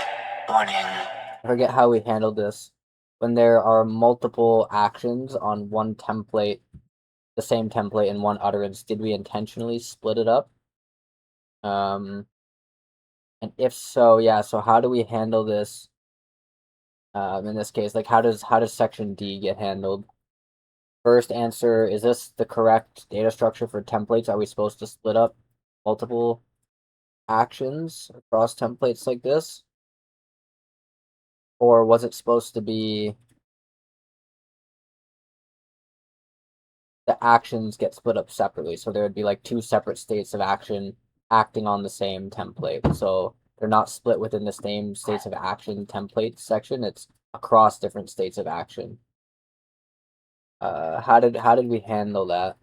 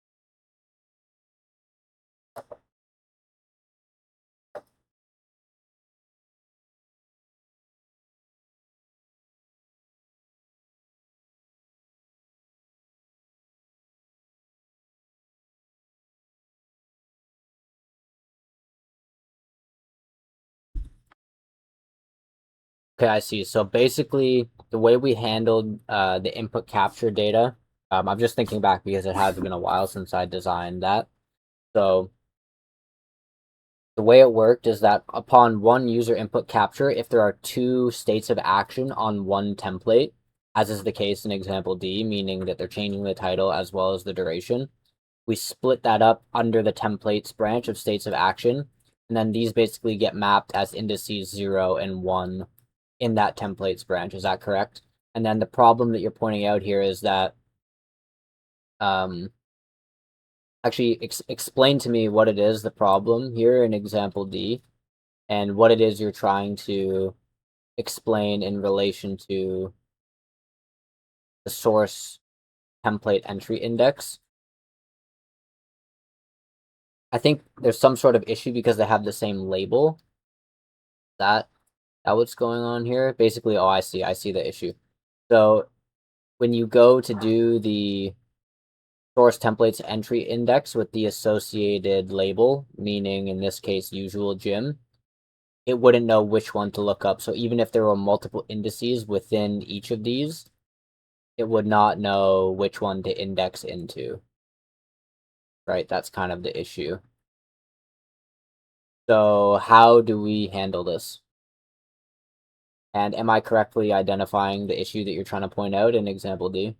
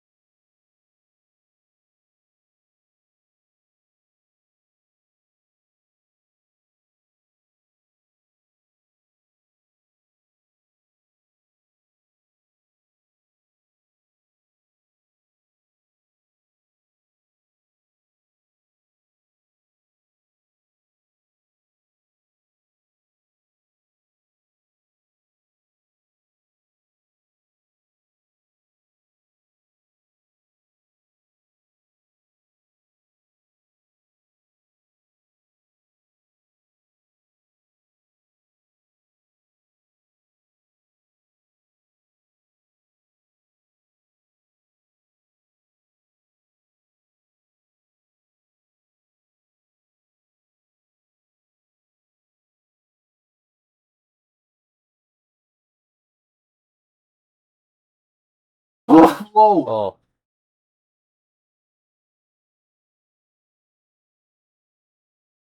wouldn't the easiest way to fix this basically just to enforce a rule when anything is written to the templates branch of state of action that there can only be one label instance, like you can't have the same label more than once, and then anything or any information regarding that label should be captured in one index, essentially. That would definitely have to include looking back into the template's data structure and handling this accordingly, but I think that's a pretty easy solution.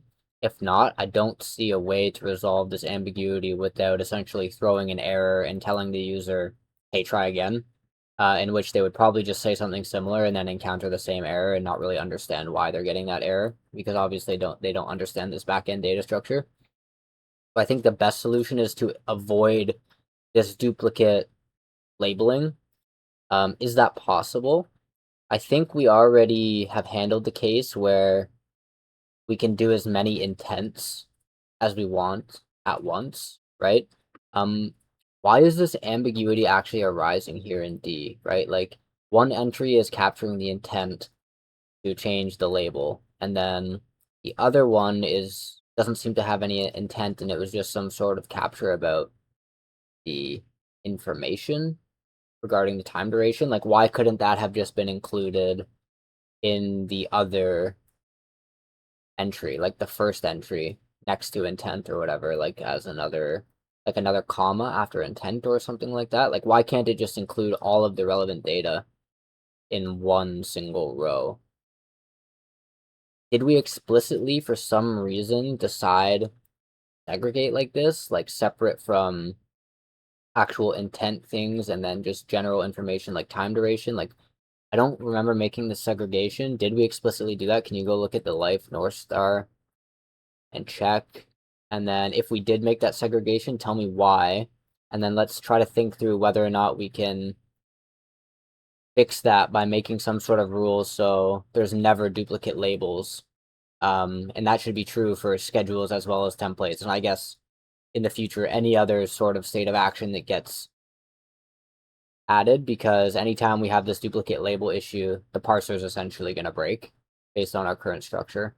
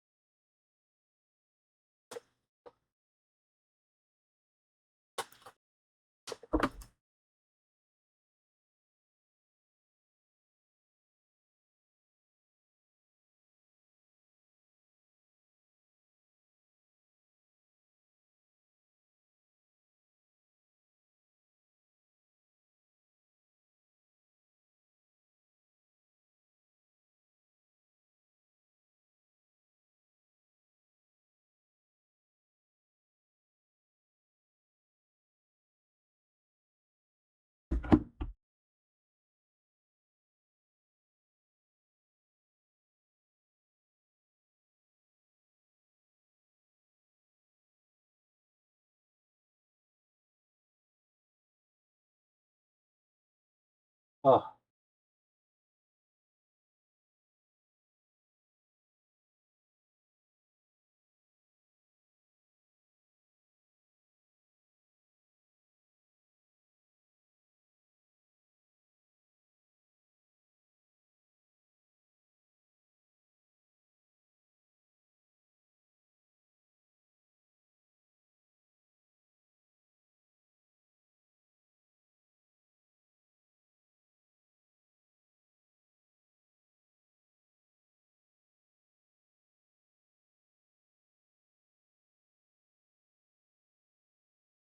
past for go time.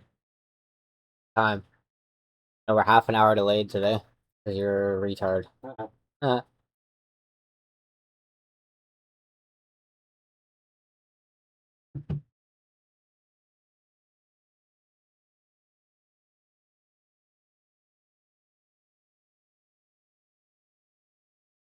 Oh,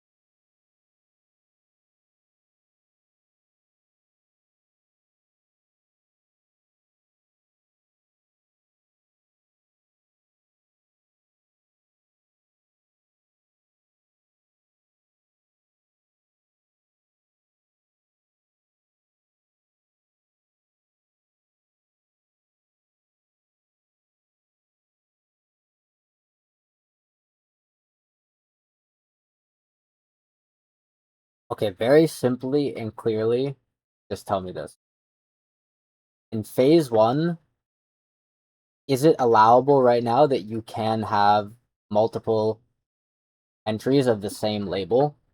And did we split intent, time duration, all those different things across different entries within templates with the same label?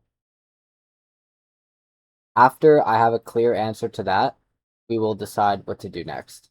Because if the solution to this problem, if that problem does exist, meaning we can have multiple duplicate labels, instead of having the solution be merging that into one entry in the case where it happens, there should just be an explicit rule that never lets it happen in the first place, meaning that we should restructure this specific part of phase one and refactor the nested template and schedule data in order to only allow for one unique label, and then capture all of the relevant information within that label.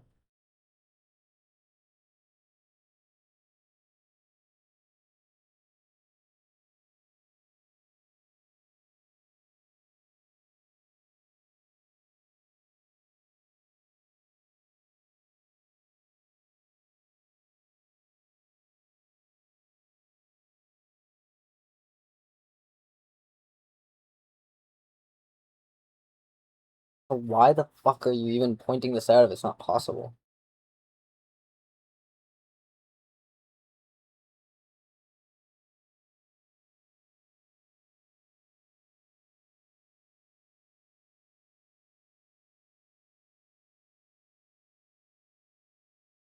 Okay, so basically then section D of example 9 can never happen because this is an invalid shape for templates.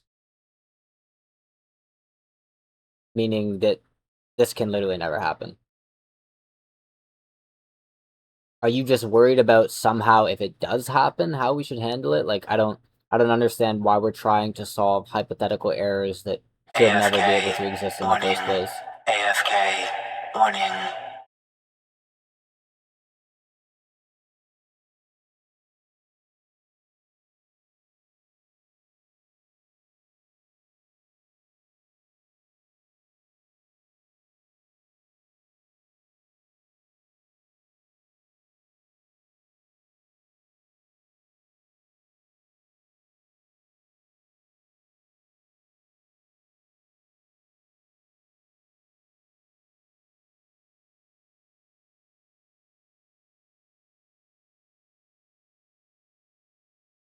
Okay, I see. I understand the confusion now. So let's keep D, but make a note that this is handling an invalid shape and just what to do if for some reason this invalid shape becomes relevant.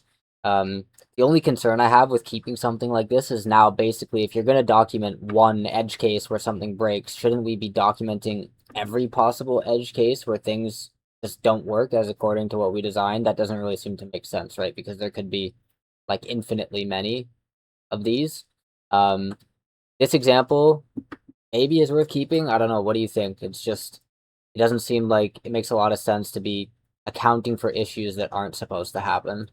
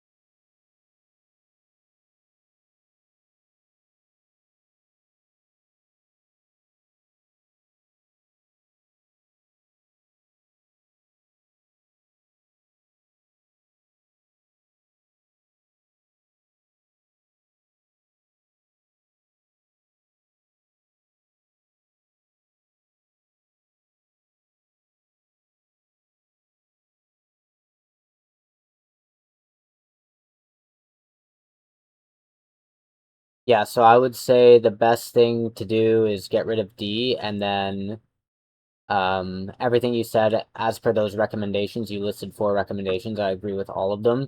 Remember, we're not explicitly writing to the Life OS Northstar doc, so I want you to update the Life OS deliverable plan with any relevant context we just discussed, as well as these recommendations that might need to be carried forward in the merge if they contradict anything in the Life OS Northstar. So yeah, just make sure everything we just discussed is captured in the Life OS deliverable plan.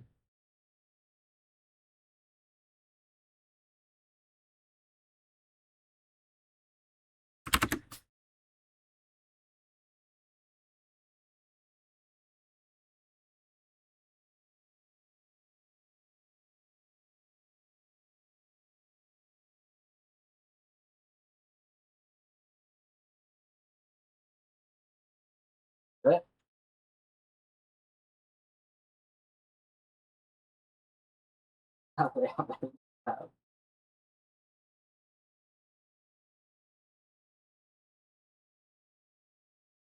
Pressing shit. Please, Please what? please tell me what you would search for this one. Tell me. Please tell me what you would search for. No, reverse.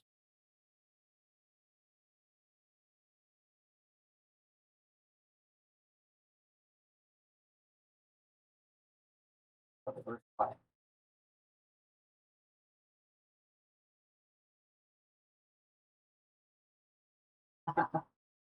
Shoulder, shoulder, rear shoulder.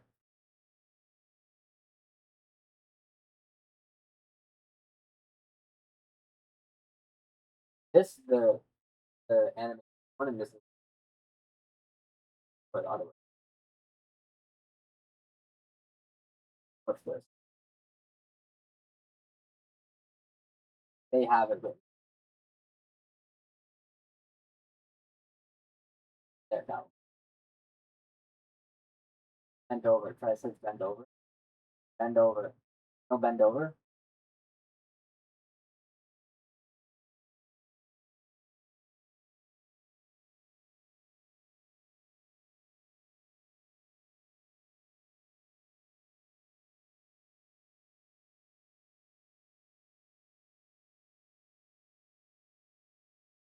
Good.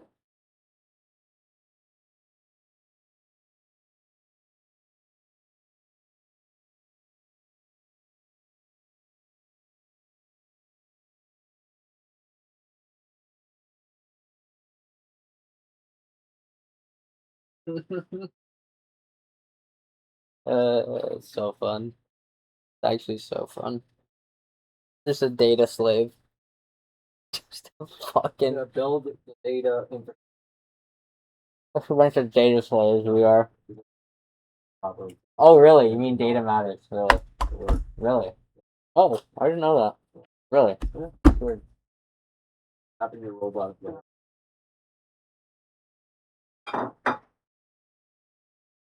Okay, do you mean the data that we use matters? Good.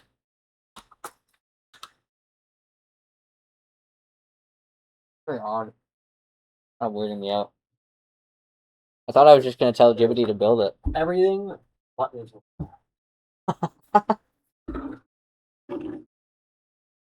So it literally might not. That could be the answer.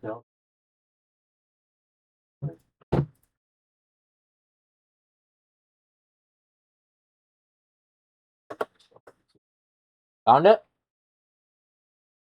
Fair enough.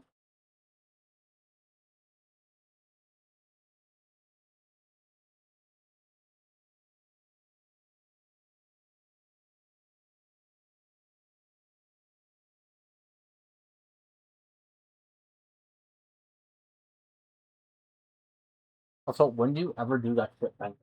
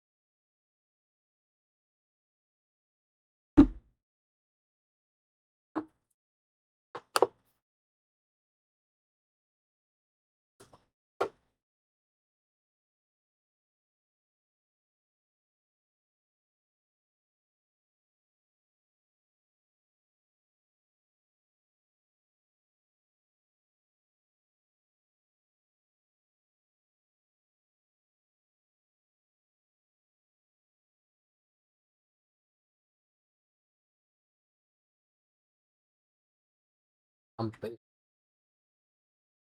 Done here.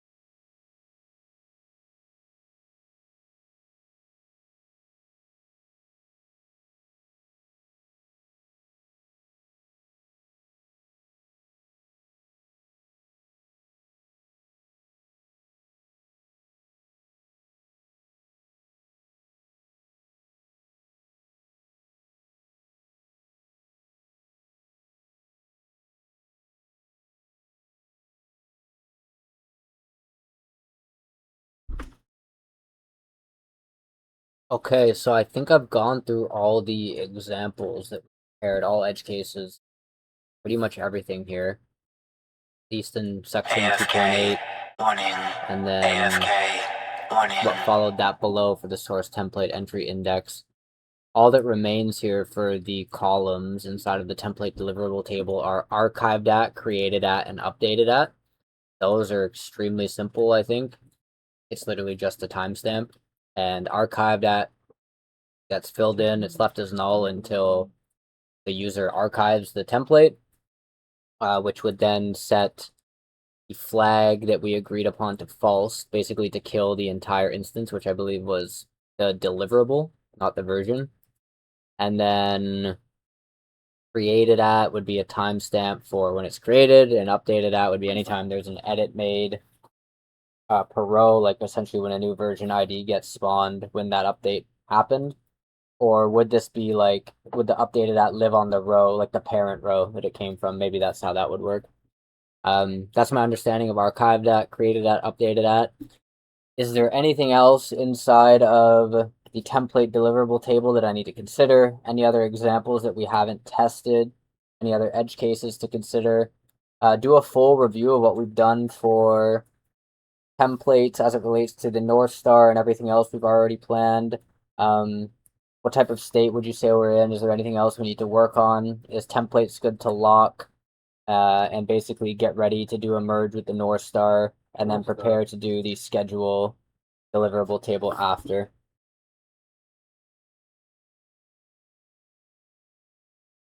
North Star! We're merging with the North Star. That'll be- 38 left. If you have 400 exercises, that'll save you. Let's overwhelm our clients. Yep, that's gonna help them. Yep, let's give them 6,000 exercises to make them. That'll be good. First, milk crunch, frog pump, hmm distant band. Yeah, that's what they need. I need to know that one. Table kneeling, high to low fly male. Dude, literally, I swear there's probably like a maximum of like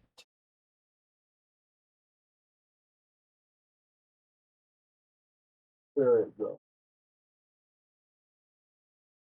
there is, man. Because think of how many exercises there are, just like a base exercise, bench press, shoulder press, Yeah, pull no up, variation. fucking 50 variations of the whole thing. So do you think these 400 that this company used are actually enough, or are we gonna? This is fun. Man. Other than this, or Well, we're gonna have to look. I guess people could also request over time, like, hey, can you add this? Can you add figure this? out anyone like. Dude, Yeah, we should add a feature inside of. Oh, dude, this is we saw on Saturday.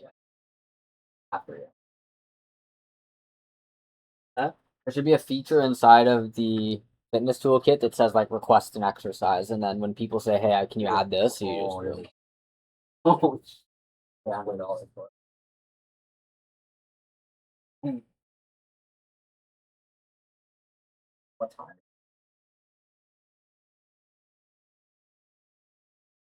Yeah, we will.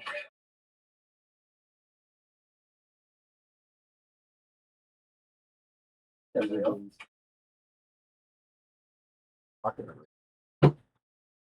Yeah, fucking.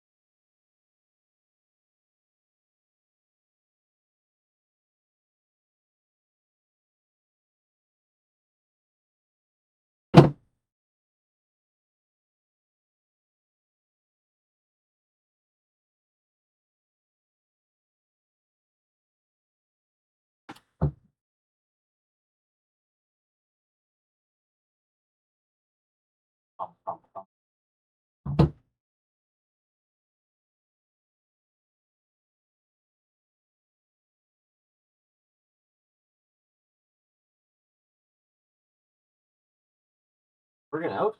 Working out soon, I'm very gonna- soon. About 20 minutes.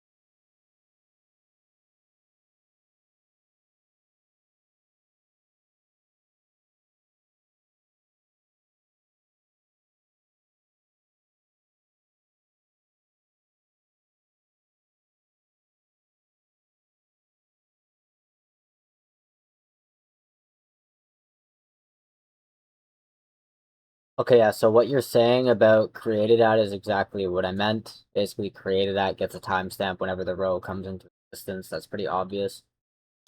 What I meant by updated at is when a row gets spawned, right? That row came from a parent.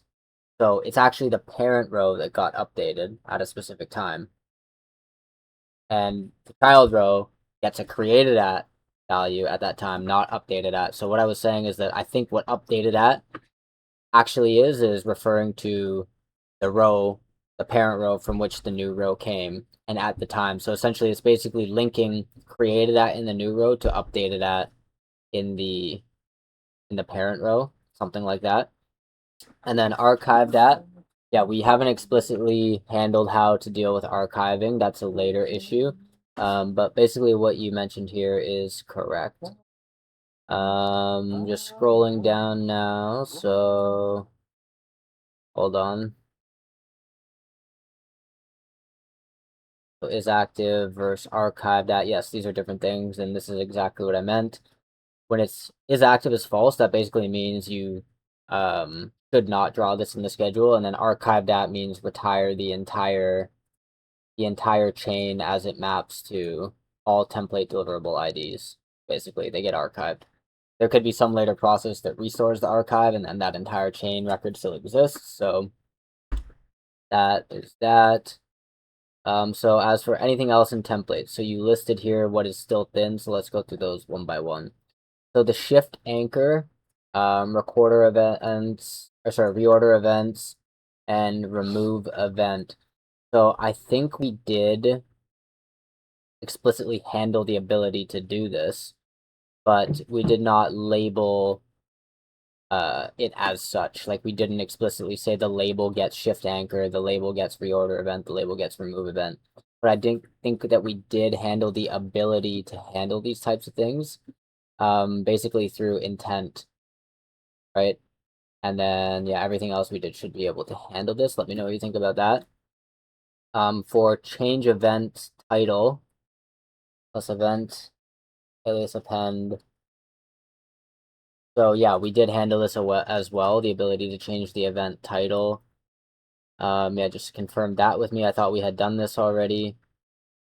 For the user archive retire, like I said earlier, yeah, we haven't explicitly defined this ruling yet, but the structure does exist, meaning that there is an archived at timestamp, and basically if there is a timestamp written there, that means that is an archive signal, right? Which would flip the all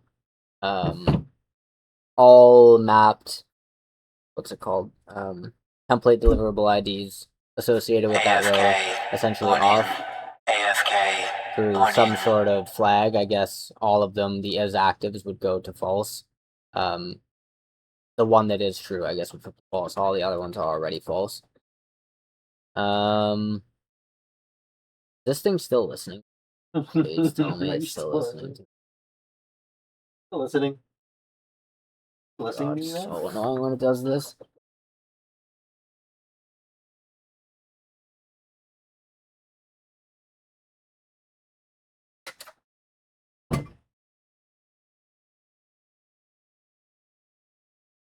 Are you listening?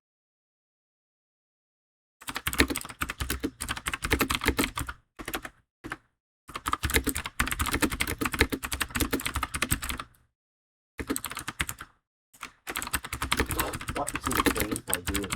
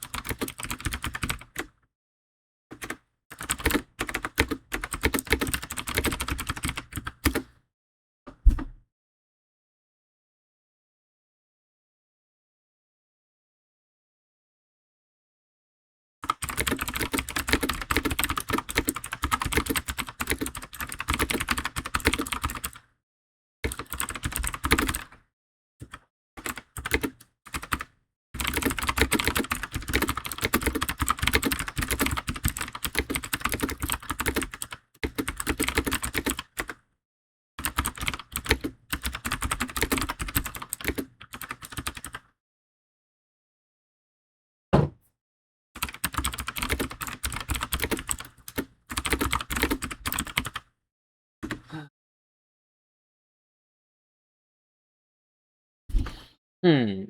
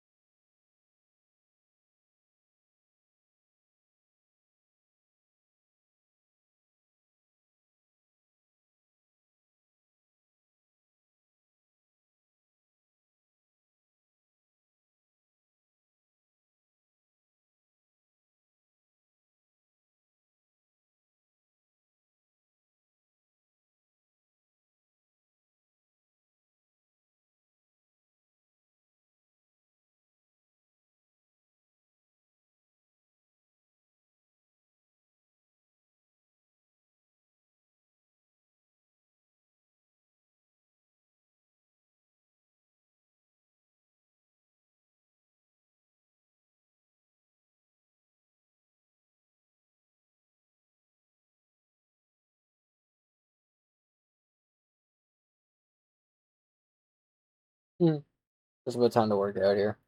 Go to bed. Yeah, go to bed. Go to bed, man. Tap, tap, tap. Yeah, go to Bathroom, bed. tap, tap, tap. Nobody's awake and home at this time. It's perfect time to sleep. Literally, Mm. that's good. Wake up at. Know what you should do? You should change your sleep schedule. Yes. You sleep from 2 to 10. Yes. You wake. You fuck everyone else Yes. to sleep up while they're trying to sleep. You Yes. tap everything. Yes. See how they like it. Then you switch back. Switch. You have no idea. Oh. Really, you're hurt, like, from went to bed, 9:45, got into bed, closed. Time did that or fall asleep, like 9:45, I don't even know. Heard my brother go in the bathroom 3 separate times. Smart. Turned the thing on, did this, that, tap, tap, tap, go out. Come back 2 minutes later, do this, tap, tap, tap, go out. Like 3 different times. I'm like, every time, I'm like, oh my god, it wakes me up and you're, oh god. Swimming in your head. Actually, So funny. What are we gonna do, man?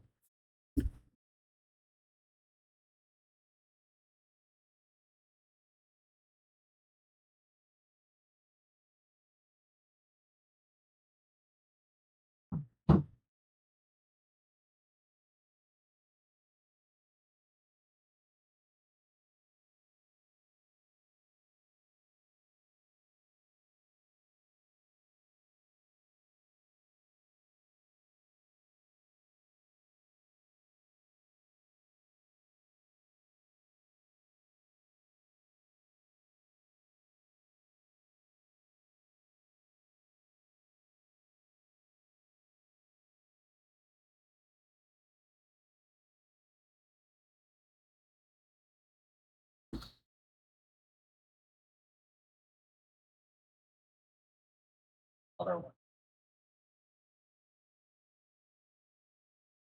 You have to check all 400 of them.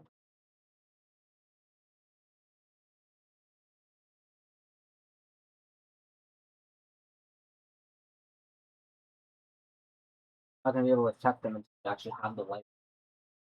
Guess we can go through them.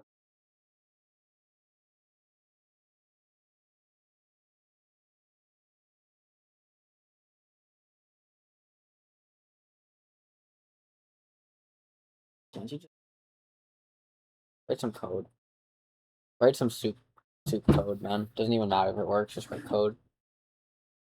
We need more lines of code. Okay, but how many lines of code does your app have?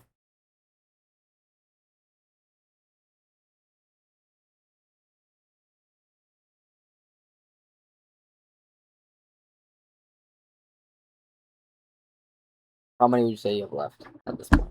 30? Have you done 10 since then? Almost there.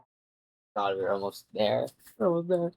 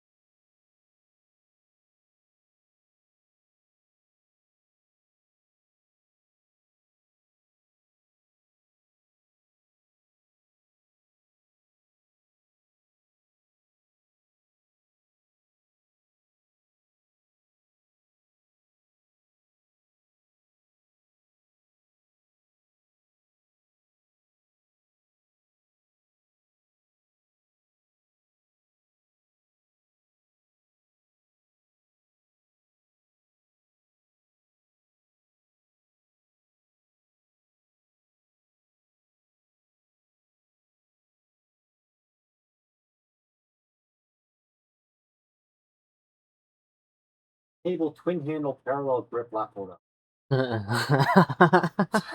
They fuck. I didn't actually. Thinking that's what it's Yeah, called. Yeah, I'm gonna call it that. I'm gonna make an animation. And I'm gonna title it that.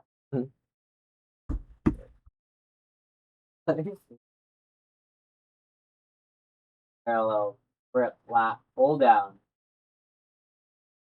How about table lap hold down? Oh, I mean twin table.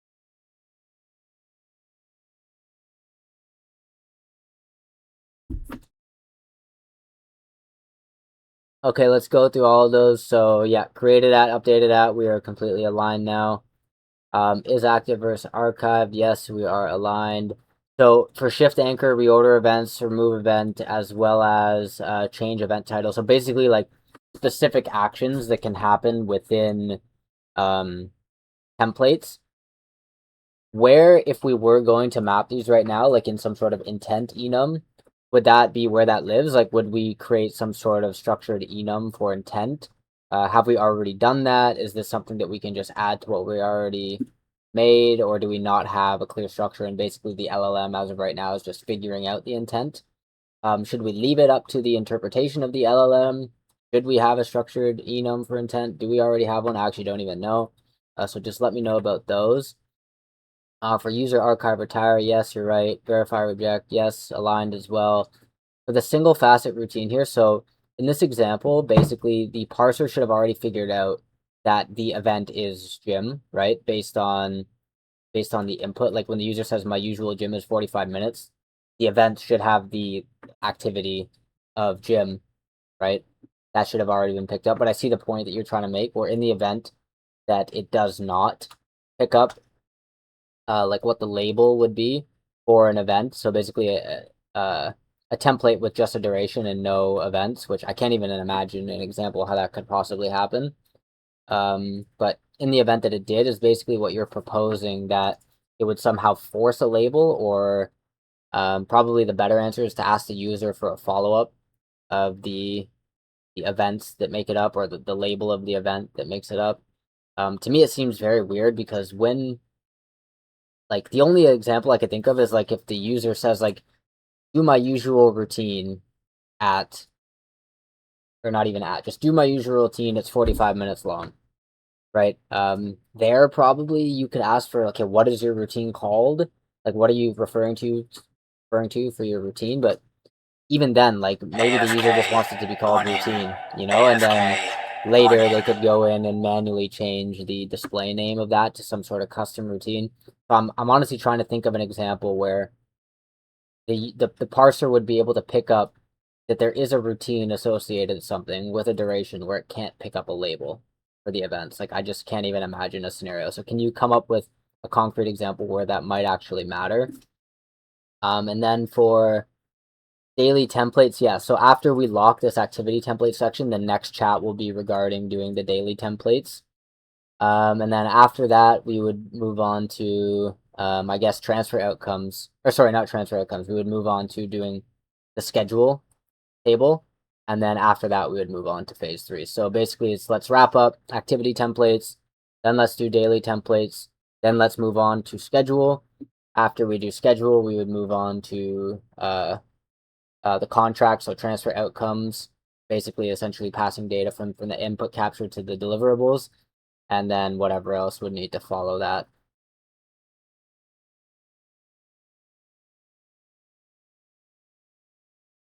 Ba.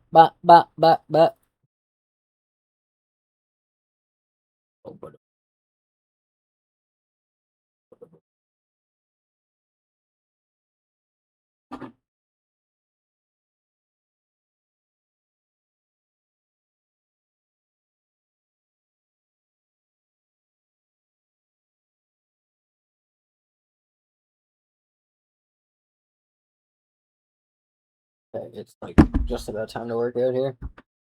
Oh my god, that's fucked up. Oh my god, that's really fucked up. Mark? Not me. I mean Newton. I think it's Newton. Newton, that's fucked up, dude. That's at all.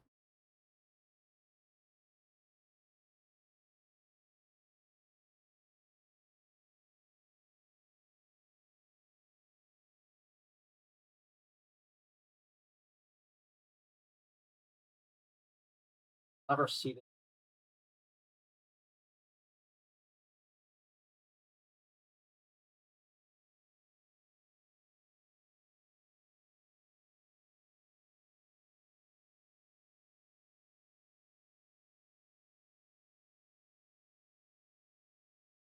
Hmm.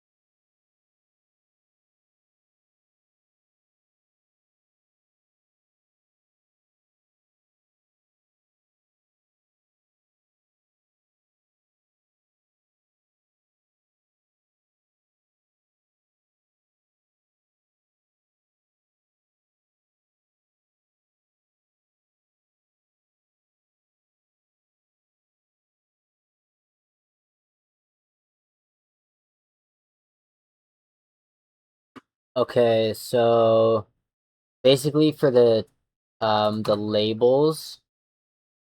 Hold on. Okay, so basically for the intent labels, we do have a structured enum, and basically now we're just making sure that that enum accounts for all of the things that we had previously outlined in the North Star, meaning like apply, change duration, shift anchor, extend events, reorder events, remove event, change title, other. The other, I guess, would be like the catch-all, where there's like an open label, where if the user requests something and the data structure can handle it, the LLM can apply some sort of title like that. I don't know. I'm not really sure what other is doing for open label. Yeah, let me know about that. Just reading down here a little bit more. Yeah, I didn't mean that we needed, the deliverable table does not need an intent column. Yeah, no, what I was saying is basically we define the enums that make up, like intent.label, basically. Now looking down, so single facet routine with no events. So let's see the edge cases that you pointed out. So start tracking a 20-minute reading routine. So that is like a totally different app function. Like, that doesn't even make sense in the context of scheduling and templates, really. Like tracking a 20-minute reading. I don't even know what that means. What do you mean by that? Like how would that really apply? Like the point you're trying to make is that there is a time duration, but there's no events. But I mean, even in this example, is there not an event? Like reading routine would be the event, right? And then in the other case where the user says, do my usual routine, it's 45 minutes. What you're saying is that this has never been defined before. And I agree with you, that's fine. But what I'm saying is, wouldn't the label inside of the events at index 0 just be usual routine? Like maybe that's what the user wants to record, right? Like that's just their usual routine. Not everybody wants to necessarily break down that routine into the full details of what that routine is. Like, go on a walk, take a shower, blah, blah, blah, whatever. Like to them, usual routine, they just know what that is and they know that it takes 45 minutes. So again, in this case, it would basically just pick usual routine as the events, right? And it would put that in. And then a follow-up prompt, maybe the user could say, hey, like I actually want to break that routine down. And then, we've already handled that edit process where basically we would be deleting index 0, replacing it with the first 15 minutes of the routine, then at index 1, the next 15 minutes, index 3, the next 15 minutes, whatever, however they wanted to break it down. But the point I'm making is I don't really see a possibility where you could say a routine with a duration and it wouldn't be able to pick out an event. Like that doesn't even really make sense. So I guess see if you can think of any other possible example that refutes the point that I'm making. I'm looking here, so morning stretch routine. That's the same thing, but now there's just no duration. Here you would have an event. Morning stretch routine is the event. It just happens to have the same label as the title, morning stretch, right? Here they would get a follow-up for the duration, which is something completely different. But yeah, other than that, everything that you said regarding the pass order, that looks solid. So yeah, just read over this and let me know what you think.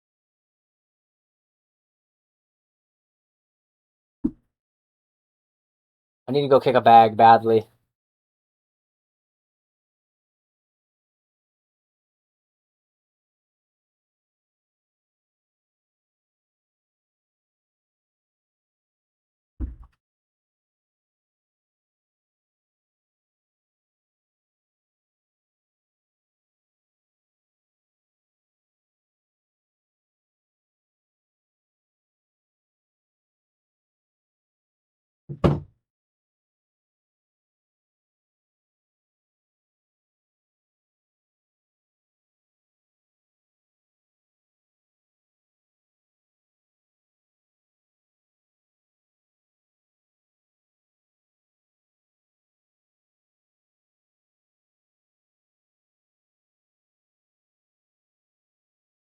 Maybe it's too late to lock out.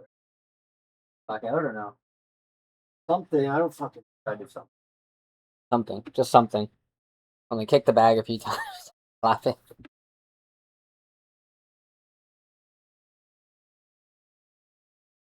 Okay.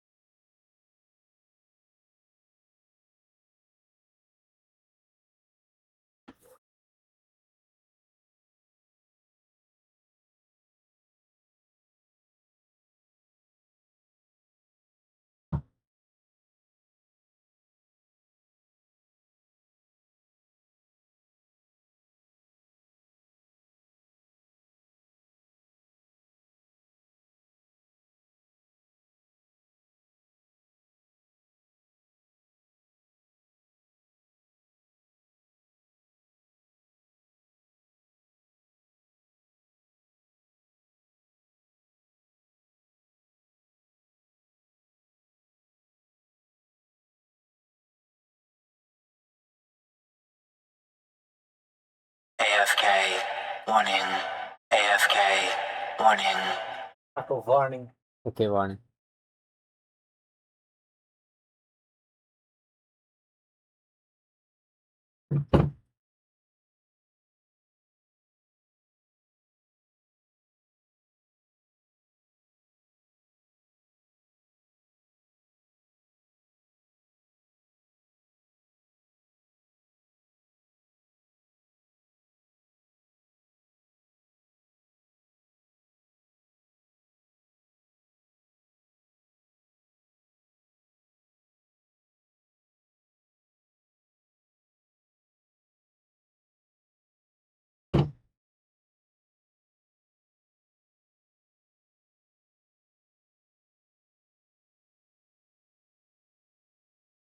Okay, I just want to make sure we're crystal clear on what's going on with this intent enum.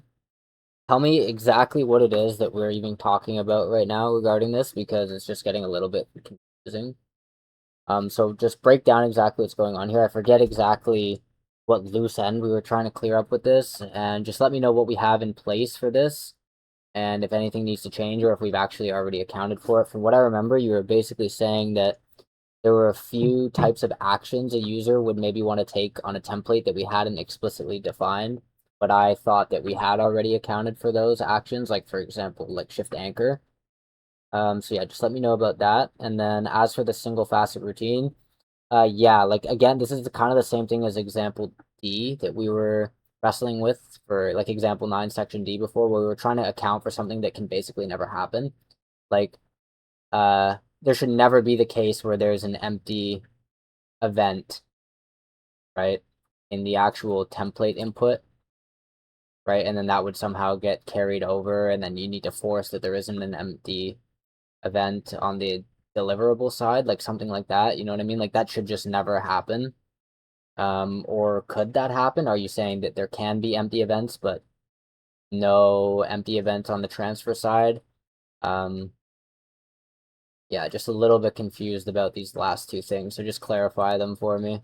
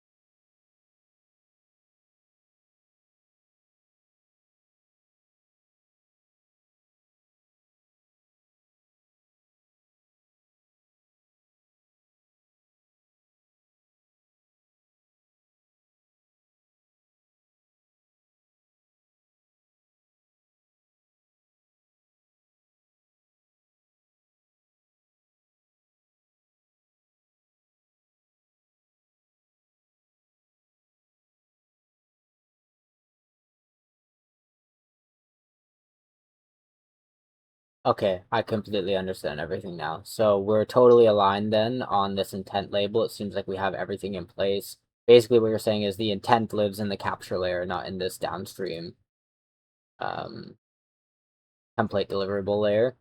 And then basically you're just saying is we could add more examples to account for all of these different actions, but seems like we're already good on that end.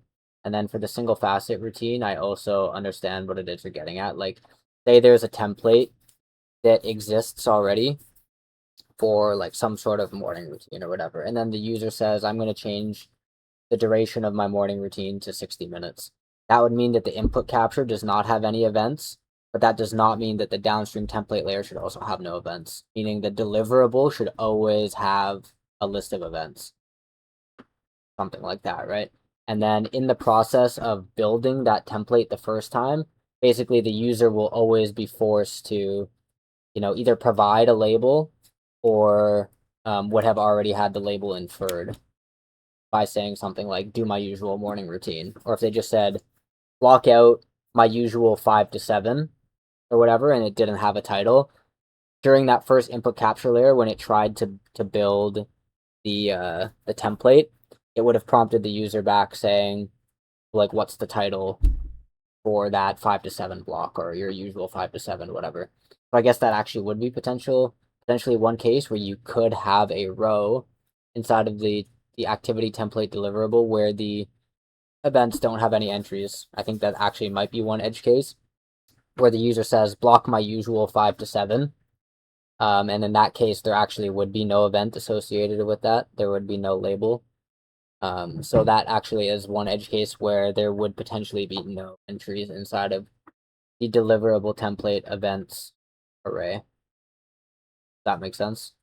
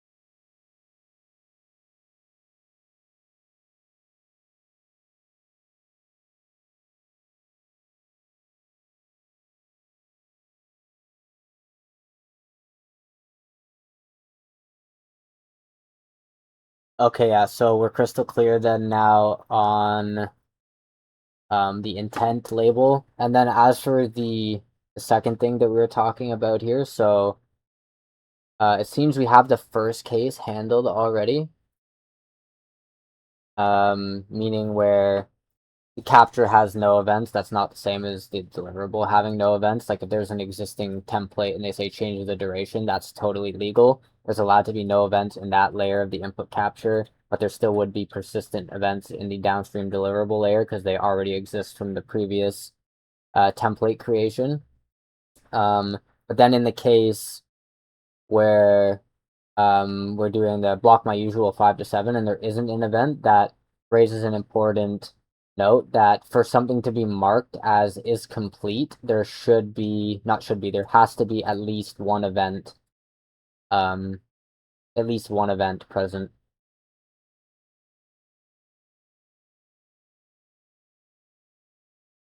Let's make sure that we're accounting for this in phase 1. I believe that should be something that pertains specifically to phase 1. Like, I know we uncovered the issue now in phase 2, but that would be something as a part of the phase 1 architecture, right? Because basically, if the user gives an input and there's no existing template, and it's picking up that it should be a template, but it doesn't have events greater than or equal to 1, it should follow up in the same way as when it doesn't have a duration in order to capture that context from the user, right? Which I don't think we accounted for in edge case yet. Just let me know. And then if that's the case, we need to add that relevant context here to the Life OS deliverable plan and prepare that for any contradictory stale information that might exist in the North Star. So when we do the merge, everything is aligned.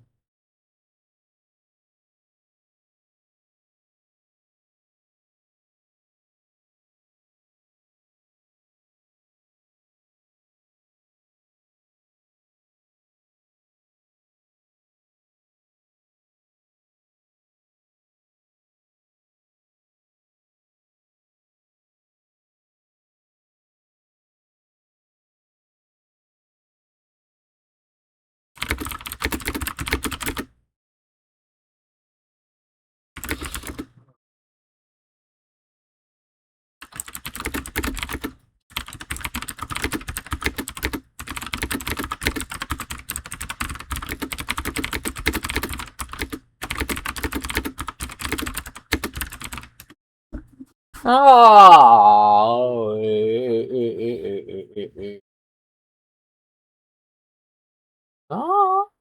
Oh.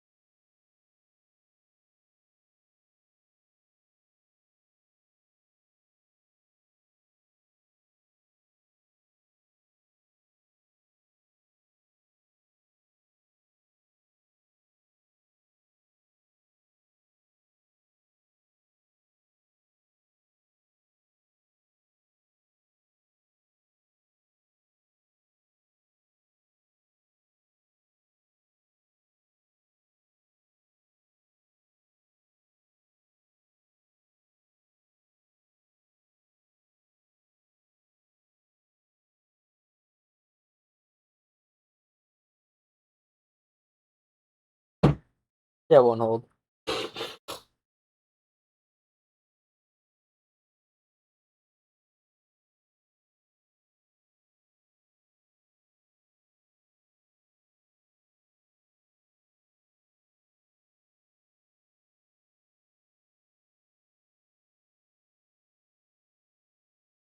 Yeah, we gotta go outside. I'm literally wrapping this up and we're going. It's the last thing. Right?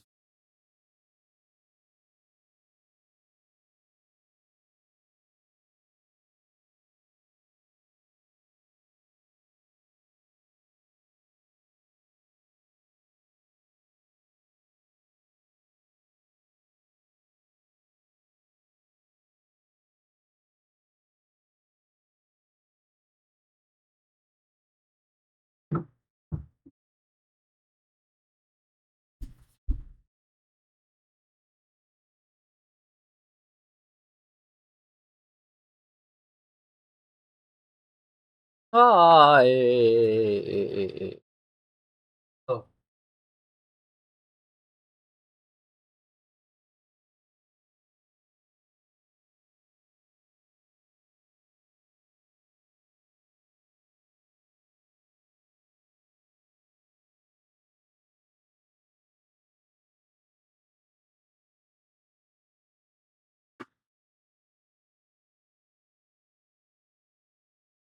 Okay, that all sounds good. Yeah, I'll probably uncover more things that need to be patched up and other like user interface things that user needs to be prompted with when edge cases are reached that obviously we haven't mapped out yet. I guess that would be a part of later phases and running tests inside of the actual data structure once it's all implemented and we're seeing what works and what doesn't work, and then how the user needs to follow up, etc.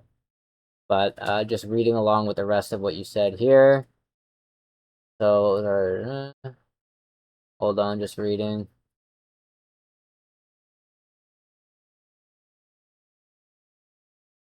Okay, so just clarify with me that basically we're ready to lock up the activity template side of things. We need to make sure that LifeOS deliverable plan has all the relevant context from this chat that we would need to move forward with what would be next is the daily template side of this.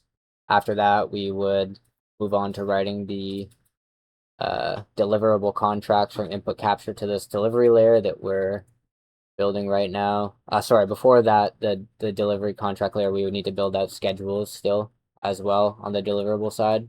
Then that would get followed up with the downstream contracts that explicitly pieces together the input capture and the deliverables. Does that sound about right?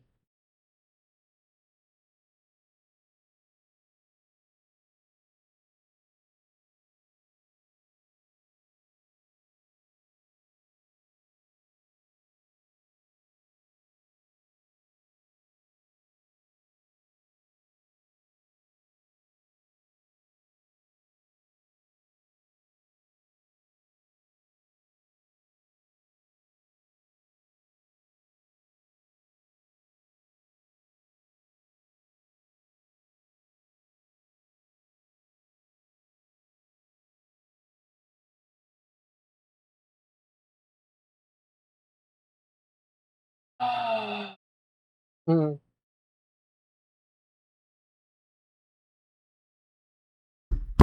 Now what?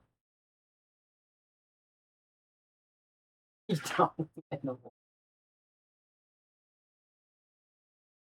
don't even want to fuck.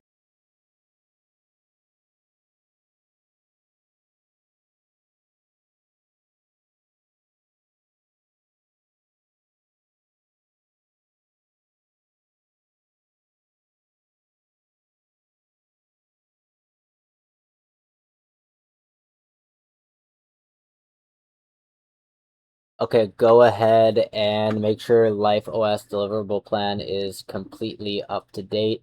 Do you think we should merge with the North Star now, or do you think we should continue developing daily templates as well as the schedule deliverable examples, meaning like the entire schedule deliverable development, and then yeah, and I'm basically just asking when do you think we should actually do this merge with the North Star? And yeah, just make sure the LifeOS deliverable plan is actually up to date though, right now with everything it needs to have up to date with.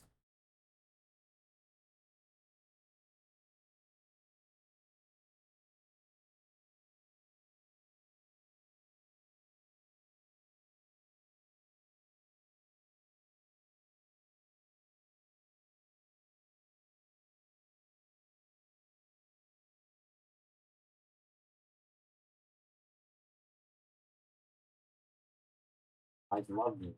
Proof life. Because you're literally stinky. I smell you from the way.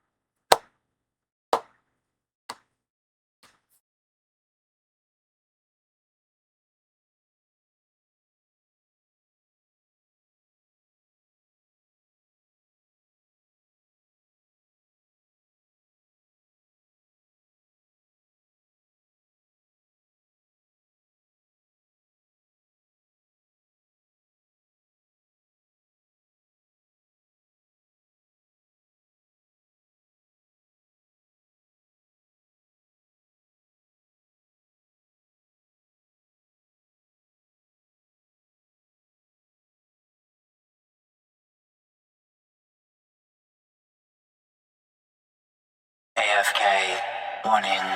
AFK. Warning.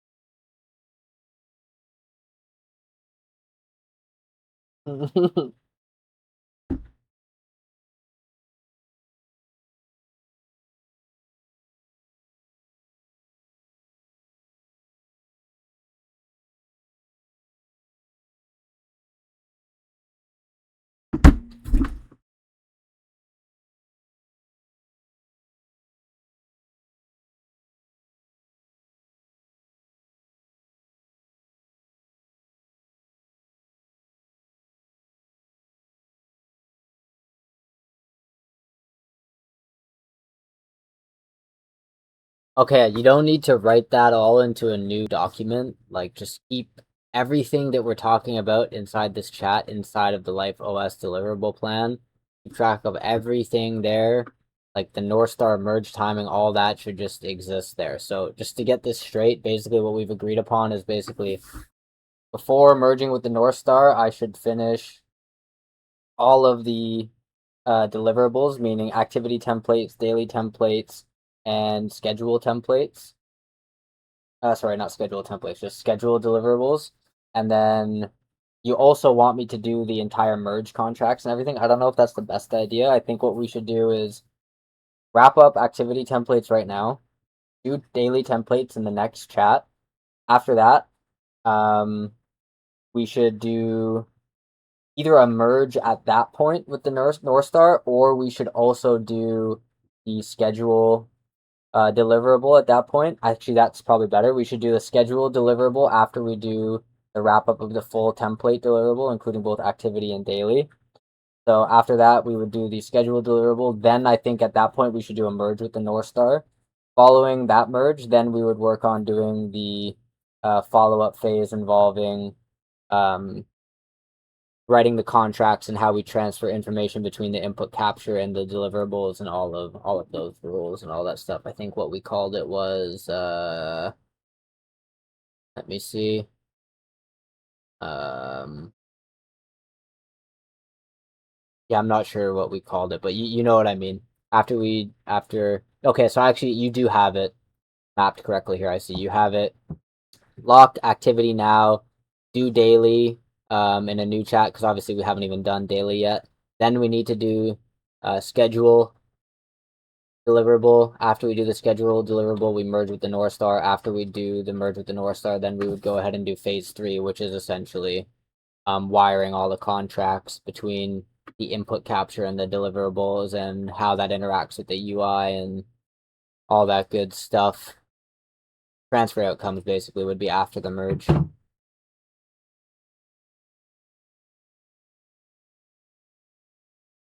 Okay.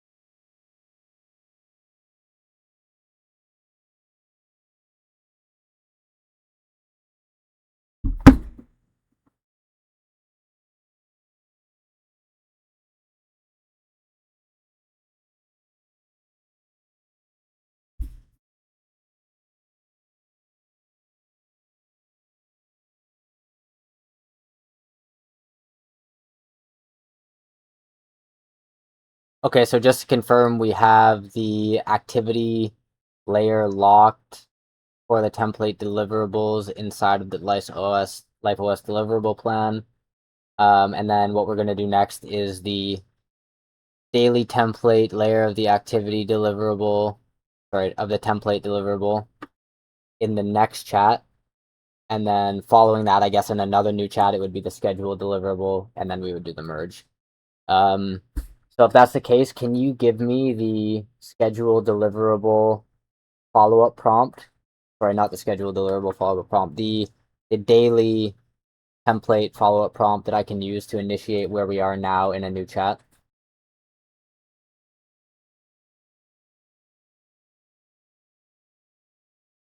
Okay.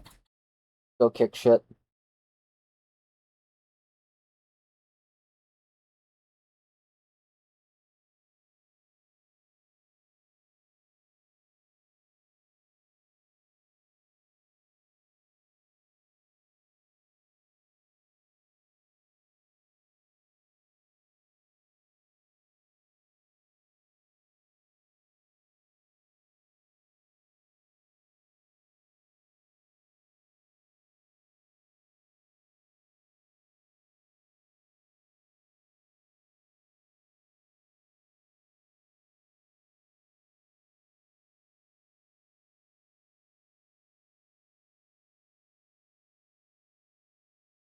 Boom, boom.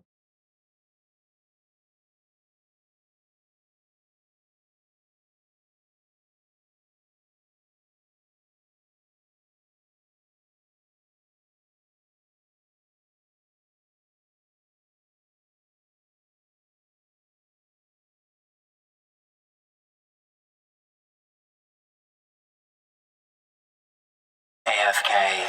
Warning. AFK. Warning. Oliver Giacomoto.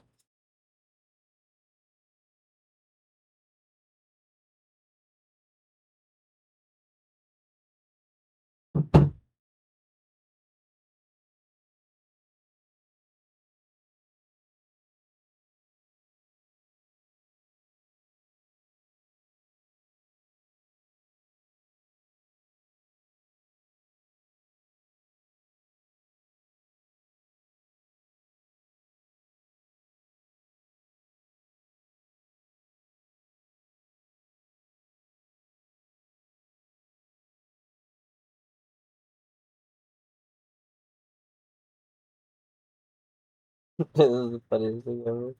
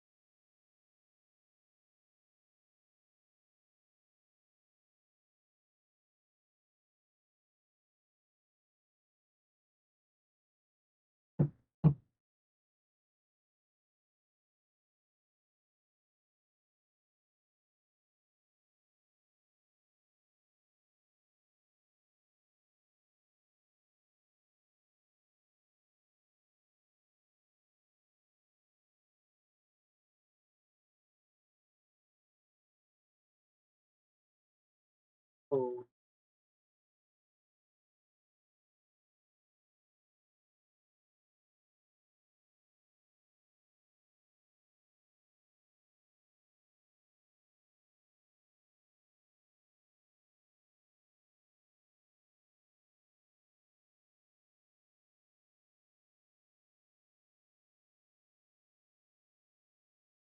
Hmm.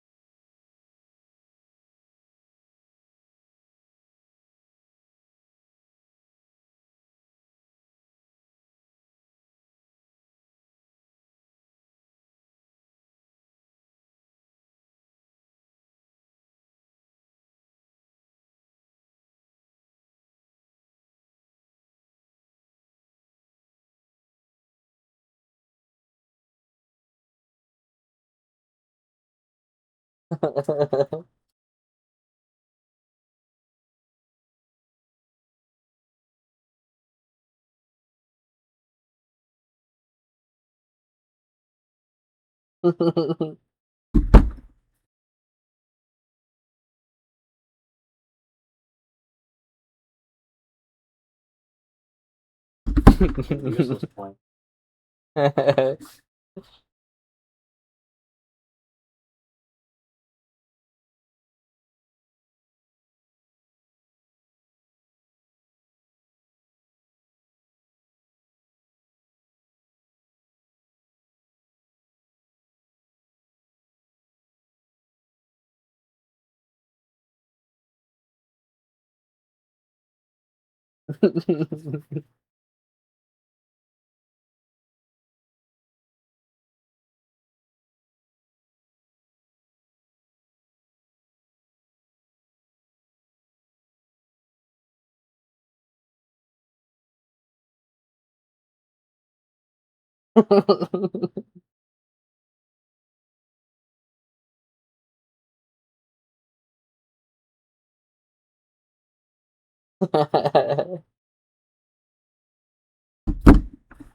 It's so funny. Okay. Okay, just want to make sure, is there anything else at all we should be considering for activity template deliverable section, or is there anything else that you think we need to think about, account for? Is this pretty much ready to use?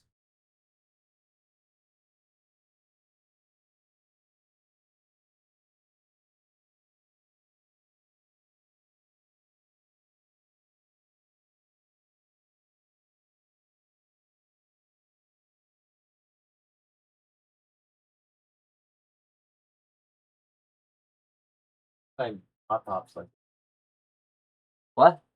my laptop's at maximum. I can't It's handle just any not more loading Excel. anymore. I can't handle any Excel sheets. That's too many. There.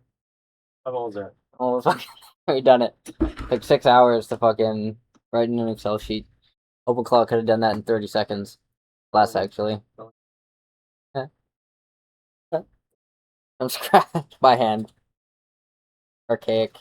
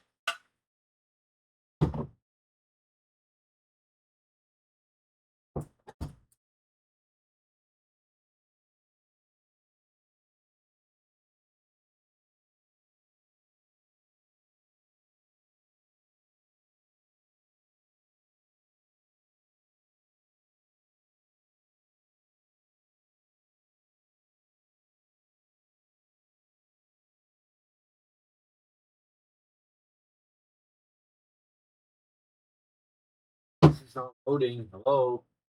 You have a fucking dinosaur laptop. Fine. It's shutting down, can't compute. Are we working out, man? And we're going right now. Are we whacking We're out? literally whacking out right now.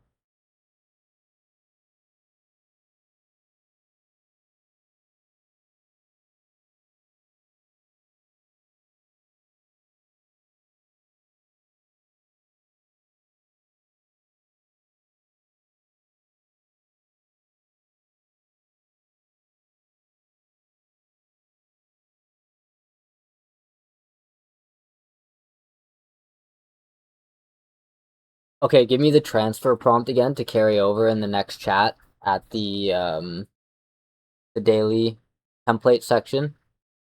Make sure that you include that there is relevant context inside of the Life OS Northstar file, but we're not touching that file at all. We're only working on the Life OS deliverable plan, specifically in that we're adding the daily template section next, followed by the daily schedule deliverable as per the instructions inside of the Life OS deliverable plan. So yeah, give me a follow-up prompt to continue in the next chat with any relevant context that the agent will need to carry forward. It needs to be able to refer back to the North Star as well as the Life OS deliverable plan to be able to follow those instructions in that context without ever writing the North Star for now and only writing to the deliverable plan until the merge comes as per what's documented in the Life OS deliverable plan. Okay. Done. Time to whack out. Whack out.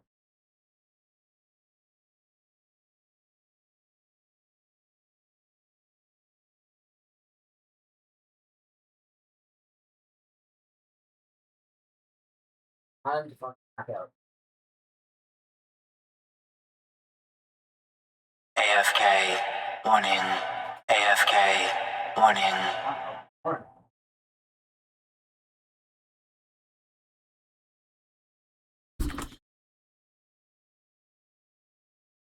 Africa warning.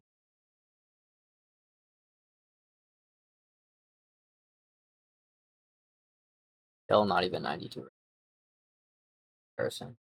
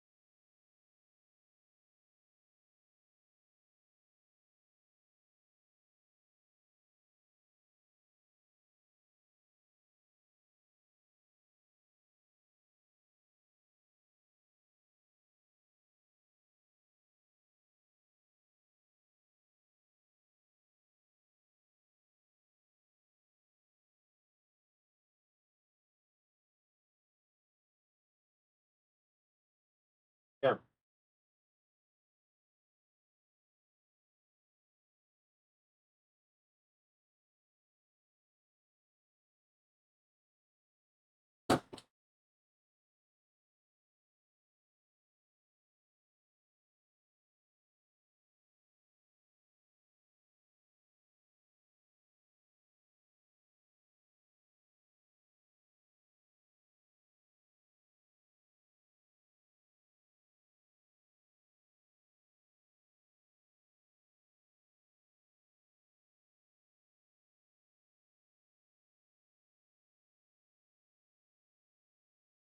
That's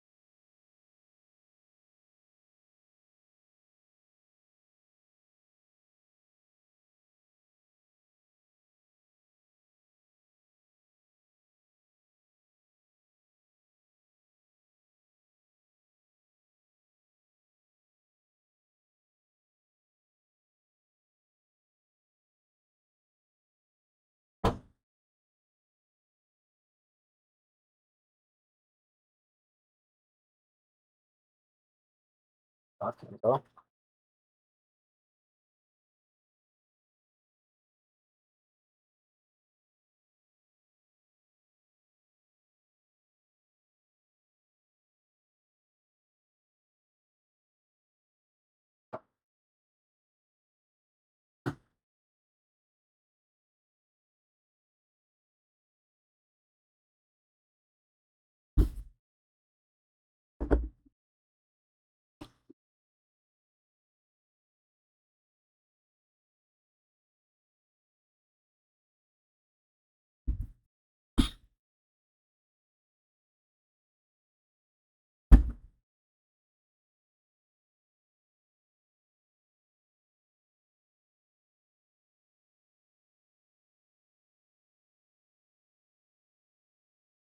I'll try to start this.